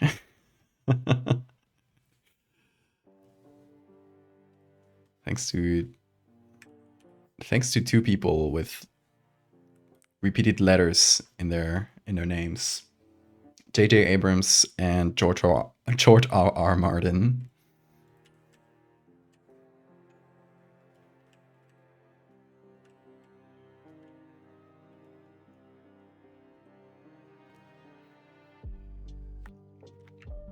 But yeah, Lost was huge. Like, I feel like for a show that was so culturally big, it didn't have as much staying power, and I think it's down to the finale. I think the finale was really disappointing to a lot of people.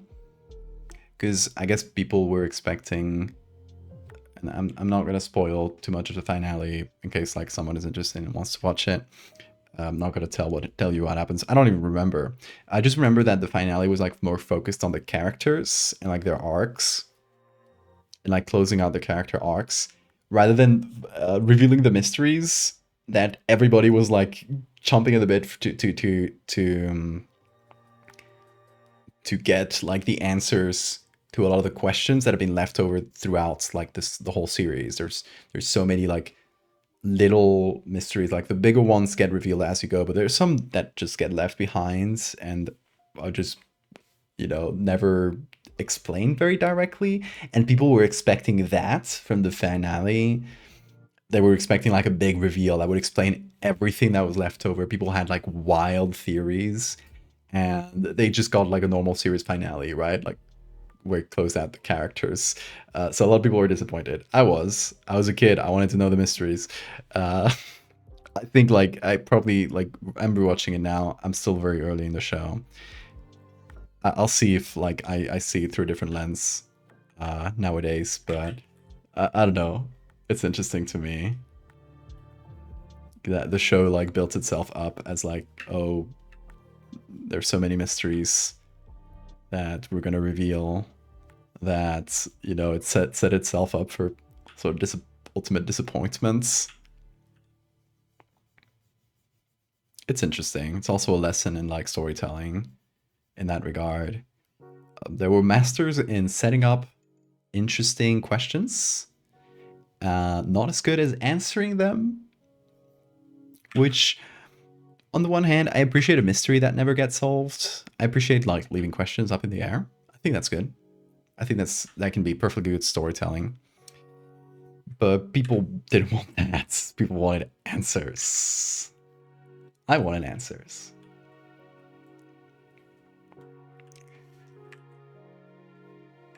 I don't know. I'm kind of curious to see like how I'll see it nowadays, if I'll interpret that differently.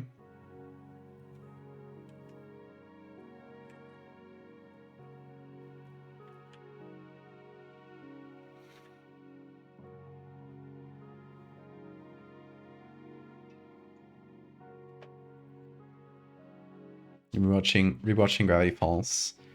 I rewatched it as I was working on the Book of Bill. I had a lot of fun. Like I hadn't watched it since I don't know, for many years. So it was really fun to rewatch.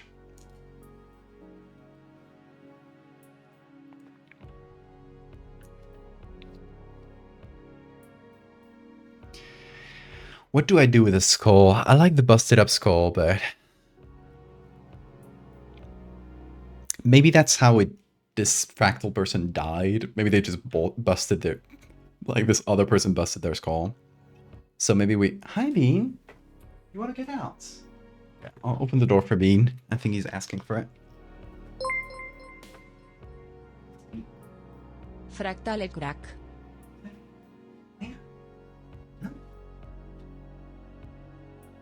No series.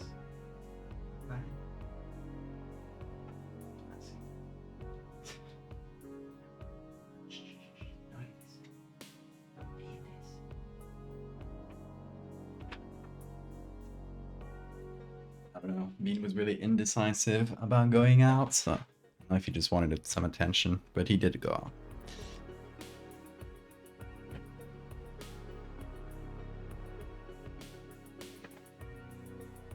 The cracks and edges fractalized? I don't get too many cracks.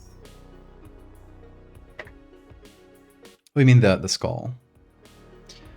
Could be. I don't know if that's going to be too visible. Like at this size. What we could have is the weapon of the murder, like embedded in the skull. And what could it be? Like baseball bat is too. It's kind of silly, right?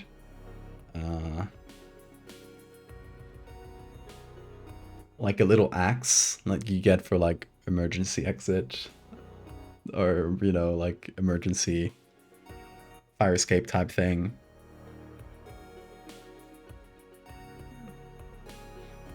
I thought you brought him with you. Oh no, Bean is outside. He probably wanted to go to the toilet or something. What would be a good murder weapon? I think a little small axe, like hand axe, that thing, maybe. And we just like embedded in here. Just kind of show directly the violence. Let's see if we find one with a good angle, but there's plenty here. Plenty of small axes, actually. Pretty much what we need. If we want one that's embedded, it should be from above it, from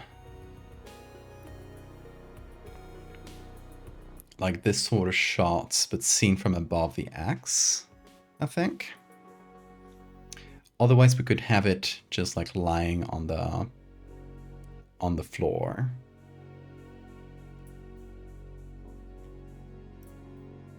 Which would be like just a little less dramatic, I guess.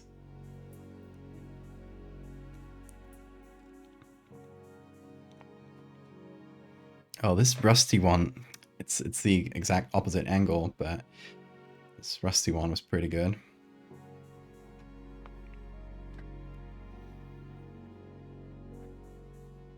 How to make a Fight Woods monster GIF. Know how to make something into a GIF. You can do it in Photoshop. It's possible. It's a little clunky. You need to essentially like do each layer separately, or just like move layers in like a sort of little timeline. That's how I've done GIFs in the past. But it's a clunkier way. There's better ways. There's like other programs and stuff. I'm just like really used to Photoshop's UI, so even though it's clunky, it takes me less time than doing it in a more specialized program. Oh, like this angle, but from far away, that would have been great. How long have we been live? 4 hours already. Damn. I have yapped a lot this stream. I don't regret it. Love yapping. Oh, this angle isn't nearly good. This? I don't know about this one.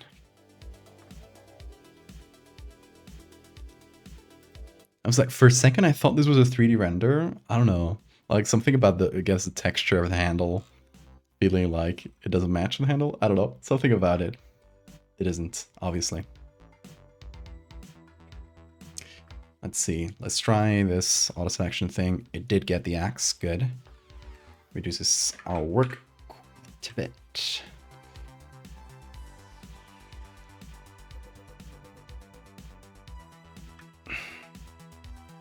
Could be. If I match it to the hands, maybe I need to do this a little bit.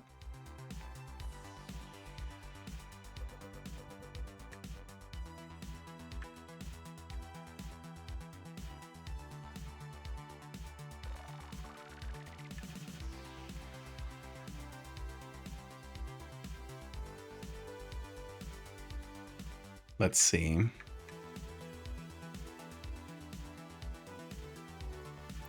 Let's get a selection of this. Put this in a group. Do that. Oh no, that's the wrong way.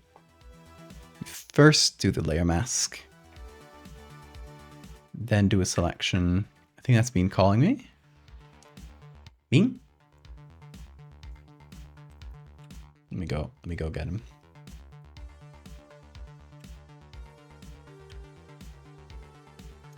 Hold on.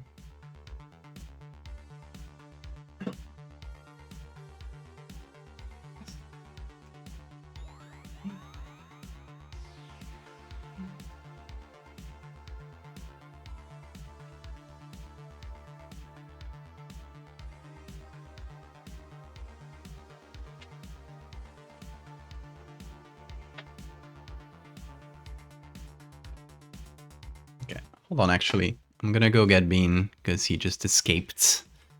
I think he wants to play. I'm gonna do a really quick bathroom break. Go get Bean. Be right back. Oh, there he goes.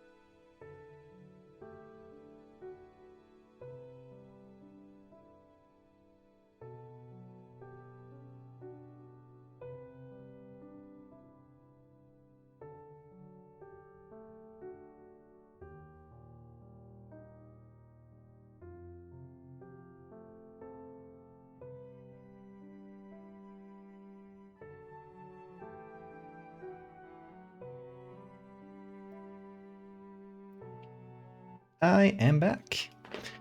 I actually left Bean with my partner because she's just waking up.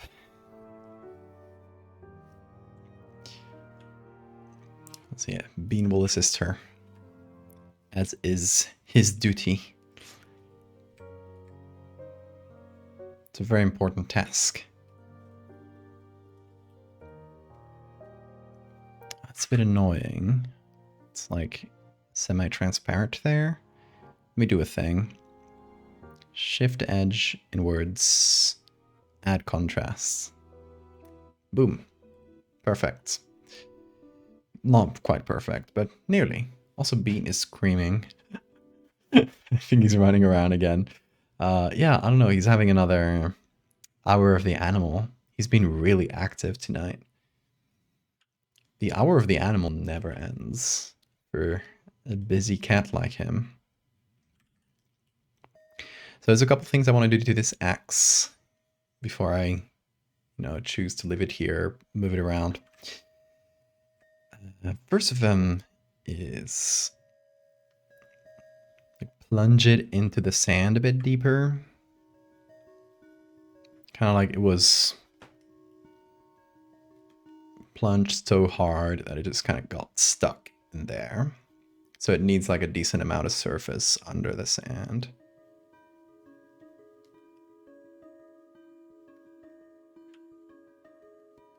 I probably shouldn't have done it like that. Wait, I should probably keep the layer mask as it was.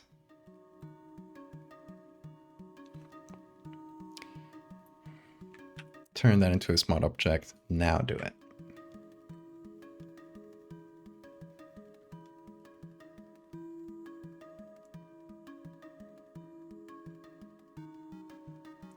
So yeah, I'm just sort of giving it a little depth into the sand like that. It's gonna need its own shadow. I'm gonna have to brighten up the top as well. And I want to add decay because it's supposed, it's been, I don't know, years, possibly a decade or something, since the last part of the Fractal series and since everybody's died. So this is, had some time to get old and decay under the heat.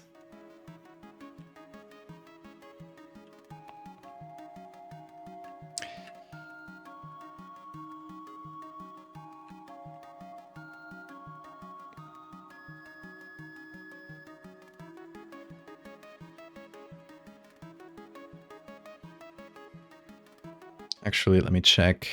Where should the shadow be going? I think towards the back, like this.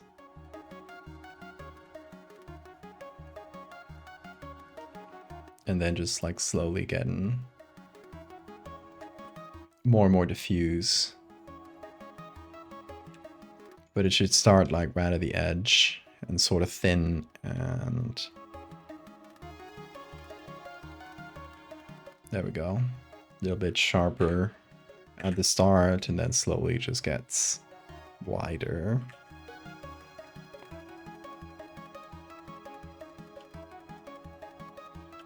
Also, I feel like this is probably not going to be fully finished tonight. I'm going to see where we land on like, I want to say half an hour or so. Might actually get it to a lot more finish, more of a finished state. So we'll see where we are, but in the likely event that we don't finish it today, maybe on Friday. Tomorrow we got a gaming stream. I don't usually mix gaming and arts. It's just gonna be more of a chill stream. But Friday we got a stream for Bean Arts. So maybe that's what we can do. Or I can switch the streams around, do this and Bean Art tomorrow, and gaming on Friday. I'll see how I'm feeling like in the moment. Okay. The axe works. It's also like very visible, which, you know, what we want to emphasize in this picture is sort of the human on human violence of this whole story. So making it like quite strong and visible is, I think, the right way to go. I'm going to make it a bit brighter.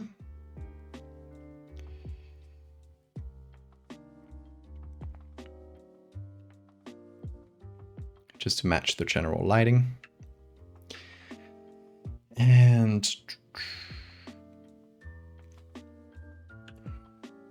it needs a little contrast with the skull behind it. So I'm going to cheat the light a little bit.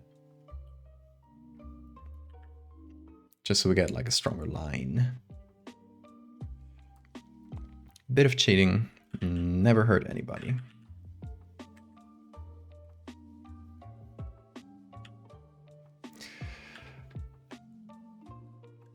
And then the other important thing is I want to add decay to the texture of this weapon.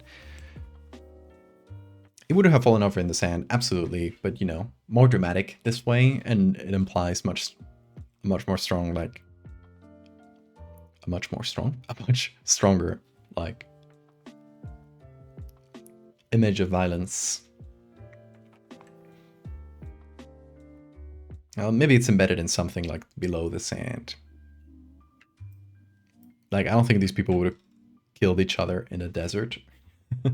This would have probably been like some, you know, more regular ground that then eventually, like some sand, came to cover.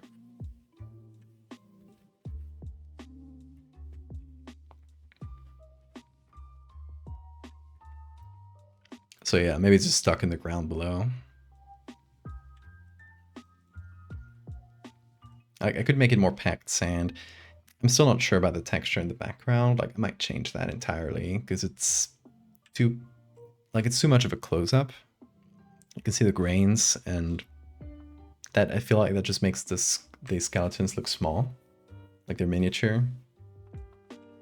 So we don't want that. Anyway, let's add rust. I think I'll go over a bunch of sand textures until I find the perfect sand. There's gotta be. There's a million pictures of sand, so I don't think it's gonna be like super hard. It just gonna take a little time. Okay, where's rusted metal? For gold, rusty and grungy. Okay. This is a bit rusted. That's more like it. You know, it has a little paint, but I feel like that could work on our axe. Especially like the lower bit.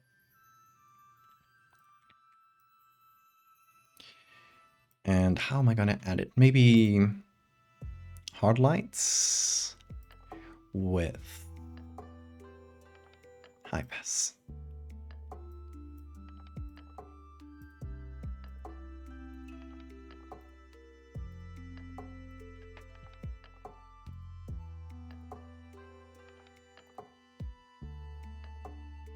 What's going on with oh, this is the texture on the axe, right? It has a line here.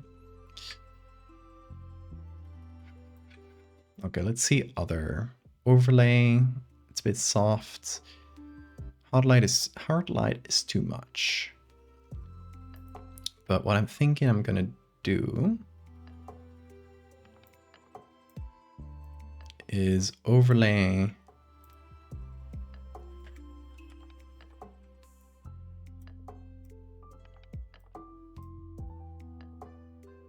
like this.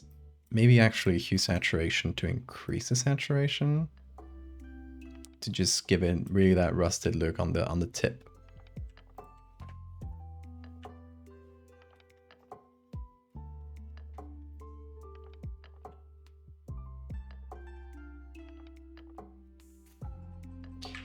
And then a version of this which is just on normal mode, maybe, without the high pass, without the levels, without the saturation.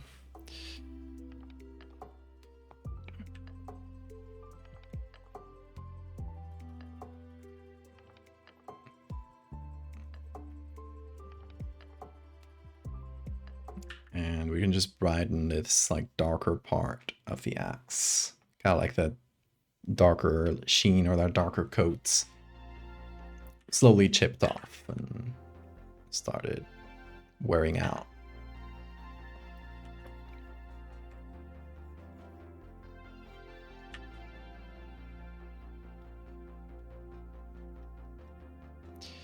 Let's see, we need to darken this though. Let's clear the smart filters and do that from scratch.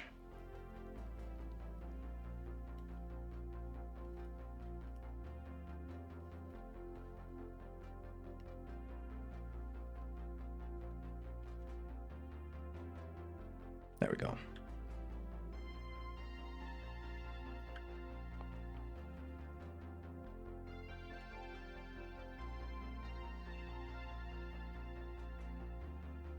And then some kind of wood decay, like cracked or rotten wood, something like that. Let's see what I got on hand.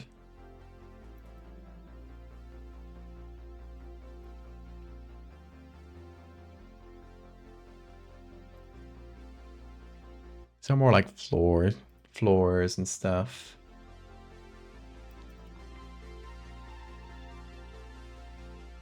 I feel like something like this, like more natural wood that is just like cracked over the years. This sort of thing might work a lot better. Let's see. What was that? There was a beep. I don't know what they made that beep. You guys hear it? Did a very soft beep show up on the stream? What was that?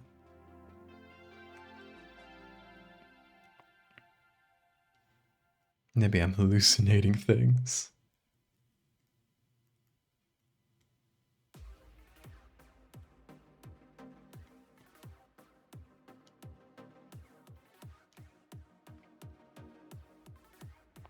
Okay, what about this texture?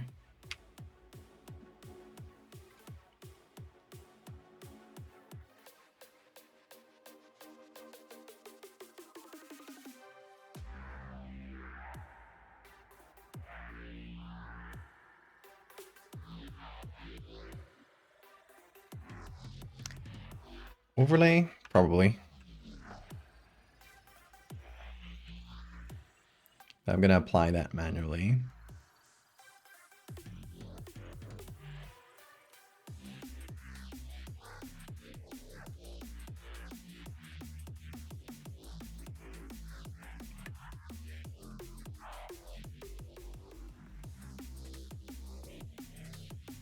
Okay, there we go.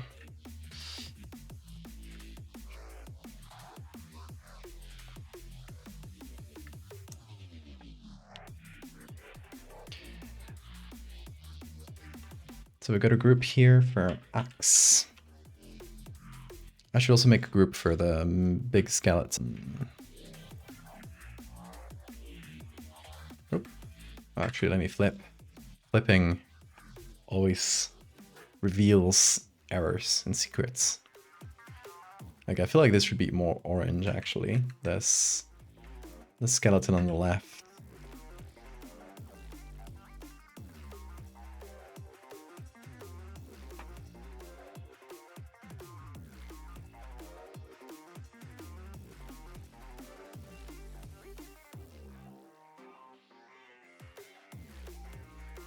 Okay, let's get the shadow.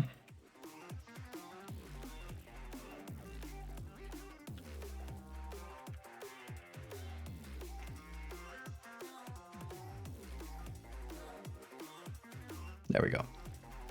So now we got the right skeleton here. Perfect.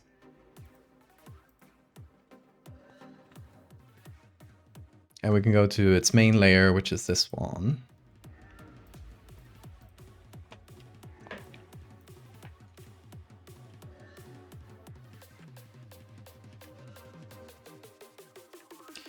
Add maybe a little light to just give the axe more contrast.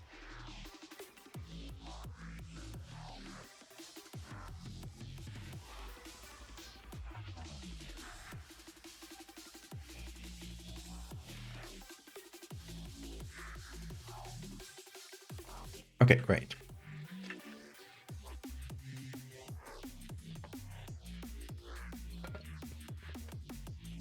You posted what you finished? Let's see.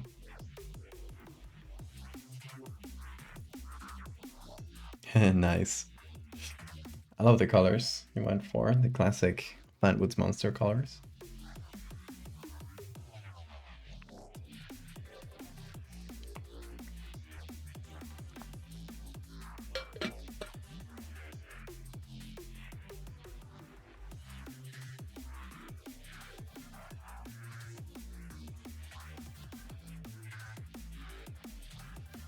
Let me do a hue saturation on the skeleton on the left. And saturate those oranges a little bit. Hopefully to bring it a little closer to this one on the right. So that was sort of the feeling I got. That one was a lot more orange than the other.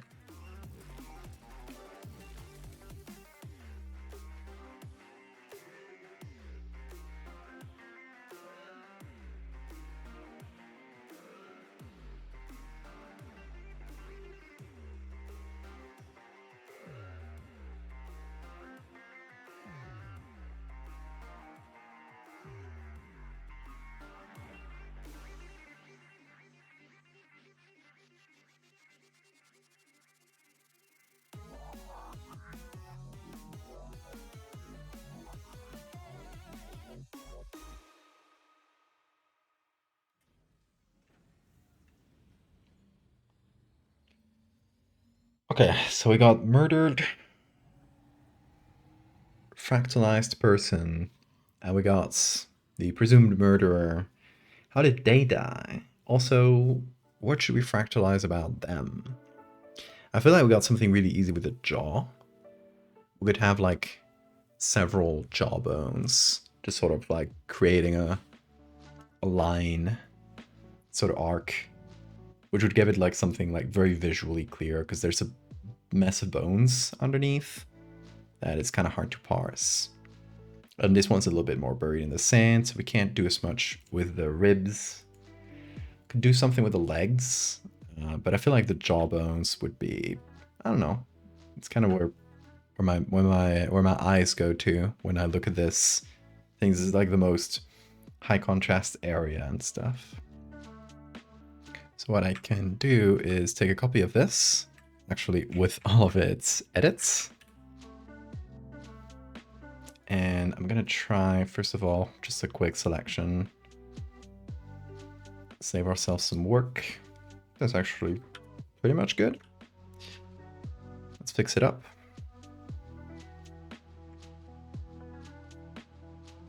Seven legs. Sounds uncomfortable. I think fractal legs would work for this one as well, because it's like, you know, there's an area where there's not as much going on, so it's more space for us to play. Okay, we got the extra jawbone. It's kind of a wonky edge, so let's feather it a bit. Sort of smooth over the details. Cut a little bit of the like lower area.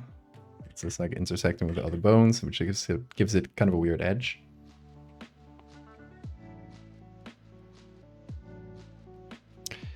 And turn that into a smart object. And now we got our jawbone. And what I was thinking is taking like a few of these, making them different sizes and like overlay them on top of each other to create an effect of like recurring jawbones, basically. And then we sort of like fuse them together and at the joints.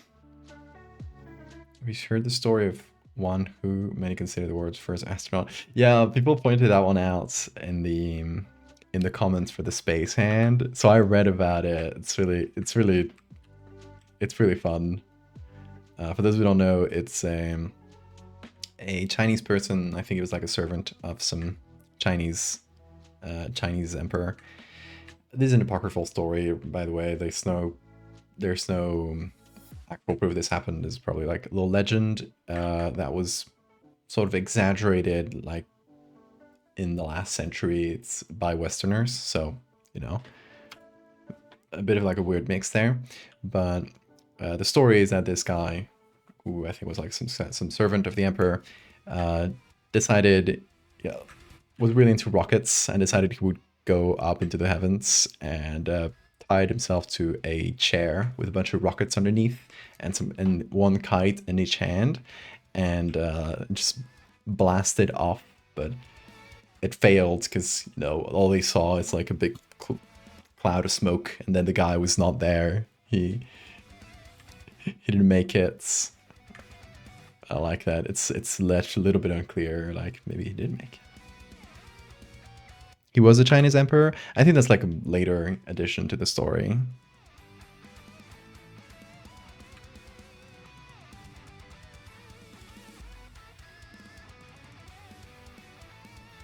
Like I think one who like the name, what is taken as the name in this story is like a title. Something like you'd say Chancellor, right?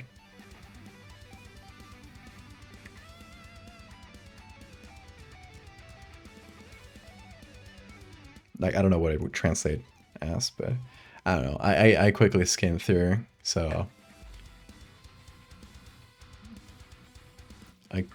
I could be very wrong here.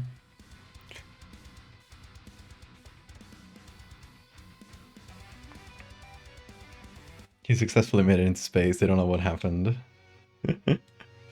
He's just up there. First astronaut. Yeah, apparently there's a crater on the moon named after him.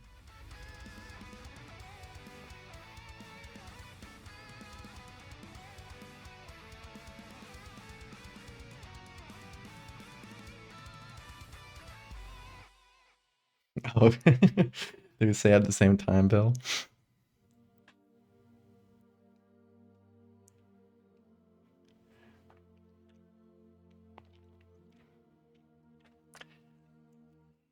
Okay, it feels too copy-pasty and also not that fractal.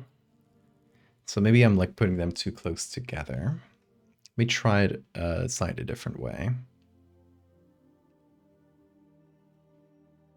Like less of them, but a lot more separated.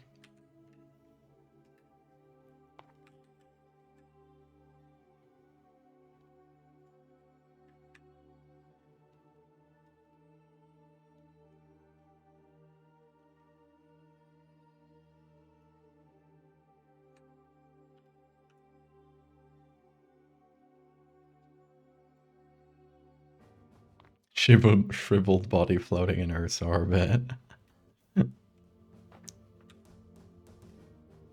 Yeah, with the kites, each on one hand.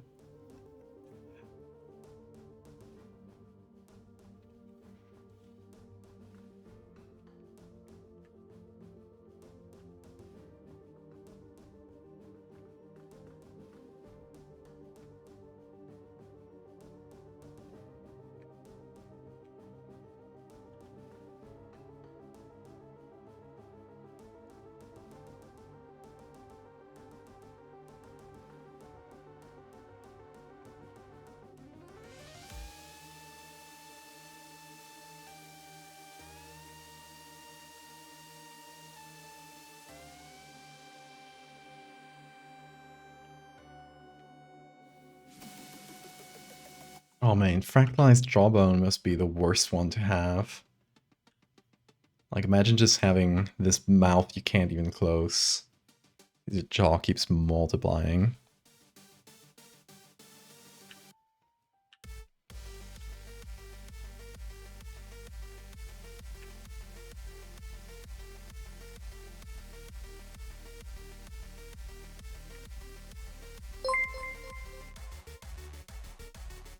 Imagine how much you would have to floss.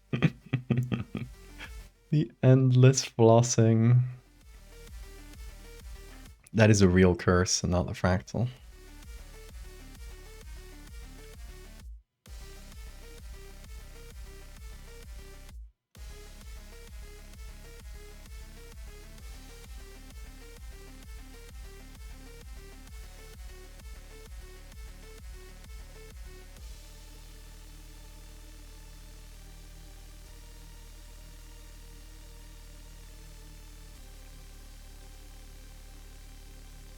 adding some extra teeth. First of all, to hide the copy pasting. And second of all, because it's Fractal, baby. More teeth, the better. It's my motto.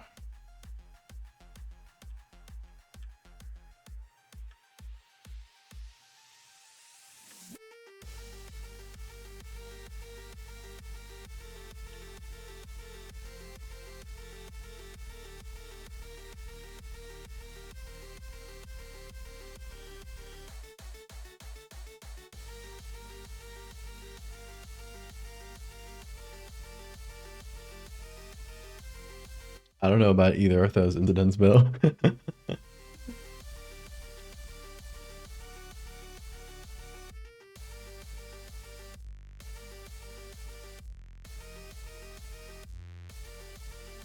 Or at least they don't ring a bell.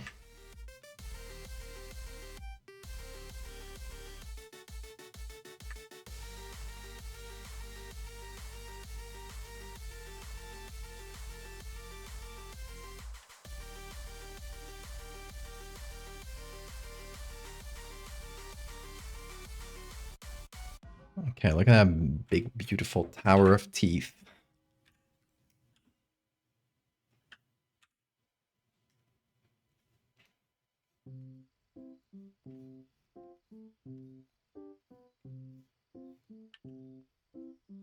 And exaggerate the edges.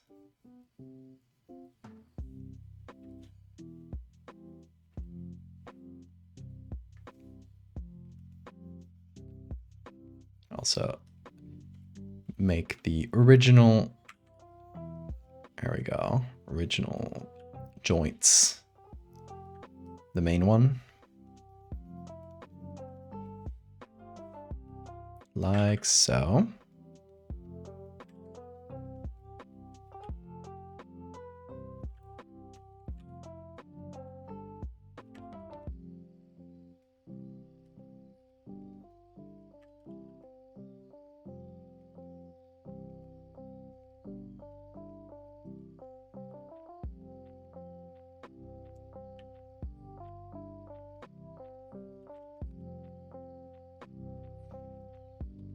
And then, of course, we need to darken around the edges and add its own shadow to this big jaw.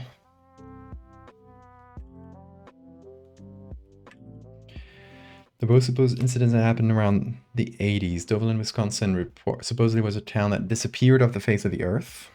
Supposedly from government testing and experiments. You can online sort see memorabilia claiming that it was at some point real. There's mugs, hats, and other stuff. Interesting. It does sound a bit familiar. I think I might have seen something about that one.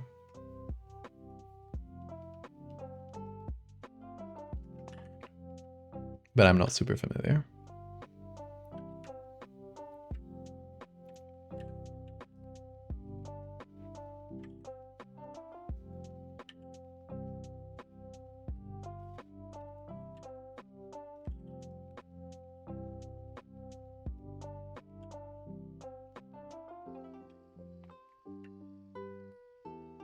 Okay, fractalized jaw gives this person some fractalization, and that would have definitely killed them eventually. Like, at some point, I mean, maybe you can be fed through a drip. But yeah, at that point, it's just gonna bring in complications, and, you know, your time is counted. Now, what are some other good fractalization targets? I think just the legs, right? What I might do, which might help also like bring these two skeletons together, is take a little bit from this skeleton's leg to combine it with this one. Yeah, will help us put it together and also, you know, feel less copy-pasty, hopefully. Also, nearly forgot, I need to remake this. So let's do that right now, actually. Because otherwise, I'll leave it up for the end or forget.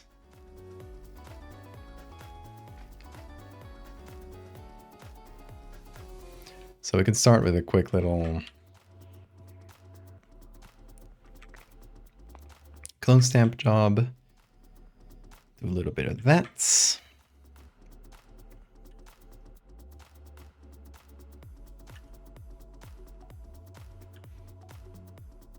Trying to recreate this specific joint here, which is very flat. So it's pretty easy to just sort of fake it. Oh, wrong. There we go. Wrong brush.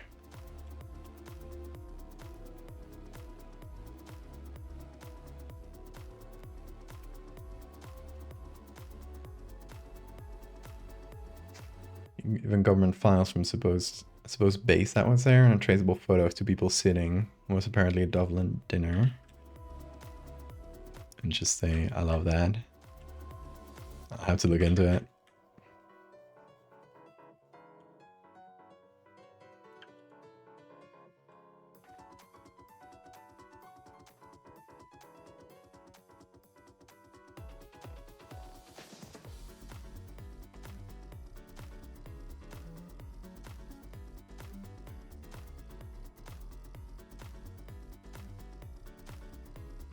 There we go. I like recreating this little edge at the top because right now it's really dark.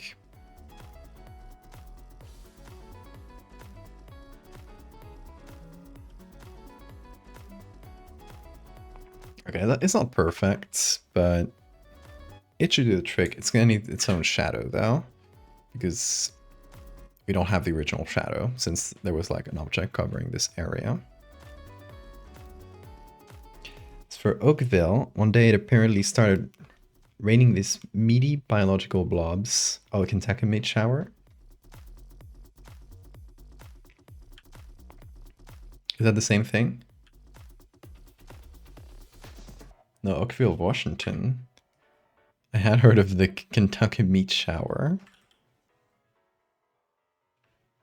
which is a sort of similar event, I guess.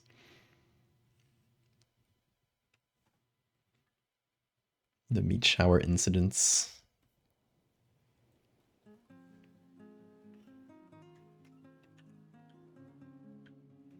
Yeah, but those are both very X-Files. Honestly, I would not be surprised if there was an X-Files take on that concept.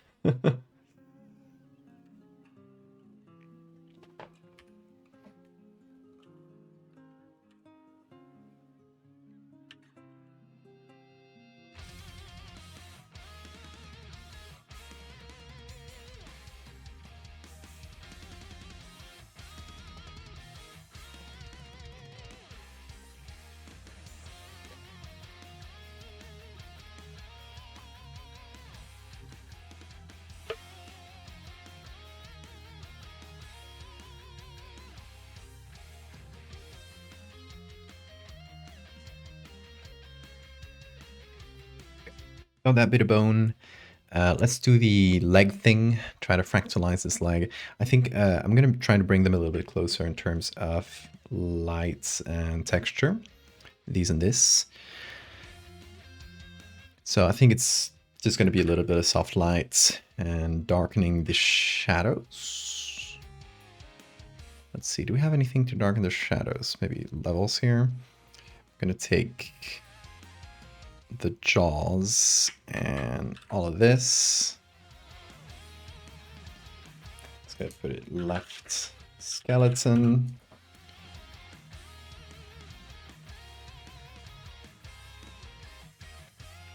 And we're going to darken the darkest part of the shadows. Only a little bit, I guess. The problem is like it shouldn't be as dark here, but it should be darker here. So I think I'll just do... I'll darken it like a bunch and then just select where that goes. Like I want it here, but I don't want it as much here around the face. So we can use it a little bit more selectively. Same with hue and saturation. I we did increase some saturation, but I don't want that everywhere.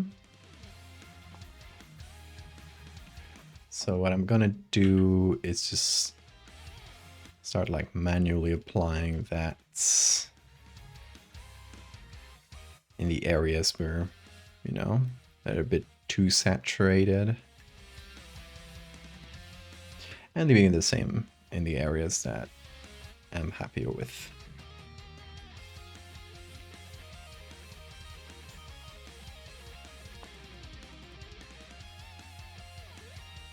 Oh yeah, send over whenever reading material you got. That way I'll check it out.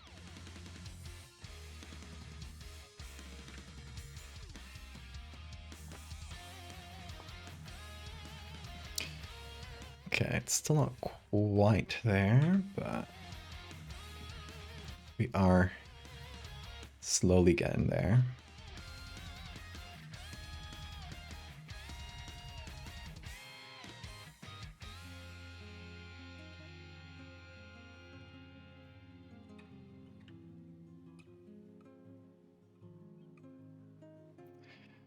Bit of that, a bit of color. Maybe I do another color separately.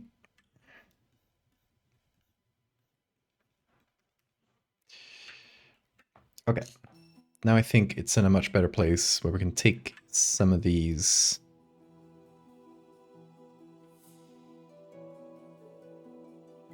Do I have a copy of this layer? I think I'm going to use it for something else. Okay, so I'll just make a copy of this layer, which has a lot more bone that we haven't used.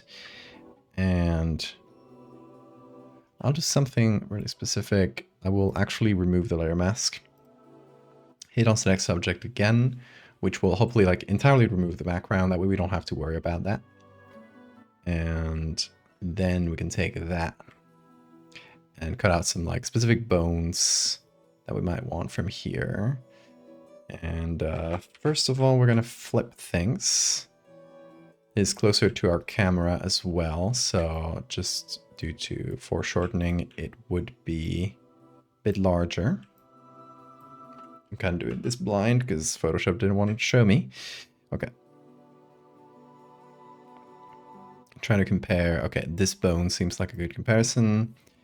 It's approximately the same. Yeah, more or less. Okay, let's actually take just that bone, that femur.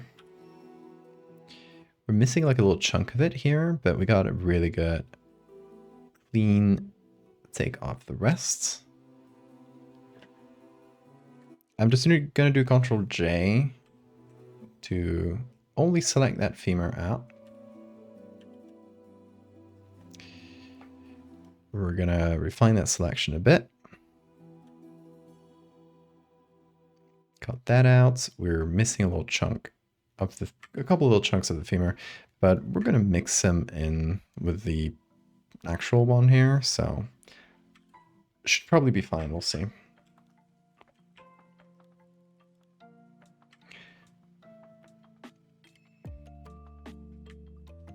So we're gonna pull these two layers out into the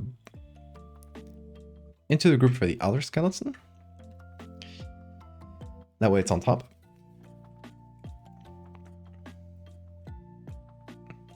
And I think what I should do is, I guess, make it a bit messier. Like we have this leg, which we can follow very easily. But I feel like if there's a mess of a bunch of bones, they would be crossing each other and falling on top of each other. And it would make a little bit of a mess. So since the other one is a little bit more ordered, maybe this one can just be messier. Also, I think it needs to be flipped actually, but vertically. Which shouldn't matter too much about the angle of the joints since we're going to mix them.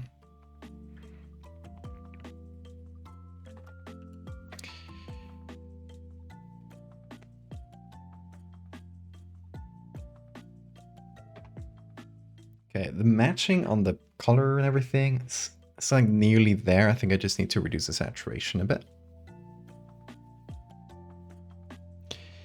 Hit OK. Okay, we got one extra bone. Let's add more like that. By picking some of the clearer ones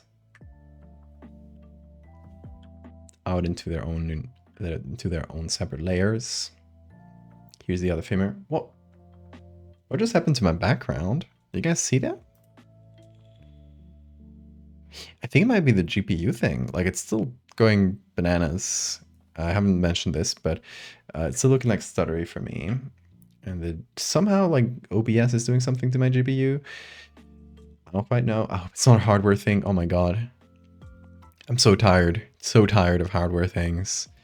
Please let it be a quick little software fix. But yeah, there's definitely like something in my OBS that is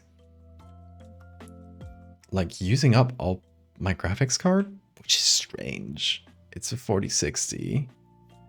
It should not be having these kinds of problems. So I hope it's like some error in OBS, some bug that is causing some like weird memory leak type thing. We'll see. I'll have to troubleshoot. I hate troubleshooting.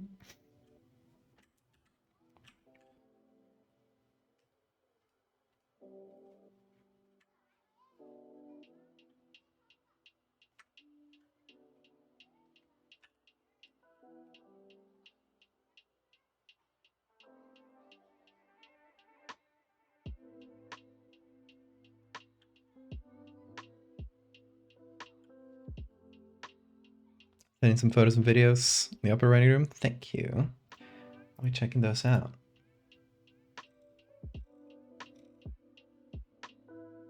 Blob rain. Oh, those kinds of blobs. Called star jelly. Or I mean, they sound really similar to the stories of star jelly, which is sort of a phenomenon that has been subject to some like conspiracy thoughts. But it's a lot older than that. I would consider it like just a folklore thing. It's been around for a long time. And there is one description I saw of it, or one like local term for it in like some region that just stuck with me when I read about this, which was the rot of the stars. It's so cool. For those who don't know, star jelly is this like white jelly-like substance that usually appears in the morning, like as a sort of like morning dew, and it's just like white little clumps of jelly that appear like they're on trees or on the floor, and they feel like they fell off the sky, right? Probably most of them are like misidentifications of like slime molds and really like mundane things like that. People don't know what a slime mold looks like because they're not usually like that visible, and people don't usually look at fungi that much. And slime molds, are they fungi? I think technically not, but people don't tend to look at these sorts of things, and suddenly they see this like moving pile of slime, and they're like, oh my god, a creature. but yeah, it's still a really fun little piece of folklore. The idea of star jelly, or the rot of the stars. Just it's just like those words are an amazing cosmic horror story prompt. And I've had that in my brain for the longest time. I want to do something based on it. Someday I'll find it. I'll find what that story is.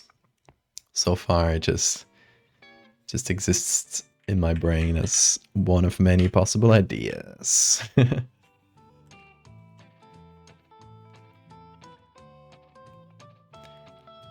The human DNA thing, I don't buy. I remember it might not have been like the Oakville one, but I remember like a specific like star jelly thing where, you know, there was claims about being like human DNA in it that were like completely unsourced. I don't know if this is the one, but Like straight up like source. I made it up.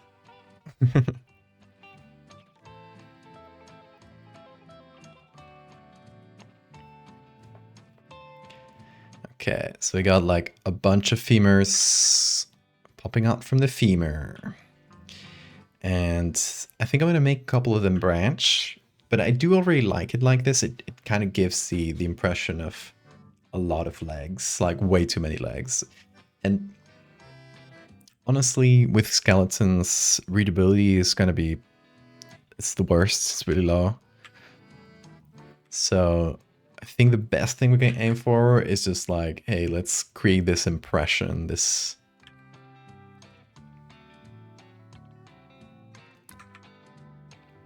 Let's make it feel like there's way too many appendages. Source would be super cool if it's true, exactly. And I hope I could do this pun in English, but my favorite like source, I made it up meme. In Spanish, the word source is fuente, which is it's the same as English, like water source, right? Fuente in Spanish means like source of water, but also means fountain, and it also means font, like text fonts. So when people see something made up, they will, like, a classic meme you send is fuente, like source, Arial 12. Which is just such a good pun that isn't translatable. Makes me mad.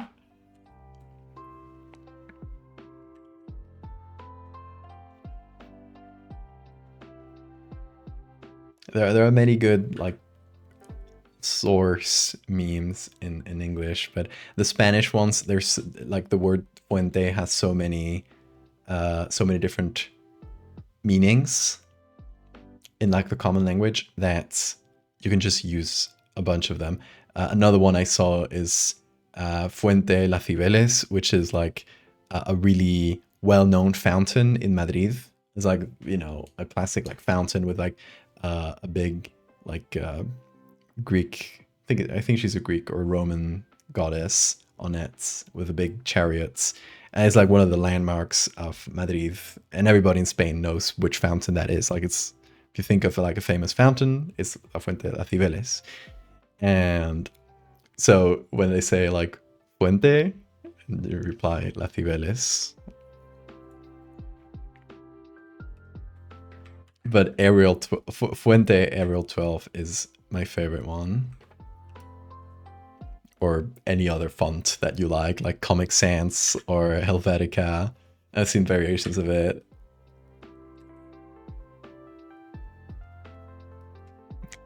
I guess in English the closest you could do is source, the Nile source, yeah.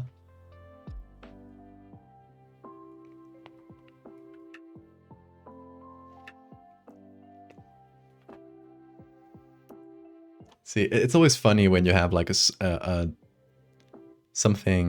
pun that you can only do in a single language, and you try to explain that pun to someone in a different language. Because it's pretty much impossible to translate why something is funny. I'm doing my best, folks. I'm doing my best.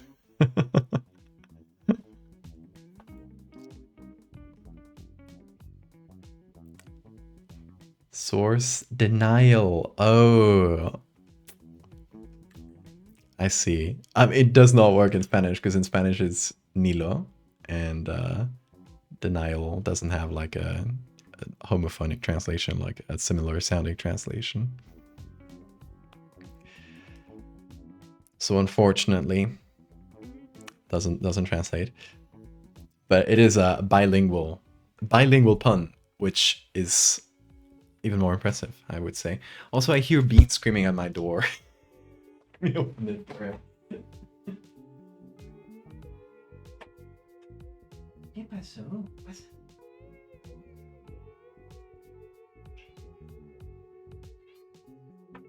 ¿Qué? Uy, uy, uy, uy, uy. El que no hizo caso.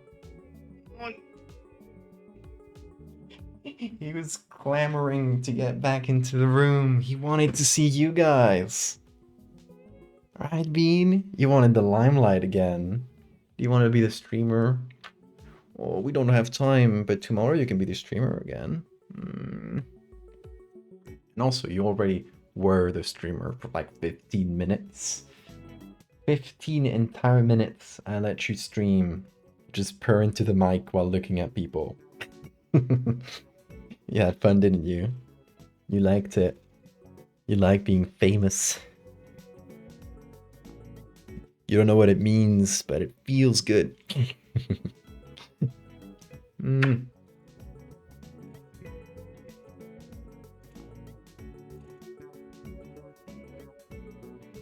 Oh, careful, Bean.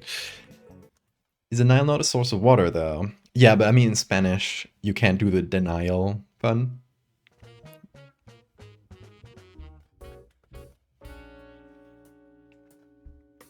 Hello, Bean. Oh, the smallest man in the world. You want to jump on? Go on. Go on. Go. Good job. Sit down. Very good. Here's your treats. Let's get you one of these, the soft ones. Oh man, you're slubbery.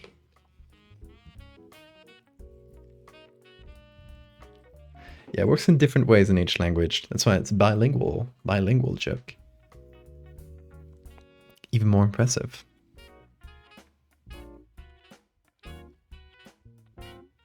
Okay, whoa. Photoshop. Be normal. Bean hair in my mouth. Oh, PSB.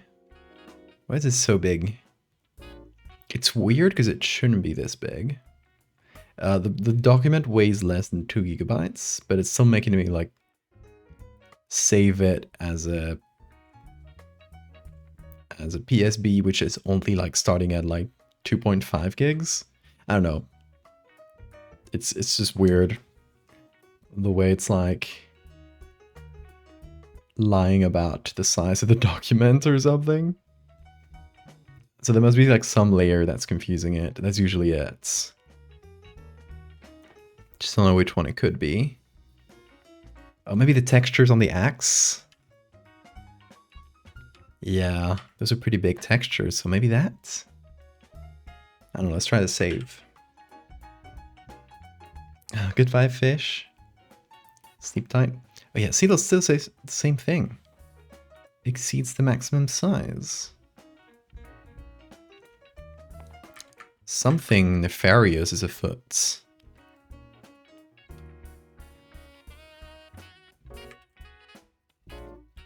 What do you think, Bean? Did we have the correct layers? We did. Okay, I found the suspicious layer.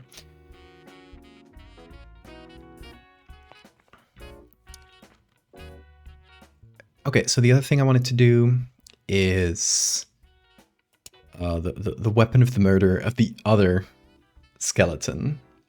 So most have died some way.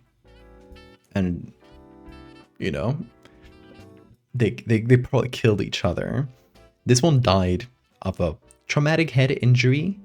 So if they killed, if B, let's call this one B and this one, the one that left A. If A killed B pretty much instantly, traumatic head injury, B must have killed A in a sort of more delayed way. So dagger to the ribs. That's what I was thinking. Yeah, something that would have at least allowed at least a few seconds before, you know, they probably like kneeled over, bled to death, to kill their assailant. That meant to be a cheer. Oh, dagger to the ribs cheer is honestly an even funnier message.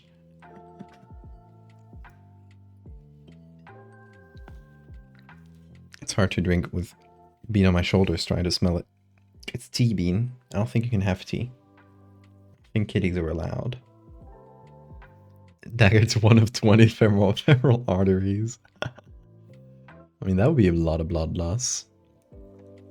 One of the issues with fractal syndrome, in like taken as a, if we took it as a real thing, is blood. If you start like increasing your body mass this way, your circulatory system has to grow in kind, right? Like grow in this at the same rates, and you only have one heart, and your heart is sort of calibrated for your size, if that makes sense, right? Like your heart can adapt over time, but at some point it'll just like start getting too big and you'll get congestive heart failure. And I think that's what most of these people would actually die from. And it's not as like interesting to show as a method of death, but it would be the most. It would have to be like, realistically would be the probably the most common way that the fractal people will die. So here is the bean.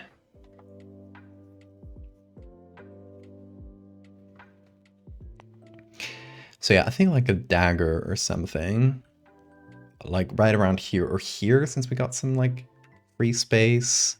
It's just, and in this case, it's sitting on top of the ribs. Okay, let's try dagger. Maybe the kitchen knife or something. It feels a bit more violent, right? Like, or improvised. Like they're just killing each other with whatever they had. Machete.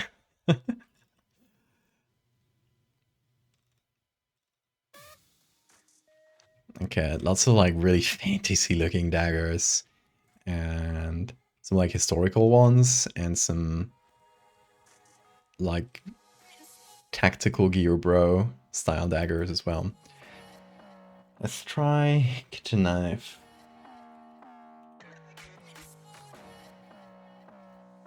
What happens if a carcinized person starts to become fractalized? Oh my god.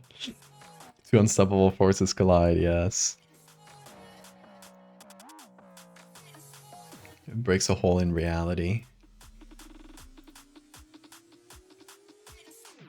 The continuity police comes in and arrests you.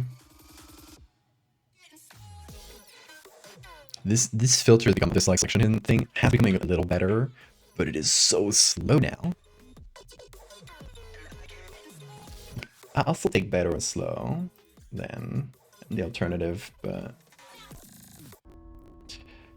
it is a little bit annoying. Okay, this picture is really green with this picture, this layer.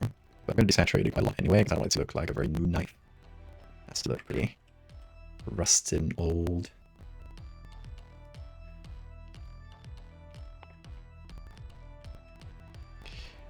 And this is probably a small knife. I'm comparing it to the size of the hand. So, okay, here's an idea. I put it here, and bury it a bit in the sand, and make it go under the rib.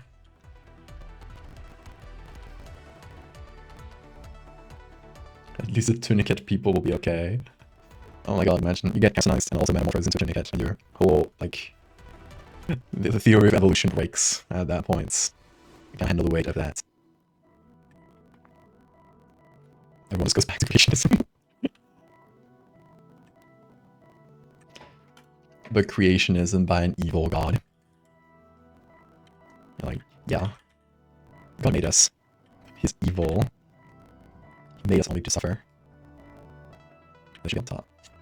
Okay, let's hide. Yeah, it's not handle with the knife, I think.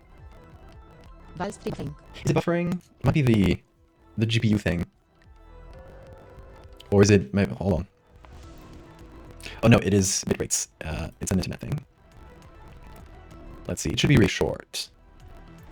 Looks like it only was a few seconds. So it should hopefully have buffered for a few seconds until it got back to stable. Let me know if you can see me, hear me all right when it gets back to normal. Stream's becoming fractal. Yeah, let me know if it gets more stable again. Yeah, I thought it would be like the DB thing, since it's already buffering the stream. But no, the little bitrate thing in the stream gives me unstable. I keep freezing in this video. Hopefully she gets stable really soon. It's usually only a few seconds to a minute. It's like low quality screen and audio sounds weird and then speeds up. That's funny. A few minutes? Okay, that is annoying if it's not only a few seconds. Because it shows that it's like a single bit on my end. There's nothing else to do than wait and hope. And if it's very bad, I might end the stream, but hopefully it doesn't get that bad. Let me check on my own preview. Oh yeah, it's like going down to 160p on my little stream preview, so that's strange, because my internet is working alright. Let me just load something.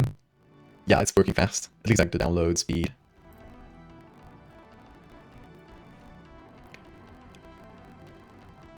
Yeah, the upload speed is decent. I don't know. Could be on Twitch, on the Twitch side of things. Sometimes the Twitch servers will mess up. It could very well be something like that.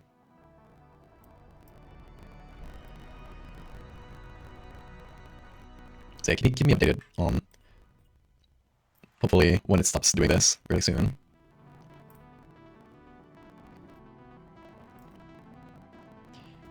In the meantime, I will keep adding rust to things. I'll use the same rust texture because I like that. The knife. And also the little bits of metal on the handle.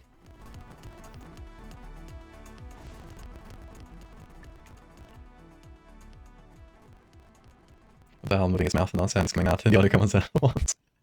That's funny. Oh.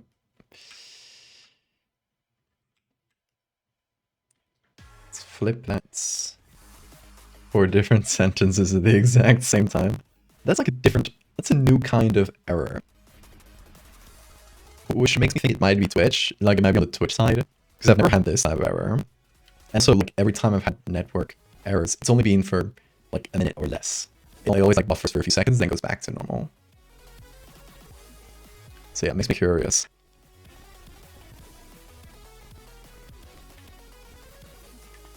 The Scientologist, it's always Scientologist. I knew it. Oh yeah, the music is probably really funny in this state too.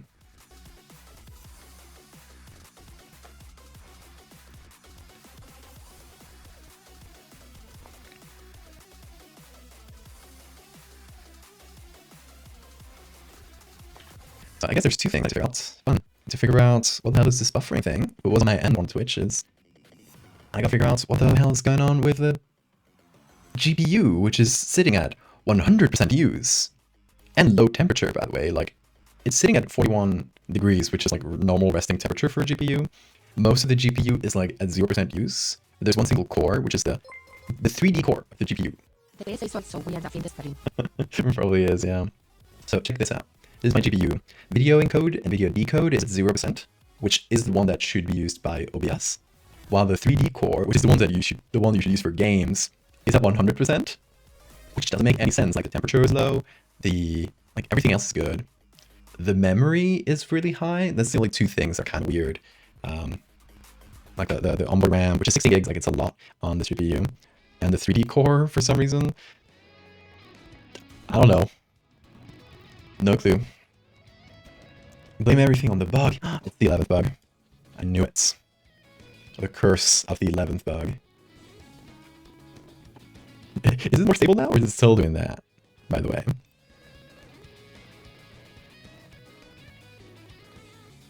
It's really interesting. Reload it on my dashboard thing. It still marks it as unstable.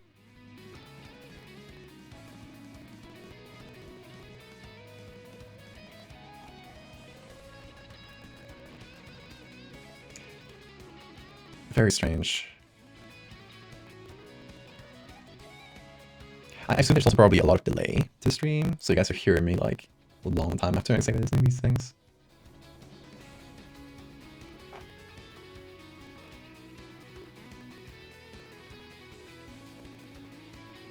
Zero % dropped frames.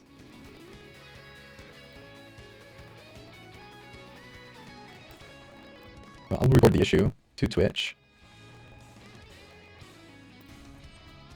It's getting a little better. I hope so. Let's see, like, it's Twitch down. Let's see if Twitch reports any issues on its own page or in, like, third party. There doesn't seem to be a huge spike right now. And it's saying all systems operational on their own website. So I don't know. Could be on my end, but it's weird because my internet is working perfectly. So, no idea.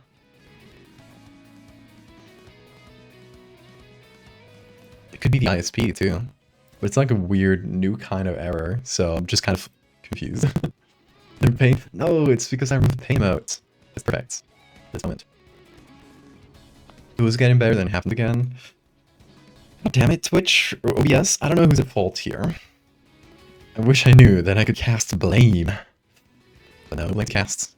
Also, like, something bothers me about the angle of this knife. Looks like it should be like slightly, like facing a little bit further back. So let me see if I find a better like kitchen knife angle. I should use this pomegranate knife. Let's do. There's no pain emotes. There's a sanded tooth emote. At least we still got that. Yeah, I don't know. Maybe I showed another shoulder accidentally, and Twitch banned me or punished me. It has blame a touch. Source: denial. Hey Lulu, we are experiencing network problems. Apparently, that's what everybody's telling me. But we don't know where they come from, so we're just kind of riding through them and hoping that they sort themselves out as they usually do. I'm also trying to find a good kitchen knife. These all suck.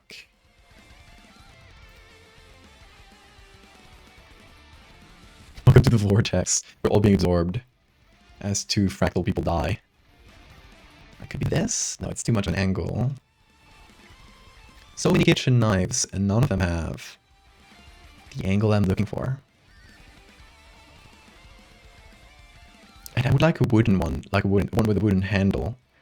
Which I don't have at home, because I could just like go and take a picture of my own kitchen knife, but no wooden handle ones on hand.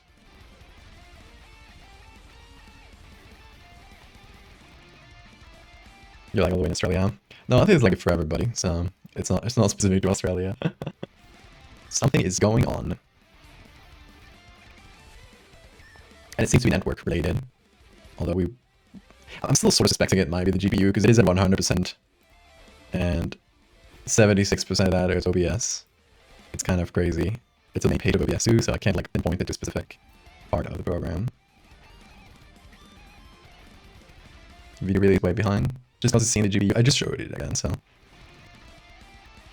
you're not that behind. So yeah, we are experiencing bugs.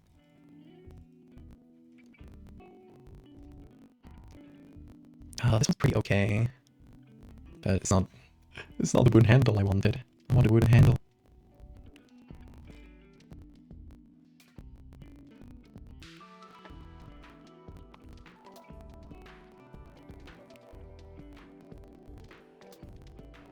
And after this, I will find the culprits. I will dig through, see what might have caused this.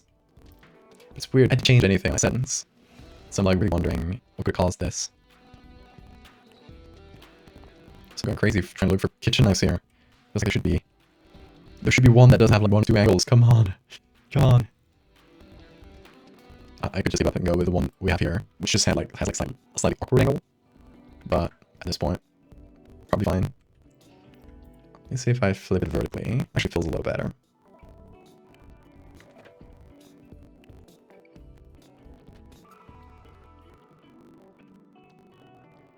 Did I show the bug twice? Wait, the bug figure? No, that was a while ago. Okay, then really late.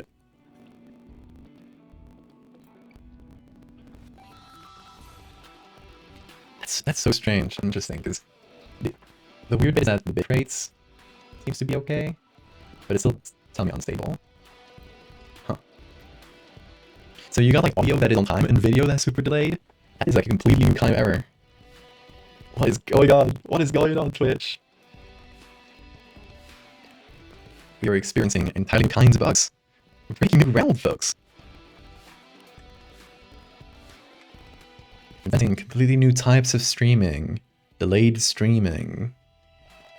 We're in frame for 2 minutes. Oh my god.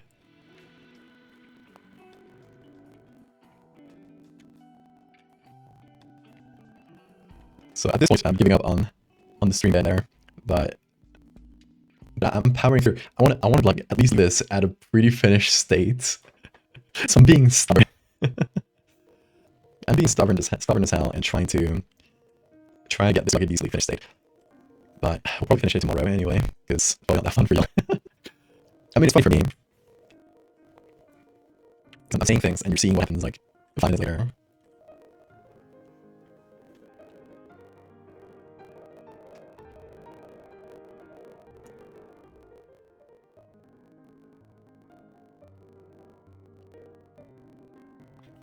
Oh, I hope it picks up all the bug. If it picks up the bug, then it might just not be a network thing. It's probably funny. Let me watch myself. Let's make the stream fractal. Stream with a stream. Let's go on Twitch. So you're not giving that time. Video super delayed. As like a movie player. Let's go on Twitch. That's so funny. You're experiencing tons of bugs. Making you this. It sounds insane. Types of streaming. Delayed streaming. Oh, 2 minutes. Oh my god. Yeah, it like suddenly sounds good, and then that's wild. You know, I think it might be the GPU then, because it's getting to you that way, and even the clips show it's like weird delay. And we still haven't figured out the GPU thing. The problem is like, why did it start happening like midway through the stream? If the GPU thing has been happening since the very beginning, that I know of, or at least like part way through. I don't know. Maybe the GPU thing just gets worse. It's like memory leak. Actually, it might be a memory leak. I've never seen this. Memory leaks are when something happens in the program where it just gets in the loop where it starts asking for more and more and more of your RAM, of your memory, and it's kind of like positive feedback loop where the only solution is to cut off the program completely. Restart it. And Photoshop does this often, so I've had to deal with memory leaks a lot of times. But this seems to be a memory leak in my GPU. I've been to telepath several times. Honestly, that's really funny. Thank you for the safe reminder. I think Photoshop is fine. Everything's fine. It's only one single core in my GPU. I will figure why this happens. But I think it might be the reason. I think it might be the reason. It might just OBS encoding from the wrong part of my chip or something, which shouldn't be the case. But I don't know. There's probably a way to change that manually. I hope. We'll see. I can't change any of these settings when I'm live. Your hive message is showing on the screen only now. Yeah, there's insane delays. My computer's not going to explode. I don't think so. The temperatures are fine. Everything's fine. It's a software thing. It's OES that's messing up here. So, how about we leave it at that for tonight, folks? I guess today, it's like early in the morning now on my end. We will finish this edits. I promise. We will finish this hopefully either tomorrow or the day after. I move streams around so I get to finish this. So yeah, let's say like we'll probably finish this tomorrow, but I'll reschedule and see what works. As usual, go to the Discord to get the updates. If I don't get the stream to work tomorrow, then it might be a larger problem, but I'll try to figure this out by tomorrow. But yeah, I'm gonna call it there, folks. I don't think there's much more I can do. I just gotta close OBS and hope that, pray God that it works and that tomorrow is better. So yeah, y'all, thank you so much for being here, for chatting with me, even though stream got really weird towards the end. I'm gonna check the recording. It's probably gonna be wild. Yeah, y'all, thank you so much. I will see you tomorrow if everything goes well. This stream might end very suddenly for you. This might be because you have a lot of delay. I'm sorry if that happens. But I'm getting good night messages, so I guess you're at least hearing me on time. Y'all, have an amazing time zone. Thanks for chatting, and I'll see you hopefully tomorrow. Updates on the Discord. Folks, take care.